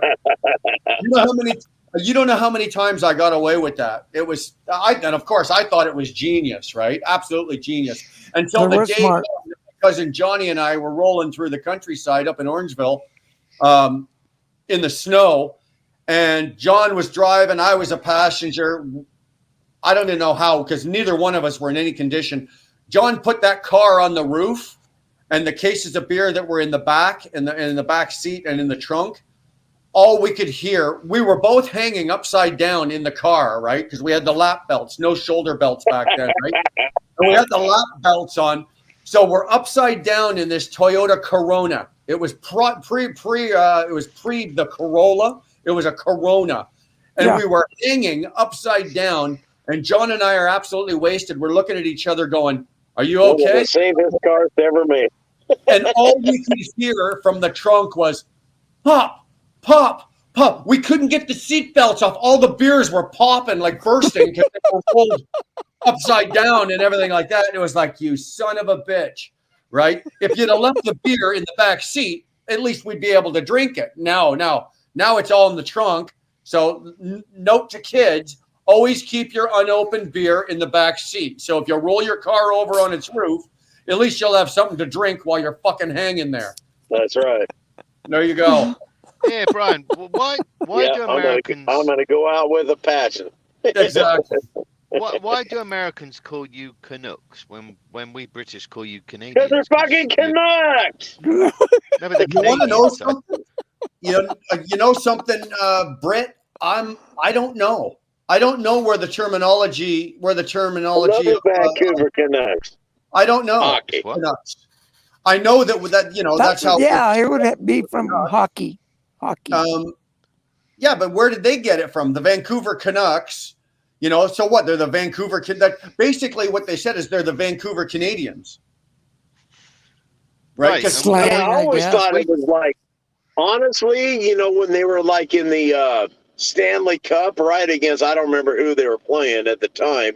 It was like in the early 90s. I was wanting the Vancouver Canucks to win. I always thought it was like a Canadian duck. I thought that was like, oh, we're the Canucks, Canadian duck. I had no idea. Then later I found out it was just a fucking nickname for an actual Canadian. Right. We kept it simple because it's like one Canadian or two Canadians. Well, if it's two, you just add an S on the end. It's Canadians. Yeah, I can be a crazy Canuck, right? I can be a Canuck singular, and Dar and I can be crazy Canucks. So you just add the S, right? Right. Okay. Dar's got that red splash going on in her hair. Yeah. And they because Okay, so I guess hey, TJ, you're right. TJ, you're right. The terminology Canuck was brought by the Vancouver Canucks, the hockey team, back in the 80s, early 80s, not the 70s. What? From the 50s. I didn't. I knew it had to be something to do with hockey. I remember that because I used to watch the Avalanche all the time. The Colorado Avalanche. I just need to put it out there. It sounds gay. So let's just say the Canadians. Canucks sounds gay. Canucks, you know what? Nobody wants. Hey, listen. If you're gonna go get into a fight, and you go, watch out, don't mess with that Canadian. Everybody's going, yeah, whatever. But if you go, don't mess with that fucking Canuck, they're like, whoa, not messing with the Canuck. No. But on the other hand, if somebody says, let's go mess with the British, they're going to go, what's the use? They're just going to run away anyway. Oh, don't even go there. Don't even be that person that says that. God damn. Well, they ran through the files and they ran through the bremels and they ran through the bushes where the rabbit couldn't go. They ran so fast that the hounds couldn't catch him. Down the Mississippi to the Gulf of Mexico. Hold on, let me just get my violins out. There you go, hillbilly. Better get that motherfucking electric guitar out. You got it. Man. Yeah, that's kind of. Hey, Brian. Finish in the town of New Orleans. Have you heard that song, Truck Got Stuck? Truck Got Stuck? Yeah. It's a song by Cord Ludd. He's from Canada. It's a funny song. And it's a true story, too. You'll find it on the video. Just type in Truck Got Stuck. And yeah, it's a funny, all kinds of trucks, pickups. They're trying to help each other and they all keep getting stuck. And they use canola oil to try to get them out. You want to know what Canadians use to get out of the snow? If you're stuck if you're stuck on an ice patch and say you're on an ice patch and you're on a slight elevation and your wheels are spinning, do you know what you use? Canola oil? Anybody? No. Washer fluid. Take your jug of washer fluid and pour it on on two of your drive tires. Mhm. That washer fluid I've heard of that. to get you moving. Yeah, I've heard Canadians, of that. Canadians figured that out. Last winter, one of my videos actually shows it. I was in Pennsylvania and it was pouring down with snow, and I made the mistake of using Schneider's GPS rather than my own GPS. And Schneider's GPS is Jewish. It would take you around the cheapest roads to avoid tolls and everything else like that. So, and it takes me up this bloody mountain, and it's pouring down with snow, and I've just offloaded like 2 hours prior to that, and I'm going up this big mountain, and suddenly I start to lose traction, and the video catches me going up the hill, then it starts watching me slowly sliding down this mountain thing. And oh my God! And you see, like I'm obviously I'm empty, but I'm still 17 tons, and I'm being like starting to slip down this mountain. And what the video doesn't catch is my Queen's English, because obviously it's just quiet. But Yeah. I'm throwing out fudges all over the place, everything, because now I'm sliding down this, I'm losing all traction. And go and watch. I'll put the link out sometime and you see it. And I've never been in that. That was the scariest time I've ever been in this country. Sliding down this mountain in the snow, going backwards. Yeah. Then looking over to my left and seeing just the abyss. Thinking, Yeah. oh my God. There's no volume for copyright reasons, but this is what it is. Yeah. What? That truck got stuck? Yeah. Okay. They're all stuck. All of them. That's cord lobe right there. Right on. Yeah, check it out. It's a good video. You'll like it. Okay. For the amount of winter driving I've done, I can count on one hand how many times I've actually been stuck in the snow. Like being Canadian and being up here a lot, and even in the U.S. I can count in my whole career on one hand how many times I've been stuck. You'd think it'd be a lot. I've just been lucky. I've had a couple of squirrely times like that, like Robin had, especially doing flatbed. And if you're out in Ohio, Pennsylvania, we pull a lot of lumber, so you got to go off on these goat paths to get up to the Amish lumber yards. Right, and there's no traction, there's no road, and if it's snow and it's slipping, it's very rarely plowed. There's Amish people up there. That happened. I've had no weight on my trailer, and you're basically just doing this trying to get up a hill. It's brutal. I've had that happen. I don't think I've ever slid backwards though. I've been pretty lucky that way, and I've been lucky that I've never wrecked one. I've never wrecked a truck. Well, not by my own choice or by my own doing, but yeah, in the 11 years that I drove, I never had a situation where I got stuck or almost stuck. There was a couple times out of Beaver, Utah, going over the Wasatches into Colorado on 70 that I ran into some tricky situations. Don't get me wrong, and I was barefoot the whole time going over.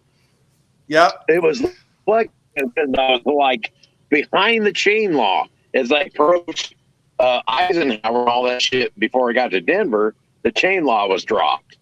So, but it was still scary as hell. It wasn't. I wouldn't recommend it for anybody. It sucked. I'll admit it. But I've never really been stuck. I've gotten in a sticky situation, but I've never been stuck. So me either. You know what I'd like to do? There's a company up here in Canada. I can't remember the name of it, but they do skid testing training. Like they put you in a transport. They put you in the transport. They put you in a full truck and trailer, but they've got the bars, like the rollover bars, so you don't roll the truck over. Right. And they take you out into this obviously a lot of acres of pavement, and they slick it up, or they can change the features of the pavement. And they can fishtail you, they can jackknife you, and they can do all of this stuff. And it's basically driver training, right? But it's expensive to do. It's expensive. But there's a company up here that actually does that. And if you take it, most of the people that actually take that course come out better drivers. I was bored today. I'm in Wisconsin. I'm at Nina in Wisconsin, a tank wash, and I dropped my tank off, and it was pouring down with snow. So I decided to just act the village idiot. I was going around here, like putting my foot down and going sideways around the park because it's nice and slippery, and you can go Did you sideways say and everything. village idiot? I was just bobtailing around, so I thought I'll sod it. Nobody's looking, so I'm putting my foot down and just spinning her out, going around the bench and everything. Yeah. Yeah. Like we've got roads. We've got roads up in northern Ontario and northern Quebec, northern Manitoba, like a lot of the northern ends of the provinces that like you guys in the south have It's never getting seen foggy like, in here. I'm sorry. yeah, Go ahead. you guys in the United States have never seen shit like that because there's no reason for you. You don't have it. But we've got goat paths up there that we drive on, and we have trucks and what you're driving along and you're looking out your driver's side window and the snow is like level at eye level while you're driving, right on both sides of your truck, and it's 4 feet off either side of your truck, and if you lose it in there, you're screwed. Yeah, the only times I've been into Canada is I did 6 months as company driver with Schneider, and they sent me into Canada probably about 4 times. Once into Quebec, the rest was into Ontario and stuff like that, which was fine. Quebec was just a nightmare because they don't speak English; they speak French, and I don't speak French, and they make sure that they speak French. But I like that, like the what was that? Is it Queen Elizabeth Way and stuff like that? When I came across from the QEW, yeah, and so I liked going there. But ever since I've been a contractor, we can't go back in there because something to do with insurance and our trucks are unrestricted or whatever. So Schneider won't allow us to pick loads going back into there. But we've got your Schneider trucks all over the goddamn place up here. Company drivers, yeah, not contractors. Oh, it's all company drivers. When I was a company driver, it wasn't a problem. But as soon as I became a contractor, you want to know something, Britt? They just told you that because they know the Canadians don't want you to come in, so. They're just telling you that you can do it for cost. No, but it's not even on a low board, whatever. They're just being nice. They didn't want to hurt your precious feelings. Yeah, stay the fuck out. Yeah, we don't know these bloody British people here, whatever. But so we can't go in there. I was in like Idaho. I was in Idaho about. Close enough. When was it? 2 or 3 months back, because it was like decent weather. Because once that winter starts coming, don't even go in that part of the world because that's. Don't be scared. Come on. No, not with a tanker. It ain't fun because our product. You go to Pennsylvania, but you won't go to Idaho? Really? What the fuck? In the summer, no problem. But once we get out there in the snow, because we got no baffles in our tanks, everything's moving. It's better in Idaho than it is in Pennsylvania, bro. I'm telling you. That's true. Yeah, it is. When the first time I became a contractor, they used to dispatch us. They sent me to Oregon, and that was a nightmare from God damn. That was a nightmare from hell. But ever since they allowed us to pick our loads, I will go. I like going out your part of the world when it's nice and sunny and a blue sky, and I can sit out there with a deck chair. That's good to go. But you throw that snow with the tanker with no baffles, it ain't fun. It is absolutely no fun. Right. Because like when we put our brakes on, 3 seconds later, we got 45,000 pounds worth of liquid coming forward and throwing us forward or taking us sideways or whatever. Well, don't you have those little breakers in the tank? What do you call them? No, when it's no baffles, no. Yeah, There's no baffles. All our tanks are smooth bore. So that stuff's moving all the time. Backwards, forwards, left and right, up and down. Hey, Brent, can I say something real quick? Uh-huh. What scares people from coming to the Pacific Northwest, like yourself, I'm not saying that you're scared. Once you get past Idaho into Oregon and Washington, they have a thing called chain law. Nowhere else other than California, they don't really push the chain law. That's what spooks people saying, oh, don't go to Washington or Oregon because of the chain law. But the weather ain't no different in Oregon than it is in fucking Idaho. The difference between Idaho and Oregon is salt. Once you get into Oregon, once you cross that border, it's chain law. And the eastern Oregon fucking hills, have a tendency to, it's called the Wild West, they shut shit down. That's what scares people.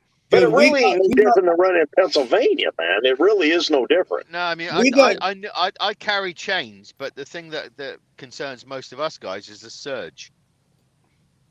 Right, and I get that, but there's no difference in the surge between Pennsylvania on 80, 90, 71, 81, 77 than it is on 84 in Idaho or Boise or in Oregon or you know what I mean? There really is no difference. When they sent me out to Oregon, when they sent me out to Oregon, I went through obviously. Where'd I come out from? Chicago, Iowa, Nebraska.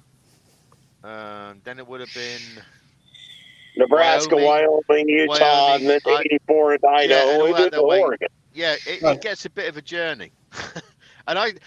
When they sent me out there, I saw a lot of trucks like off the side of the road because they just got crazy in the snow, and then they made me sit. And I had to do a 34-hour restart in Montana, which Montana was sort of picturesque, but when you sat at a truck stop for 34 hours, freezing your barnacles off, god damn.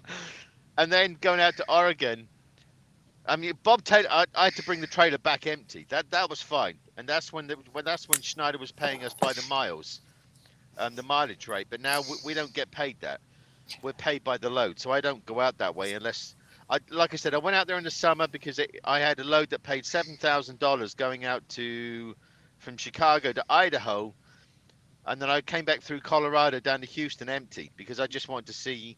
I wanted to see all that stuff. You know, it was silly. I've got no overhead, so it just made sense to me to see all that stuff in the summer sun. You know.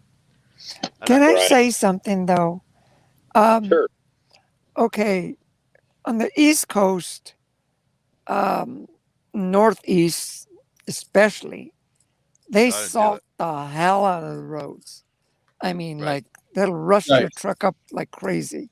Right. Like I could go, and I do love this road. It's my favorite road next to Highway 101, and I can't do that. But this goes from like Idaho Falls to Bozeman, Montana. It's Highway 20. You go in through Yellowstone. It's a 2-lane highway. It is one of the most beautiful roads, mountain. I would go through it today in this time of weather because they keep the roads maintained, not with salt. And you're going through Yellowstone, Yellowstone National Park. You go through the corner of it. West Yellowstone, yeah. And like, there's really nothing to be concerned about. Sure, and you go up some hills, there's a lot of turns, there's mountains, there's buffalo, I seen wolf, there's eagles, everything. You're in the Rocky Mountains basically. And even in this type of weather, in fact, I got a picture, a bunch of pictures that, like I'm in there in January and December. And but I didn't, Dodie, no chains at all. No chains at all. When you're going up a hill or going down a hill, you're nothing moves on your trailer, does it? Because it's secured. Well, yeah, but at now the on same our time, trailers, everything moves. So when we're going up the hill, it's slamming on the back of the trailer and dragging us back down as we're going up the hill. Yeah, it's a and lie. When we go down the hill, what she's saying and what I'm saying is the same thing. Is like no baffles or baffles. Pennsylvania is no different than Montana on Highway 20 going to the Bozeman, Idaho Falls, or Eastern Oregon into Oregon. It's the same fucking shit. The difference is what scares people's the chain law. People don't want to throw chains. Listen. If you don't want to throw chains, park the motherfucker. That's all. That's all. Because they maintain the roads really well. I came out of New Jersey yesterday. All right, I came out of the port yesterday morning. And this was before the storm. The storm was still north of me, right? It was coming down from northern New York into PA. I got into the storm yesterday afternoon, or actually early evening yesterday. I got into the storm. And I've driven in millions of fucking winter storms. And I mean winter, we're talking winter storms. It's not the winter storms or the road conditions that worry me. It's somebody else doing something stupid around me. Exactly. Yeah. Okay. I don't. It's that I'm guy not saying he concerned. had Like to Robin get it asked there. me earlier, because I got up this morning and the snow was still going, the storm was still going, and I got, as long as the highway wasn't closed, I went out and got on it. My buddy of mine, me and Jeremy, we went out and got on it. We were only 100 miles from the border, and we got on that highway. And I'll be honest with you, Robin says, "Yeah, I bet you were white knuckling it." No, I wasn't. I don't worry about me or the truck. I'm more concerned about somebody, and there's always going to be somebody out there that's going to want to do something stupid, right? You're out on a 2-lane fucking road. Somebody with a 4-wheel drive Lane thinks they know everything. Has trucks in it, and some guy in a 4-wheeler wants to go around all these trucks, and he's going to spin out somewhere in front of all of you and cause a 14 truck pileup. So that's what worries me. I don't worry about traffic. I don't worry about going through the mountains in the snow or going through bad weather or rain. I don't worry about any of that shit, honest to God. And I'm not saying this to be bragging, but I don't. I'm more concerned about somebody doing something stupid around me that's going to cause a problem. Well, coming from a Canadian, that makes perfect sense. That yeah, how to drive. Nobody said we were the smartest, right? Yeah, If yeah, you were saying I like agree what with you, Brian, Flynn on that was one. saying, then that would be like boggling my mind. The scariest road for me, to be honest with you, was coming into Cheyenne and going through Laramie, Elk Mountain area. And the reason is, not so much the wind. Yeah, it's all bullshit, right? It gets stupid through there. Yeah. The guys driving past you when you're going 45 and they're going 65, 70, and you can't, and they're blowing snow all over you, and creating that super trucker effect that, hey, that's the stuff that's scary about it. Yeah. I'd rather go eastbound through Wyoming than westbound, because you always have the wind of your butt, or westbound it's always banging you. So that's it's 70. It's the shadowy areas where, they're taking care of the roads, but you still know that road's going to be frozen possibly, and it's so real curvy through there in the shadow areas. That's what scares me through. That's why I don't ever. That's why I did everything I could to not take the 70 in the wintertime between Denver and Utah. Right. Strong winds. That's one thing we don't suffer from on tanker, certainly on chemical tanker. Strong winds don't affect us because of the shape of our tank. It goes over and underneath of us, so we never see that side swipe that van gets or whatever, Well, the worst ones are actually what Dottie pulls, being a Conestoga, like a curtain side, like a kite. That's like having a sail. Yeah. Because there's actually some give to it. So the wind, say you're going eastbound and you got a northbound northern wind coming down and hitting you. Like I shit you not, man. Like that sail, because the canopy or the tarp, it has some give to it. It's almost like a sail. And many a time I've looked in my mirror, like I'm looked in my passenger mirror, my driver's mirror, and my fucking trailer, the ass end of my trailer is going sideways. It's 3 feet off the side on the other side of the line. And I'm like, wow, and that's dry vans. And the worst thing with dry vans is they put those goddamn skirts on them, right? Yes. Right. Those skirts are awesome for aerodynamics if you're going straight. But if you take good in the wintertime in the wind.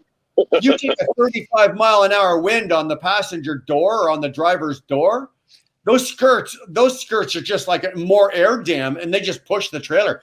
Right. Well, you know what I've done with my Conestoga, because it's when I'm empty. I can only do it when I'm empty, and I go either like through New Mexico, from Albuquerque to El Paso. The crosswinds are bad, or Wyoming. Is what I'll do is I'll just roll up my tarp. I'll keep the back flap closed. Yeah. And I'll tuck it all in.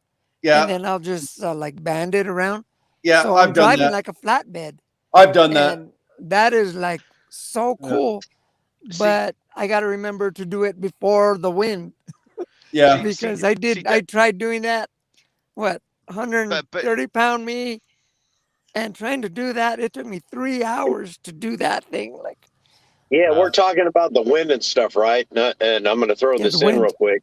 In Oregon, and in Washington, I'm not sure about Washington, but I can confirm this in Oregon that they like if the weather's bad and the snow chain laws up, they want you to throw a drag chain on the trailer. Yeah. Now with that said, if there's no wind, but the chain locks up, they will not ticket you for not having a drag chain. I know this from experience. I didn't know that, really. But if the wind's kicking up, they want you to throw at least one on there. Because most people do, even though 2 is required, but 1's better because all drivers say, "Oh, I might have lost one." Right? It is what it is. But if the wind ain't over 35 miles an hour, they will not ticket you for not having drag chains on, because I've been told that. I didn't know that. Yeah, that's in Washington. fact. As long as in Oregon, as long as you have at least double, what do you call it? The double chains on the drive tires, or 4 singles, and the wind's below 35, they will not ticket you for not having drag chain. Yeah, in Canada, a lot of times if you just have 2 singles on the fucking drive tires on the power side, they will not ticket you, especially over like Lad Canyon or Cabbage. In Canada, what they send you out with, like if you're a company driver and you have to carry chains, they send you out with chains for 1 steer, 2 drive tires, and one drag on the trailer. And that's what they send you out with. Yeah, you want to have 6 singles at least. Right. Yeah. Where Dodie just said hello to Havana. Havana's husband, now he's a fuel hauler, and that's another type of tanker, because his does have bulkheads, because all he's going to move is diesel, unleaded, or he's so got they have those a dividers. certain amount. Yeah. So they don't need to have those tanks washed out. And the problem is my tank, the one I just dropped off here that I took to the customer this morning, there was multiple problems. Now it's had to come back here. It's got 5,500 gallons of acid. So once that does eventually come off, it's got to be like caustic cleaned and stuff like that, because some other completely different product is going to go in that. And the only way they can do that is there has to be no baffles inside those tanks. That way then they can wash it. They can get every particle out of that tank for the next type of product. So what do you haul? I haul everything except fuel. Isn't that crazy though, thinking about it? Hauling acid with no baffles. That's mind blowing if you think about it. But because they want maximum, I mean, these tanks will take up to 7,000 You want massive capacity, right? I get it. But they have to be able to clean it, because once that acid is out, it could take a completely different product that could react to acid. So they've got to be able to clean this tank from top to bottom every inch before that next product goes in, because there could be a reaction. That's why they can't have baffles, because then you're going to create edges, you're going to create corners, and they won't have that. We have they have multiple compartments on the other like dedicated. That's what Havana said. But 90% of our tanks are like there's no baffles in them. And that's what scares the bejesus out of these. Like, you actually do get a lot of sloshing around with your shit, eh? Yeah, depend on the density of the product and depend on what you're carrying, and based on experience. You ever haul anhydrous? Anhydrous definitely when you've got no baffles, you're gonna fucking it rocks. No baffles. That's crazy though. Hauling acid and no baffles. Yeah. But hauling food when you think about that, TJ, when you think about that, okay, you got 5,000 gallons of fucking acid in your trailer and it's just sloshing around back there. I know, it's crazy, isn't it? Dude, that just doesn't sound right to me, man. It doesn't sound right. You're right. No. It doesn't. But hey, why would you want to baffle acid, but you want to not baffle fucking food grade? It don't make sense. Yeah, exactly. But it's because Britt is a good driver. I had to go 500 He miles. drives like an old fucking lady, just like me. No, hey, let's not baffle acid, but baffle food grade. That's weird. Yeah, this isn't for food grade. I had to take it to a packaging. No, what I'm saying, it doesn't make sense. It's like the opposite. It's oxymoron. It's weird. You don't Right. want to baffle acid, but you want a non-baffle, or you know what I mean? You don't want a non-baffle acid, but you want to baffle food grade. It doesn't make sense. It's all fucking weird. Well, there's different kinds of liquid also. There's some that's more concentrated that's not going to splash around so much compared to what and it then was. there's Yeah. some that is thin as water that's just going to go all over crazy. Right, because I know But that. still, And acid, you hydrosammonia. want to baffle acid. It doesn't make sense, right? I mean, that's And just me. hydrosammonia is even worse than fucking acid. And hydrous ammonia. They Yeah, I use mean, this to put it into the crops. They put it in the fields right now, right before it snows. And hydrous ammonia. You breathe that shit in, your lungs fill full of water. You die right there. the most expensive stuff I've ever moved, I've moved 900 gallons of some. To me, it was just 900 gallons of flammable, but the guy told me it was worth over $250,000. Just of this, and he said he was telling me. I was going through it, I'm thinking, Mike, because we don't see the true value of something when we pick up the choice board.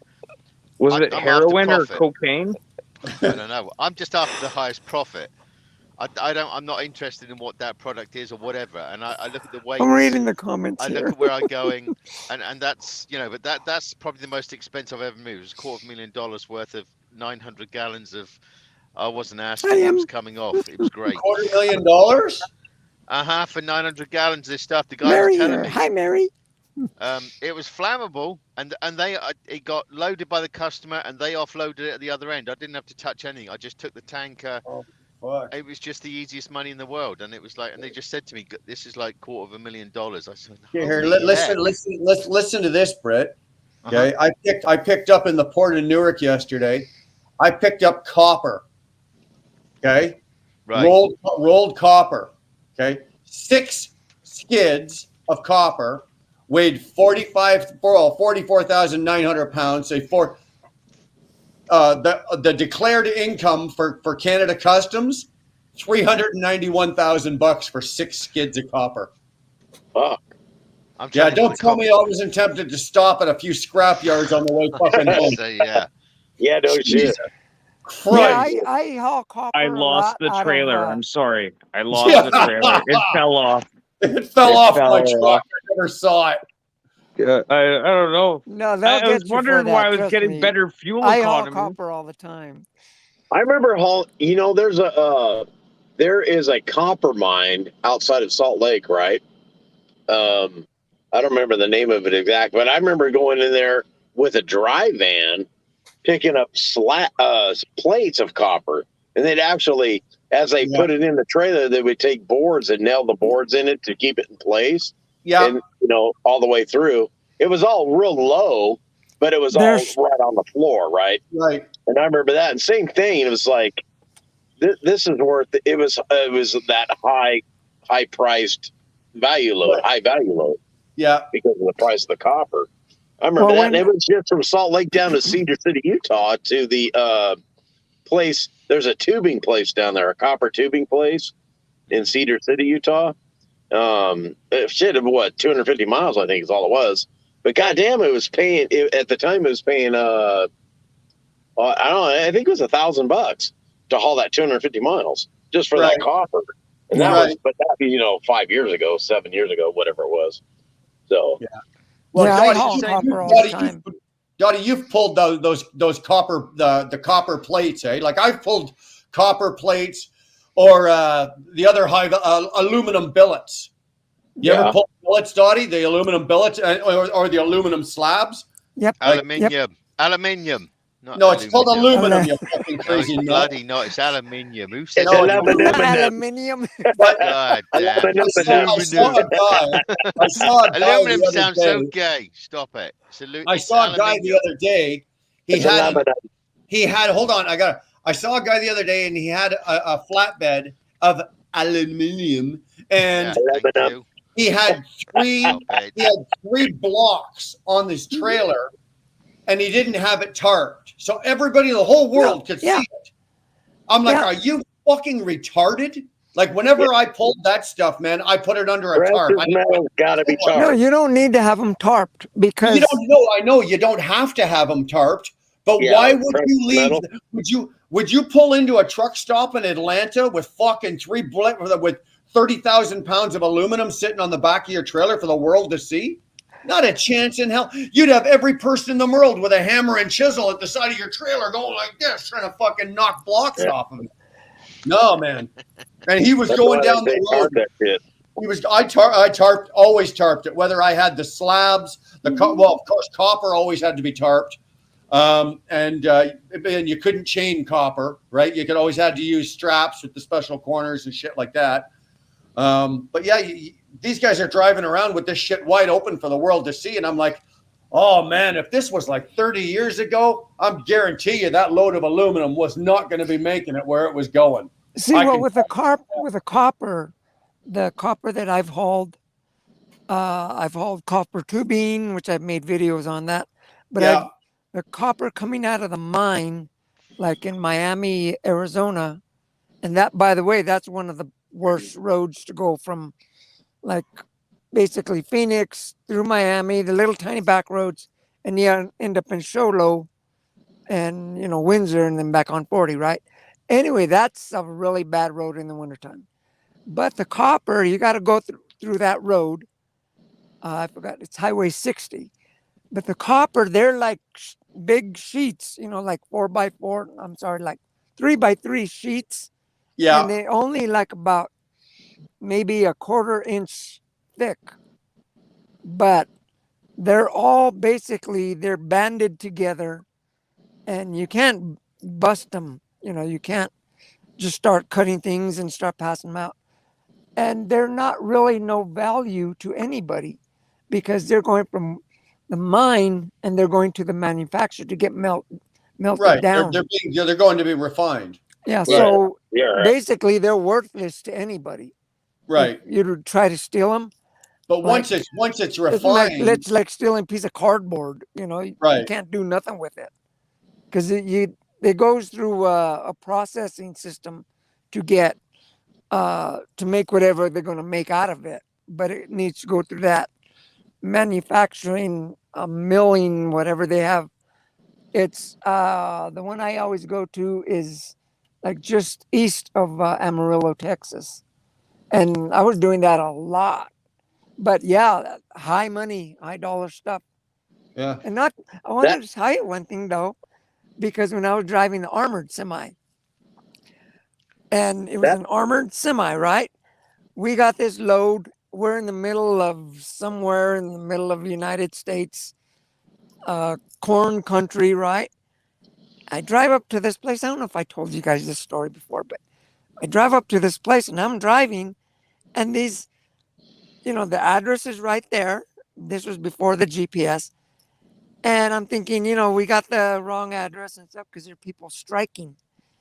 And so I called my dispatcher and, they're waving us in, and I'm thinking, I'm talking to my dispatcher. I'm thinking, I'm not going to cross no picket line. And my dispatcher started laughing. Her name's April. She says, no, just go ahead and go on in. Like, all right. So I went in and they were more than happy. They offered me the barbecue stuff and everything they had going on. Basically, it was like a cover up because it looked like a farmhouse. I went to the back. They told me where to go, way in the back of the farmhouse places, the buildings. And I'm picking up not gold, but silver bars. The real silver bars. Oh, I was like, whoa. I backed up and it was 9 pellets with 2 rows of silver bars. And I begged the guy to take a picture. And he says, you're not supposed to have a camera here. They almost kicked me off the property for that. But it was a camera, not the iPhones or nothing. And yeah, it was heavy. I was maxed out with just 9 pallets of 2 rows of those little bars. And that was like so cool. Totally undercover.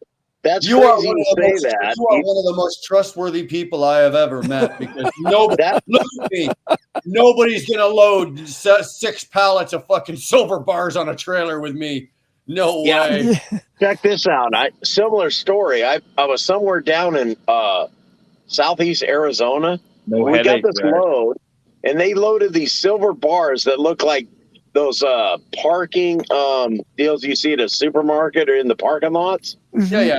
They look like that, and it was all across my trailer. Same thing as the copper. They nailed them in with these boards in between, and I had to take it up to the this smelter place or something up on the Columbia River between Oregon and Washington.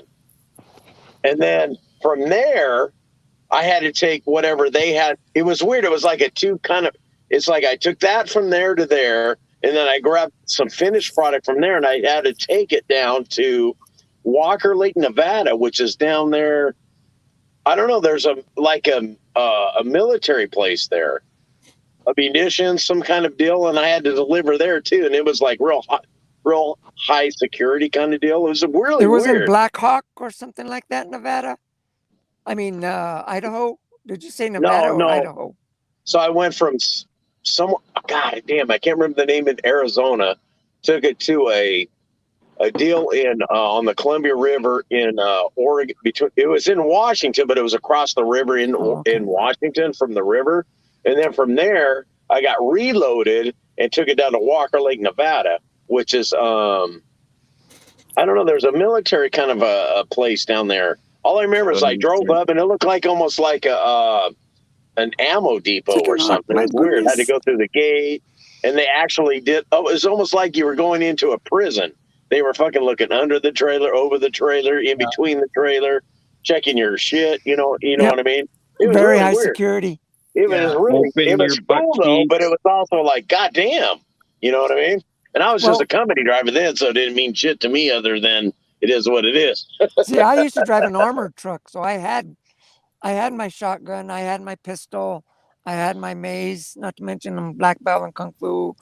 So plus I had my spouse who had the same thing, and we had millions and millions of dollars. But be honest with you, what was even more expensive value-wise than a truckload of brand new dollar bills was the pharmaceuticals I used to take. Those were like like almost billions of just nothing but drugs. All kinds of pharmaceuticals. I was thinking about that up in Canada. We could start a whole about that. Huh. Go ahead, Brian. No, go ahead, man. Okay, so we should have a own armored car division in Canada called Guard Leaf. Guard Leaf. Just armored cars hauling fucking weed back and forth, back and forth. Any of these trucks could get robbed at any moment in time.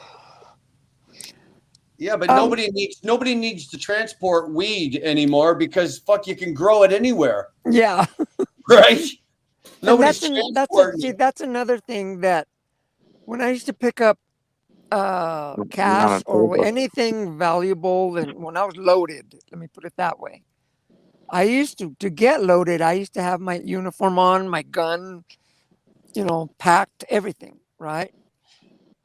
We used to have like a baseball cap. We used to have that on. We had the right footwear, everything. But once we got in the truck and started rolling, we had to take that stuff off. We were a regular truck driver now, going across the United States for fear that someone would spot us and rob us.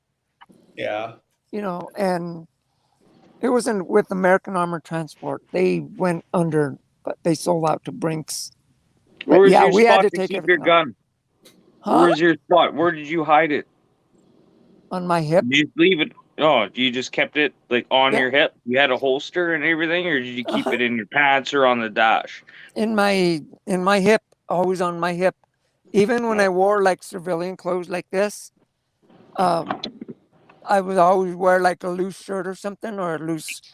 I couldn't wear dresses, but I would just put it like over. Yeah, you can't wear a dress and grab a gun. I don't know. I know what you're talking about. You know, well, I was, you know, totally teaming, and it was you're constantly going. Do you The want to most- reach down to your most- ankle to grab a gun? The most high security place I've ever been into is I've been in a couple of them now in my life, but there's the nuclear power plants. Try to get into a nuclear power plant. What the fuck were you hauling? Actually, construction, because if a lot of these places need to be rebuilt, or they got to be, you know, they've got, you know, they're expanding or something. So if you're taking construction materials or building materials in, dude, Brian, me tell you might be radioactive. To get into Brian, you might be radioactive. I'm Well, just saying. I never grew a tail, if that's what you mean, but let me tell you, to get into one of these places, You are losing some hair, though. it is absolutely harrowing. Because they don't have police and they don't have regular security. They've got private security, but these guys are all decked like military, right?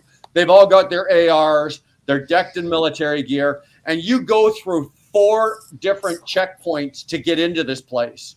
Right, there's the first, you pull up, there's always the front, you know, the security gate. So you pull up and you get the first, they take your ID, they want to know what you've got. Then you roll up to the second one, then they start. By the time you get to the third one, they basically got you on the side of the fucking road. You're in your underwear. You're not wearing a hat. They've got the dogs, the mirrors, the what are those that measure radiation. What do they call those? Come on, somebody.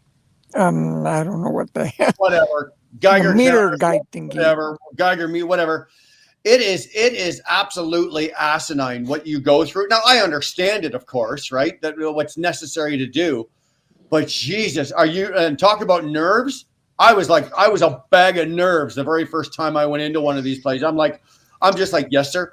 No, sir. Yes, ma'am. No, ma'am. Okay. Yeah. Okay. Stand over there. Yeah. Okay. Take off my pants. Yeah. Okay. Look here. Yeah. Like they make you take off your shoes. They want to look in the dogs go into your truck.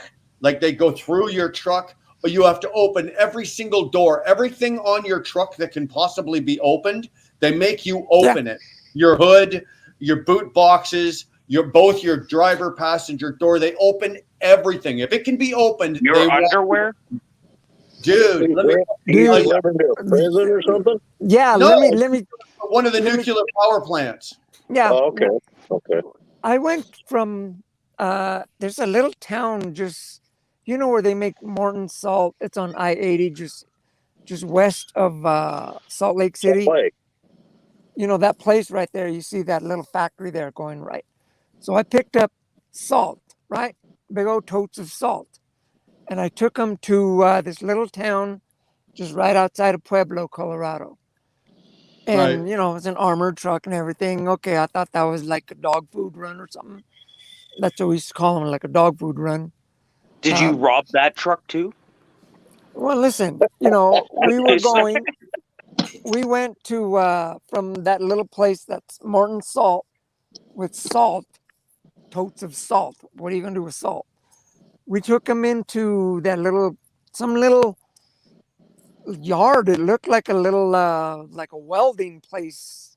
We took them in there and we were told to go, just stay in the truck. We gave them the key to unlock the door and everything. It was a dry box. And okay, then when we were leaving, just like Brian said, now they're checking the whole truck. They made us open the doors. They made us stand outside, and they were going to make us take off our clothes and get in the shower and go with that little thing all over. Is this salt or ammonium nitrate? I don't know what that place was. It is serious stuff. Yeah, it might have been ammonium nitrate. I don't know what it was, but I told him I got Oklahoma so pissed City. off. And my dispatcher, I told him, never take me there. I was ready to quit because, you can get cancer with that stuff, Yeah, no shit. And, Bucky, sorry not to interrupt, but I haven't seen you in ages, Bucky. I'm glad you're here. Hey, Bucky, how are you doing? Hey, Bug, what's going on, right? Come on, TJ. Buck. It's all parody, baby. It's all because Oh, I I'm know. Bucky. I know. I like Bucky. I'm just having fun, and that's all. He No, that's appreciates it. cool. You know he does. Right. Right.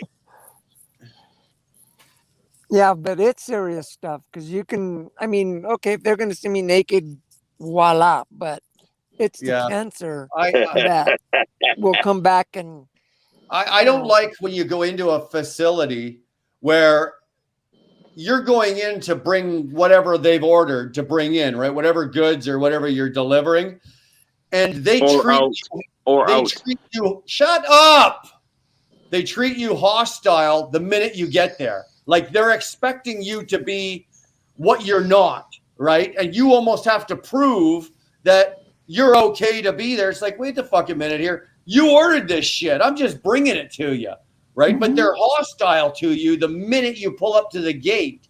And I don't know if it's just the They nature treat you like what dirt. they do, or they don't trust. They don't trust anybody. But Jesus Christ, like I said, like some of the facilities that I've had to go into, it's like, are you kidding me? You ordered this shit. If you want me to just leave it out on the side of the road, you come out and get it. You're welcome to do that too. But do you need to be this way? But if you dare lip off at them, holy shit, man. Yeah. God, Yeah, it's they treat almost you like like dirt. going into Canada and coming back into the United States. Well, dude, Same you know what? fucking I have thing. a harder time getting into Canada than I do into the US. You When guys we are went into Canada to cram books from the in Idaho and from Bonners Ferry, went up through there. We wanted to go into Cranbrook and all that bullshit, right? Yeah. A long time ago. It was no problem getting into Canada, but coming back, it was like, fuck, you might as well, I hate to say it, but rape and pillage. It was like coming back in the United States was like, what's your social security number? What's your credit score? It was like, what the fuck? All we did was want to go visit Canada. What the fuck? Yeah. It was fucked up. Seriously, it was fucked up. This morning, believe it or not, it was good. Like I rolled up, they asked me a couple of questions and I was good and I was through. But when I go into the States, like when I cross into the US, when I go through US customs, I don't have any issues. Hey, where you go? They ask you, what's your citizenship? What have you got? And where are you going? And if you can answer all three of those in even if it's broken English, they let you into the States. Coming back into fucking Canada, where were you? How long were you gone? Where did you go? How much time did you spend? Who'd you vote for? Where did you deliver? Where did you pick up? I mean, like, holy shit, man. Like, what else do you want to know? God Hey, damn, Brian, dude, what it's about funny that how times Detroit change, fucking right? entrance you got? It's funny how times change. I called a U.S. Customs girl. How come you Detroit, guys yeah. don't put your Alright. heads on there, your faces? I'm instead of the little driving, round so circle thing? Well, Bucky's driving, so Okay. I can't because I have limited data. I called. Seriously, word burner. It was about 2007. We decided to go from when we lived in Airway Heights, Washington, which is Spokane. We decided to go up into the where we just sightseeing. Our kids were little, we just and it was like no problem getting into Canada, right? Yeah. We got to the border crossing. We did our thing. They said, "What's your reason for visiting Canada?" We want to see Cranbrook. We just want to visit. We'll be approximately 8 hours. We went to Cranbrook, came back. As soon as we came back in the United States, same goddamn place. I don't remember the border crossing name of it. It's on whatever that station is out of Bonners Ferry in Idaho. And it was like, man, we had to sit there for like an hour and a half. They were checking what's your social security number, what's your reason to come back, all this fucking bullshit. And it's like all we're doing was just visiting. It was weird, man. It was like, God, we're United States citizens and you were treating us like criminals. It was really weird. How you been, Bucky? I've been doing good. I was like, fuck it. I've just been working a lot. I've been busting my ass the last 2 weeks. Yeah, you've been pretty quiet, buddy. You all right? Well, I've been on It is night what it shift, so I've been sleeping during the day. You know what I mean? Oh, I don't know how you do that. I've been I doing can't do about that 3 anymore. loads a day. So about 3 loads a day I've been doing. Wow. Yeah. Is it worth your money? Yeah, actually, each run I It pays the done, bills. raised $500 to do 200 miles for one load. And another load was $350 to do 125 miles. The load I'm on tonight, I got a deadhead at 39 miles. I think it's Toledo, which is 33 miles away from the pickup. So it's paying $450. So Nice. to do Nice. 133 miles altogether. So what are you doing? Are you taking a crack at the short stuff? Well, yeah, I've been doing a short. I've been going to Michigan, to Tennessee, back to Michigan, Toledo to Illinois. Then tonight it'll be Swanson, Ohio to Toledo. Right That's on. it. And earlier today, I went to Columbus from Michigan. Can I ask you guys a question? Today. Yeah. Yeah, those are the for you, man. Those are good money runs. If you can keep like the 300 milers, because you can do two or three of those, man. The fuel is easy on those. And yeah, you're not burning the big fuel on those. Typically not right now, but in the regular market, short runs are the fucking money, man. Well, they are. I was just about to say that. Like I was watching Spectre the other day, and same with who else was talking about? I think Snorlord was talking about it as well, and they were talking about right now the money's in the short runs. Yeah. Actually, here, fucking Jackknife himself will tell you. Jackknife, the money's in the short runs or the long runs. It's definitely in the short runs right now. You got it. Yeah. Really, right now, the short runs are better than the fucking long runs with the market. They are. I Cutting love your the long fuel, runs. the fuel expenses right now. Is really that makes sense. That makes absolute sense. Yeah. Yeah, I love the long runs, and that's my from one end of the country to the other. Just leave me alone. Let me do it. Now that But also I can't. depends There's what no segment you're way I in, can though, do that. too. Right. If you're doing a short run and you're sitting there for 8 hours to get loaded, that's that ain't gonna work. I agree. But if you're in the Illinois, Indiana, Ohio, Iowa, if you're in that circle right there, you can make a shit ton of money. That's where you want to stay right now. If you can keep yourself in that circle and limit yourself to 300 to 400 mile trips, Jesus Christ, you're gonna make a lot of fucking money right there. Yeah, I know. I can't I can't afford to do long runs right This now. is my second load for the day. So because today I'm finding that out. I'm trying to get back to like Chicagoland area to drop this flatbed off, and oh my god, it's horrible out of Pennsylvania. There ain't nothing going back to the Chicagoland area with like a 300 mile radius. Yeah, I like doing it, but I don't think this winter the market's gonna be too good towards it, I guess. Yeah. I mean, how old are think you? Sorry, you're a guy. I can ask you that. Yeah, no, I'm 36. Fuck, we lost it. He's writing down the ages of everybody. I was going to say, after my son was at Ardor, right? He was at Ardor before the contract change and all that bullshit that happened. He went to a company for a little bit, then he decided to apply for ABF as a freight hauler, doing freight haul part of it, from basically Boise. They meet him in Pendleton, Oregon, and then he basically goes I can't remember. He hooks up in Boise, goes to Pendleton, and then reloads it, trades out in Pendleton. It's like a 540 round trip. I can't remember the exact deal he does. Right. But he does that like a daily basis now, where he's home every night and kind of stuff like that. Yeah. He fucking loves it. He loves it. Yeah. So he, sometimes when one door closes, the other one opens, kind of deal. Yeah. So right now, that's best for him for the market. It's union. He's not a union guy, but it's the hourly wage and stuff. And I guess once you get a certain point that goes through his training and all that, it's like 31 something an hour. He's doing really good. He's actually really, really digging it. So our best pay is really good for ABF and Panther. ABF is part of Panther Logistics as well. Yeah. I want to It's go. part of the Arc Best or whatever. I can't remember the name of the company, but he told me about it. Yeah. Based out of Arkansas.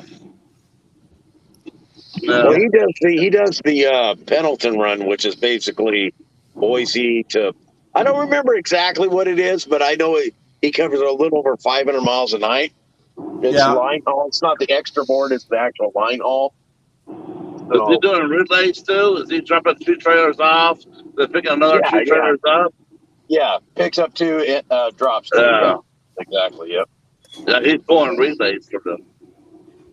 Yeah, he really likes it. It's like 10.5 hours on a bad night, 9 hours on a good night, and or 9.5 or whatever, you know. But he's really liking it. He doesn't. It took him a little bit to get used to the night shift stuff, but he's really liking it. It's all night there. Yeah. Hey, Greg, just so Greg knows, some of these guys got their cameras turned off because they're driving. And you cannot have a camera looking I'm just drunk, and I'm incriminate ourselves. TJ's got his camera turned off because he's just inebriated. So it's snowing up here. We're driving through the snow. On, but it is what it is.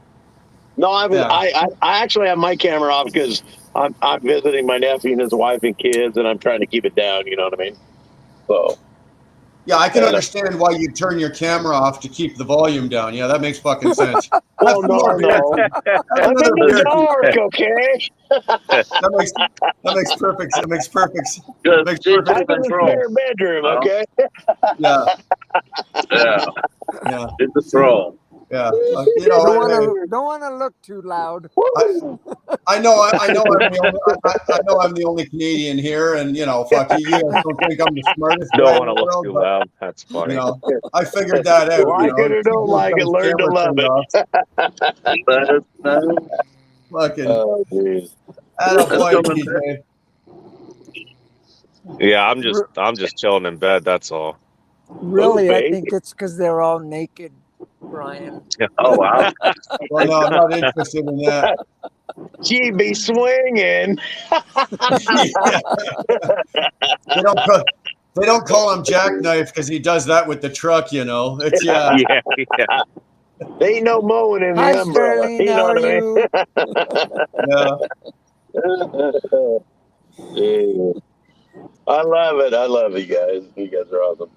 Fucking telling you. Yeah. That's funny. Oh shit! It went quiet. Everybody eating or something? I don't know. Everybody just dead air there for a minute. I'm just trying to take a quick look at the comments here, but there's no sense. Like there's 3 different conversations going on with 3 different people. We got Tolga. What up, Tolga? Fuck yeah! Havana was in here earlier. Who else is in here? We got Banana Puss. Banana Puss. I haven't seen that one yet. That's a person. Organized. Greg, I'm not supposed to do that, Greg. Like I do that once in a while and leave the camera on. Chicken hop. We're not supposed to. Who else we got in there? Tolga. Is it snowing up there where you're at, Wilburn, or is that a delayed video you put out earlier? No, we got nothing. We got no snow. We had a light dusting there, but nothing. Yeah. I went through it through PA in New York, and by the time I got north of Watertown, New York, I was back on dry pavement and clear sky.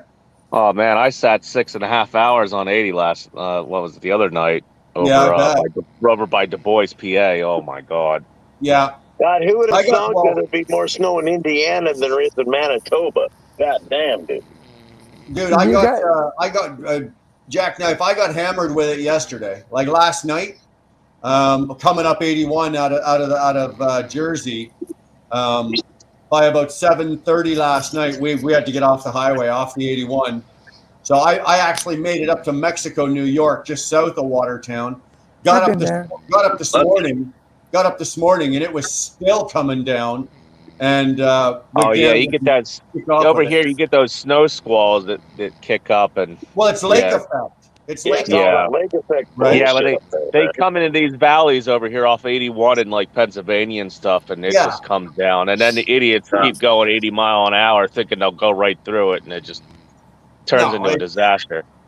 That's Out of what I that, was talking about earlier on 80 that fucking out of Cheyenne, good towards That's the Laramie. old These trucks going 80 mile an hour, blasting you, blowing snow all over the goddamn place.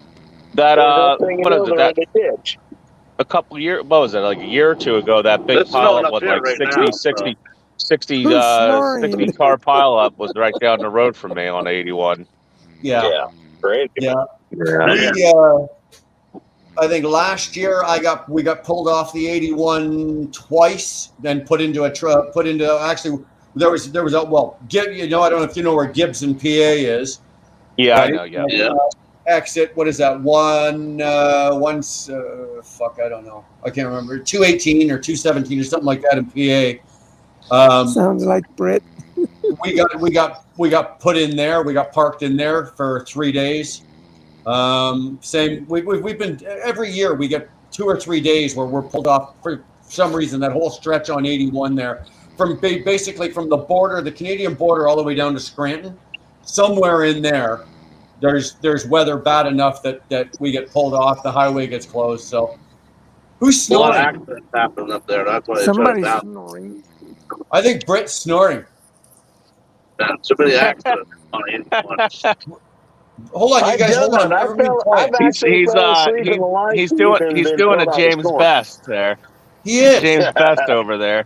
Fucking Britt fell asleep. Listen, he's fucking snoring. Fucking Stella Wanka. Hey Brian, look at this. Hold on, I gotta wake up Mark. Hey Wilbur, don't feel too bad. I've actually done that in one of the lifeys before. I've actually was listening, talking, and I fell asleep. And I wasn't even inebriated, and I fell asleep. Great Bridge driving, right? I was snoring and every fucking thing. It was fucked up. Nomadic Bridge driving, right? I hit the tape or some shit. That's funny, Dottie. That's funny. You know, he was drinking a beer on Sunday.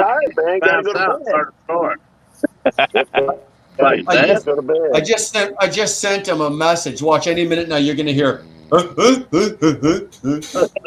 He is. He's snoring away. Britt's fucking snoring. He's asleep.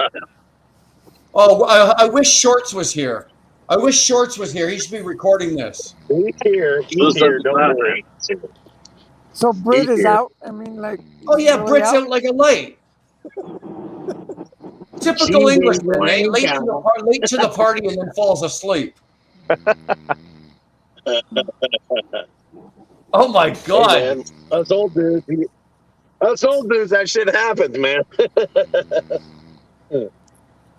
Shit, fucking it happens to young dudes now too.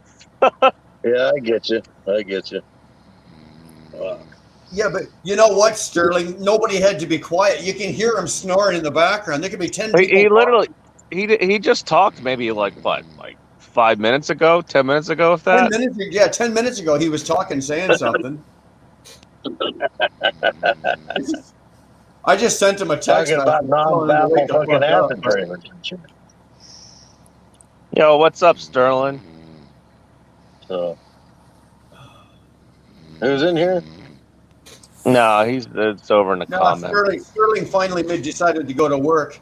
He ran out of time to do lives. Well, he's working that FedEx night shift shit, right? Yeah, he is. He got it. There's another one with a dream job, man. Who's that? Sterling. Oh Sterling, yeah. Bird Dog, whatever. Yeah. Down He doesn't there sleep. out of Fallon and Reno and shit. Yep. I heard him talking today that he's licensed now to pull triples. That's great. He got triple endorsement that quick for FedEx. I don't know. Good. I think he always had it. He always had it. Well, no, you can have the endorsement, but a lot of times FedEx won't let you pull triples until you prove yourself after many months. I don't remember the exact time. I just had a buddy that worked there for a long time that pulled from LeGrand, Oregon, over to I call Troutdale. bullshit back. on that, man. If you can work for FedEx for 3 days and not put one in the fucking ditch, they'll give you a set of triples. Yeah. FedEx does not have high standards. One thing I totally admire about Sterling is that he's not Are you afraid of listening, bad Sterling? weather. You know, he lives up there in Nevada, and he's not afraid to take them on. You know, the mother. Oh, they've been doing. It's They've hard. been doing better lately. I haven't seen FedEx. FedEx. Bad weather, man. You got to. It is what it is. Yeah, I haven't seen FedEx at any ditches out here in Pennsylvania lately, so they must be doing a little bit better. Yeah, It's too early for them. The ones that are the worst are not the triples, but the doubles. We call them in Canada. We call them the wiggle wagons, right? Yeah, that's what they go down the fucking highway like this. So those are the ones that make me nervous, right? Wiggle wagons make me nervous. Yep. Holy Christ, Britt, could you be I a know. little lighter? You know, honestly, I went by a lot of wiggle wagons. The ones that made me the most nervous was the R&L Carrier. They always seem to be in a fucking too much of a hurry. Yeah, you're going 70 and they blow by you at 72 and shit. You're like, what the fuck, man? They're blowing snow all over you. For us, it's UPS. UPS are absolutely the worst. Are right? they? Like Yeah, them fuckers will cruise by you. You could be in 6 feet of snow, and you could be doing 40 miles an hour in a UPS set of wiggle wagons to go by you at 75, and they just go and they got single axle day cabs. Yeah, isn't that stupid? Yeah, and they're stupid. Like that. Anybody that runs the Rocky Mountains, Canada, or anything with some fucking hills on it should have at least tandems. As far as on the tractor. Absolutely. Running single screw, that's retarded. That's absolutely suicide, as far as I'm concerned. It's bad weather. Or that time of year. November to fucking March, they need to be running tandems. That's just me. Or double, tandem trailers. Tandem drives, right? Nobody should be running around with a single axle day cab in anything more than an inch of snow. Well, that's it. There's no weight on that, right? Even if you've got a set of joints on there, you still got no weight, right? Well, how much does a UPS or a FedEx trailer weigh? Like those doubles or triples? It's not like they've got like 30,000 pounds in each trailer. No, max is 20. I think 21 or 22 on those 23-foot trailers or whatever. I don't know. I don't know what the max is. I did pretty good to 1 year in like Bimbo Bakery. I ran there some of their loads with a single axle, but they ended up putting Michelin snow tires on the damn thing. Right. And it also had a locking rear. So what'd you do, Bimbo out of Salt Lake or something, or what'd you do? No. It was well, technically it was grocery haulers, but it's it was Bimbo Bakeries out of Allentown here. Over this way back east. Okay. Yeah. I knew of a Bimbo bakery running from Salt Lake, from Portland area, over here in the Northwest. And man, they were covering 700 miles in 11 hours. Of course, I didn't get into it when it was still Utah. You could fly. When it was still Stroman Bakeries and everything, when it was like the U.S. bakeries, that used to be like a cake job. Like, you were union, you made good money. Now, it's, Bimbo's a Mexican-owned company, so they just came in and bought everything up, kind of like a monopoly, and it's okay. It's not like it used to be, but there were guys that said that they were at Stroman making like $150,000 a year hauling bread around. Right. Good night, Mary.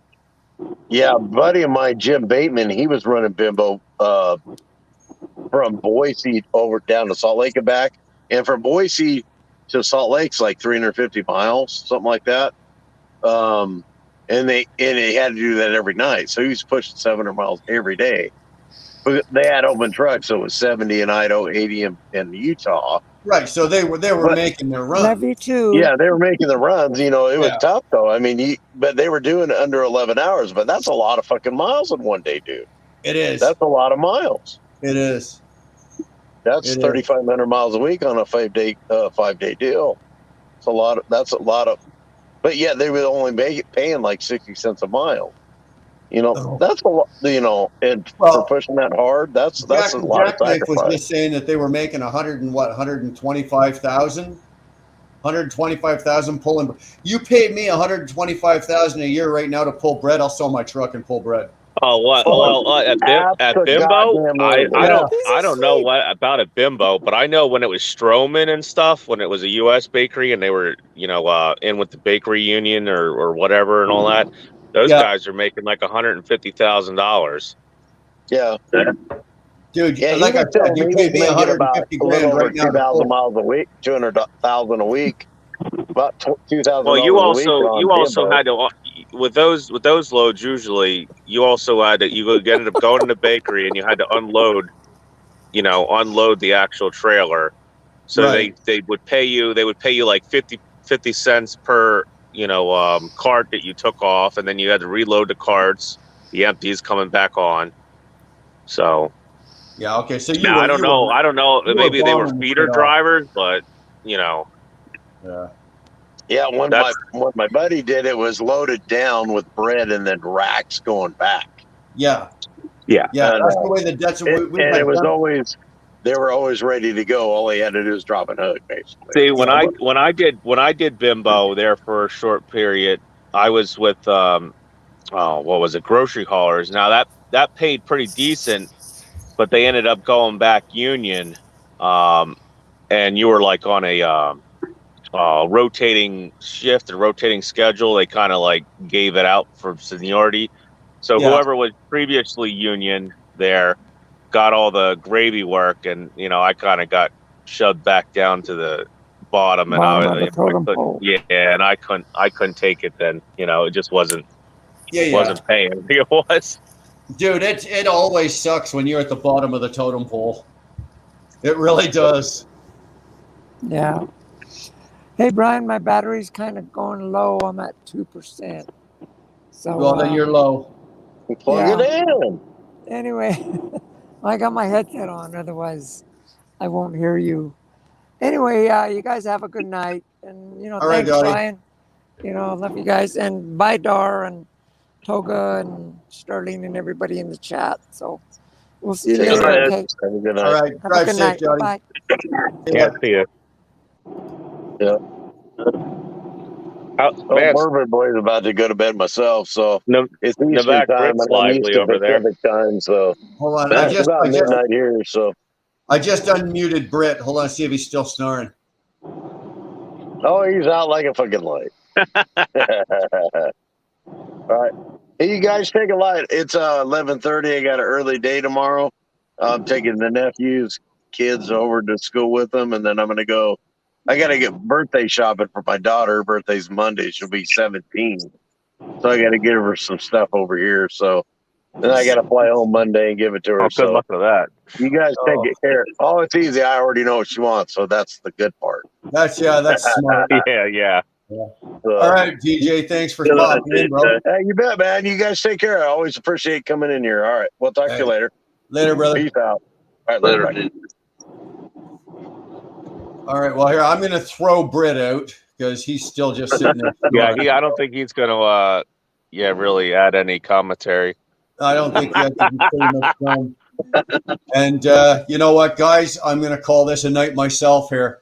All right, Wilburn. All right. So if you guys had high hopes of driving long distance, and it ain't going to happen. So I'm going to bed. Hey, what?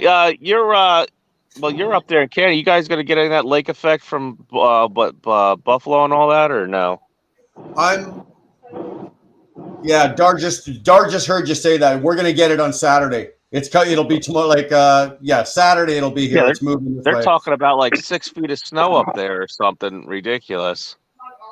No, that'll be Southern Ontario. That'll be like from Buffalo. If you go from Buffalo up to like Toronto, Barrie, Aurelia, all of that, they get buried. Like they get buried in snow. Where I'm a little farther east than that. I'm up. I'm dead center between Toronto and Montreal. If you go dead center from there, and then you go a little bit north, So I don't quite get as much as they do. Like, Yeah. they've got all the Great Lakes, or they've got Lake Ontario and Lake Erie right there, right? So they get fucked. Oh yeah, they're getting real bad. Yeah. So no, we're going to see some snow on Saturday, but it won't be nothing like they get. Yeah, they've already had trucks banned since like 10 o'clock today or some bullshit. Yeah. If you've got somewhere to go, be off the road by midday Saturday, or you're not going anywhere. Yeah, I saw a bunch of loads going up there, but they weren't paying much, and I was like, yeah, I ain't going and getting stuck in any of that crap. Nah, don't bother. Stay where you're at. Anyway, Michigan's gonna get hit hard though this weekend. Hey, what's that? I said Michigan's gonna get hit hard this weekend. Well, I think Michigan already got hit hard, did they not? Michigan and the other day, but there's another front from Chicago going towards going east. Yeah. All that shit that came across that fucked you guys on the 80 there from like across Wyoming and Nebraska and all that shit. All that shit rolled into that all rolled into goddamn Michigan, I think, early this week, like Sunday, Monday, Tuesday. Yeah, they got hit with like a small storm. Yeah. Right, and now all of that is combining with a cold front coming from northern Canada, and it's going to come down and hit us probably, like Dar said, on Saturday. So I got nowhere to go. I got nothing to do Saturday. I got a Christmas party to go to, and that's all I'm doing. So I'm not going myself. Yeah, companies up here throw their Christmas parties in November. That way they can make us work for Christmas. Oh, okay. And that way you can actually get to it too. Well, that's it as well, right? They want you to go to it, so they throw it in the middle of November. So I've never heard that before. Yeah, that's what they do. They're smart. Anyway, guys, you know what? You guys have a good one. Be safe. Yep, you too, Will Burner. Thanks for popping in, Jackknife. Thanks for popping in late, man. Appreciate it. Yep, no problem. I'll see you guys. All right, guys. Talk to you later. Bye. All right, ladies and gentlemen in the chat. You guys, Bucky, you want me to throw you out? Yeah. All right, later, man. There you go. Okay, so everybody in the chat, you guys all have a good night. I'm calling it a night. I'm going to go nibble on something to eat, and then I'm going to go climb into bed with Dar, and you guys take what you want from that.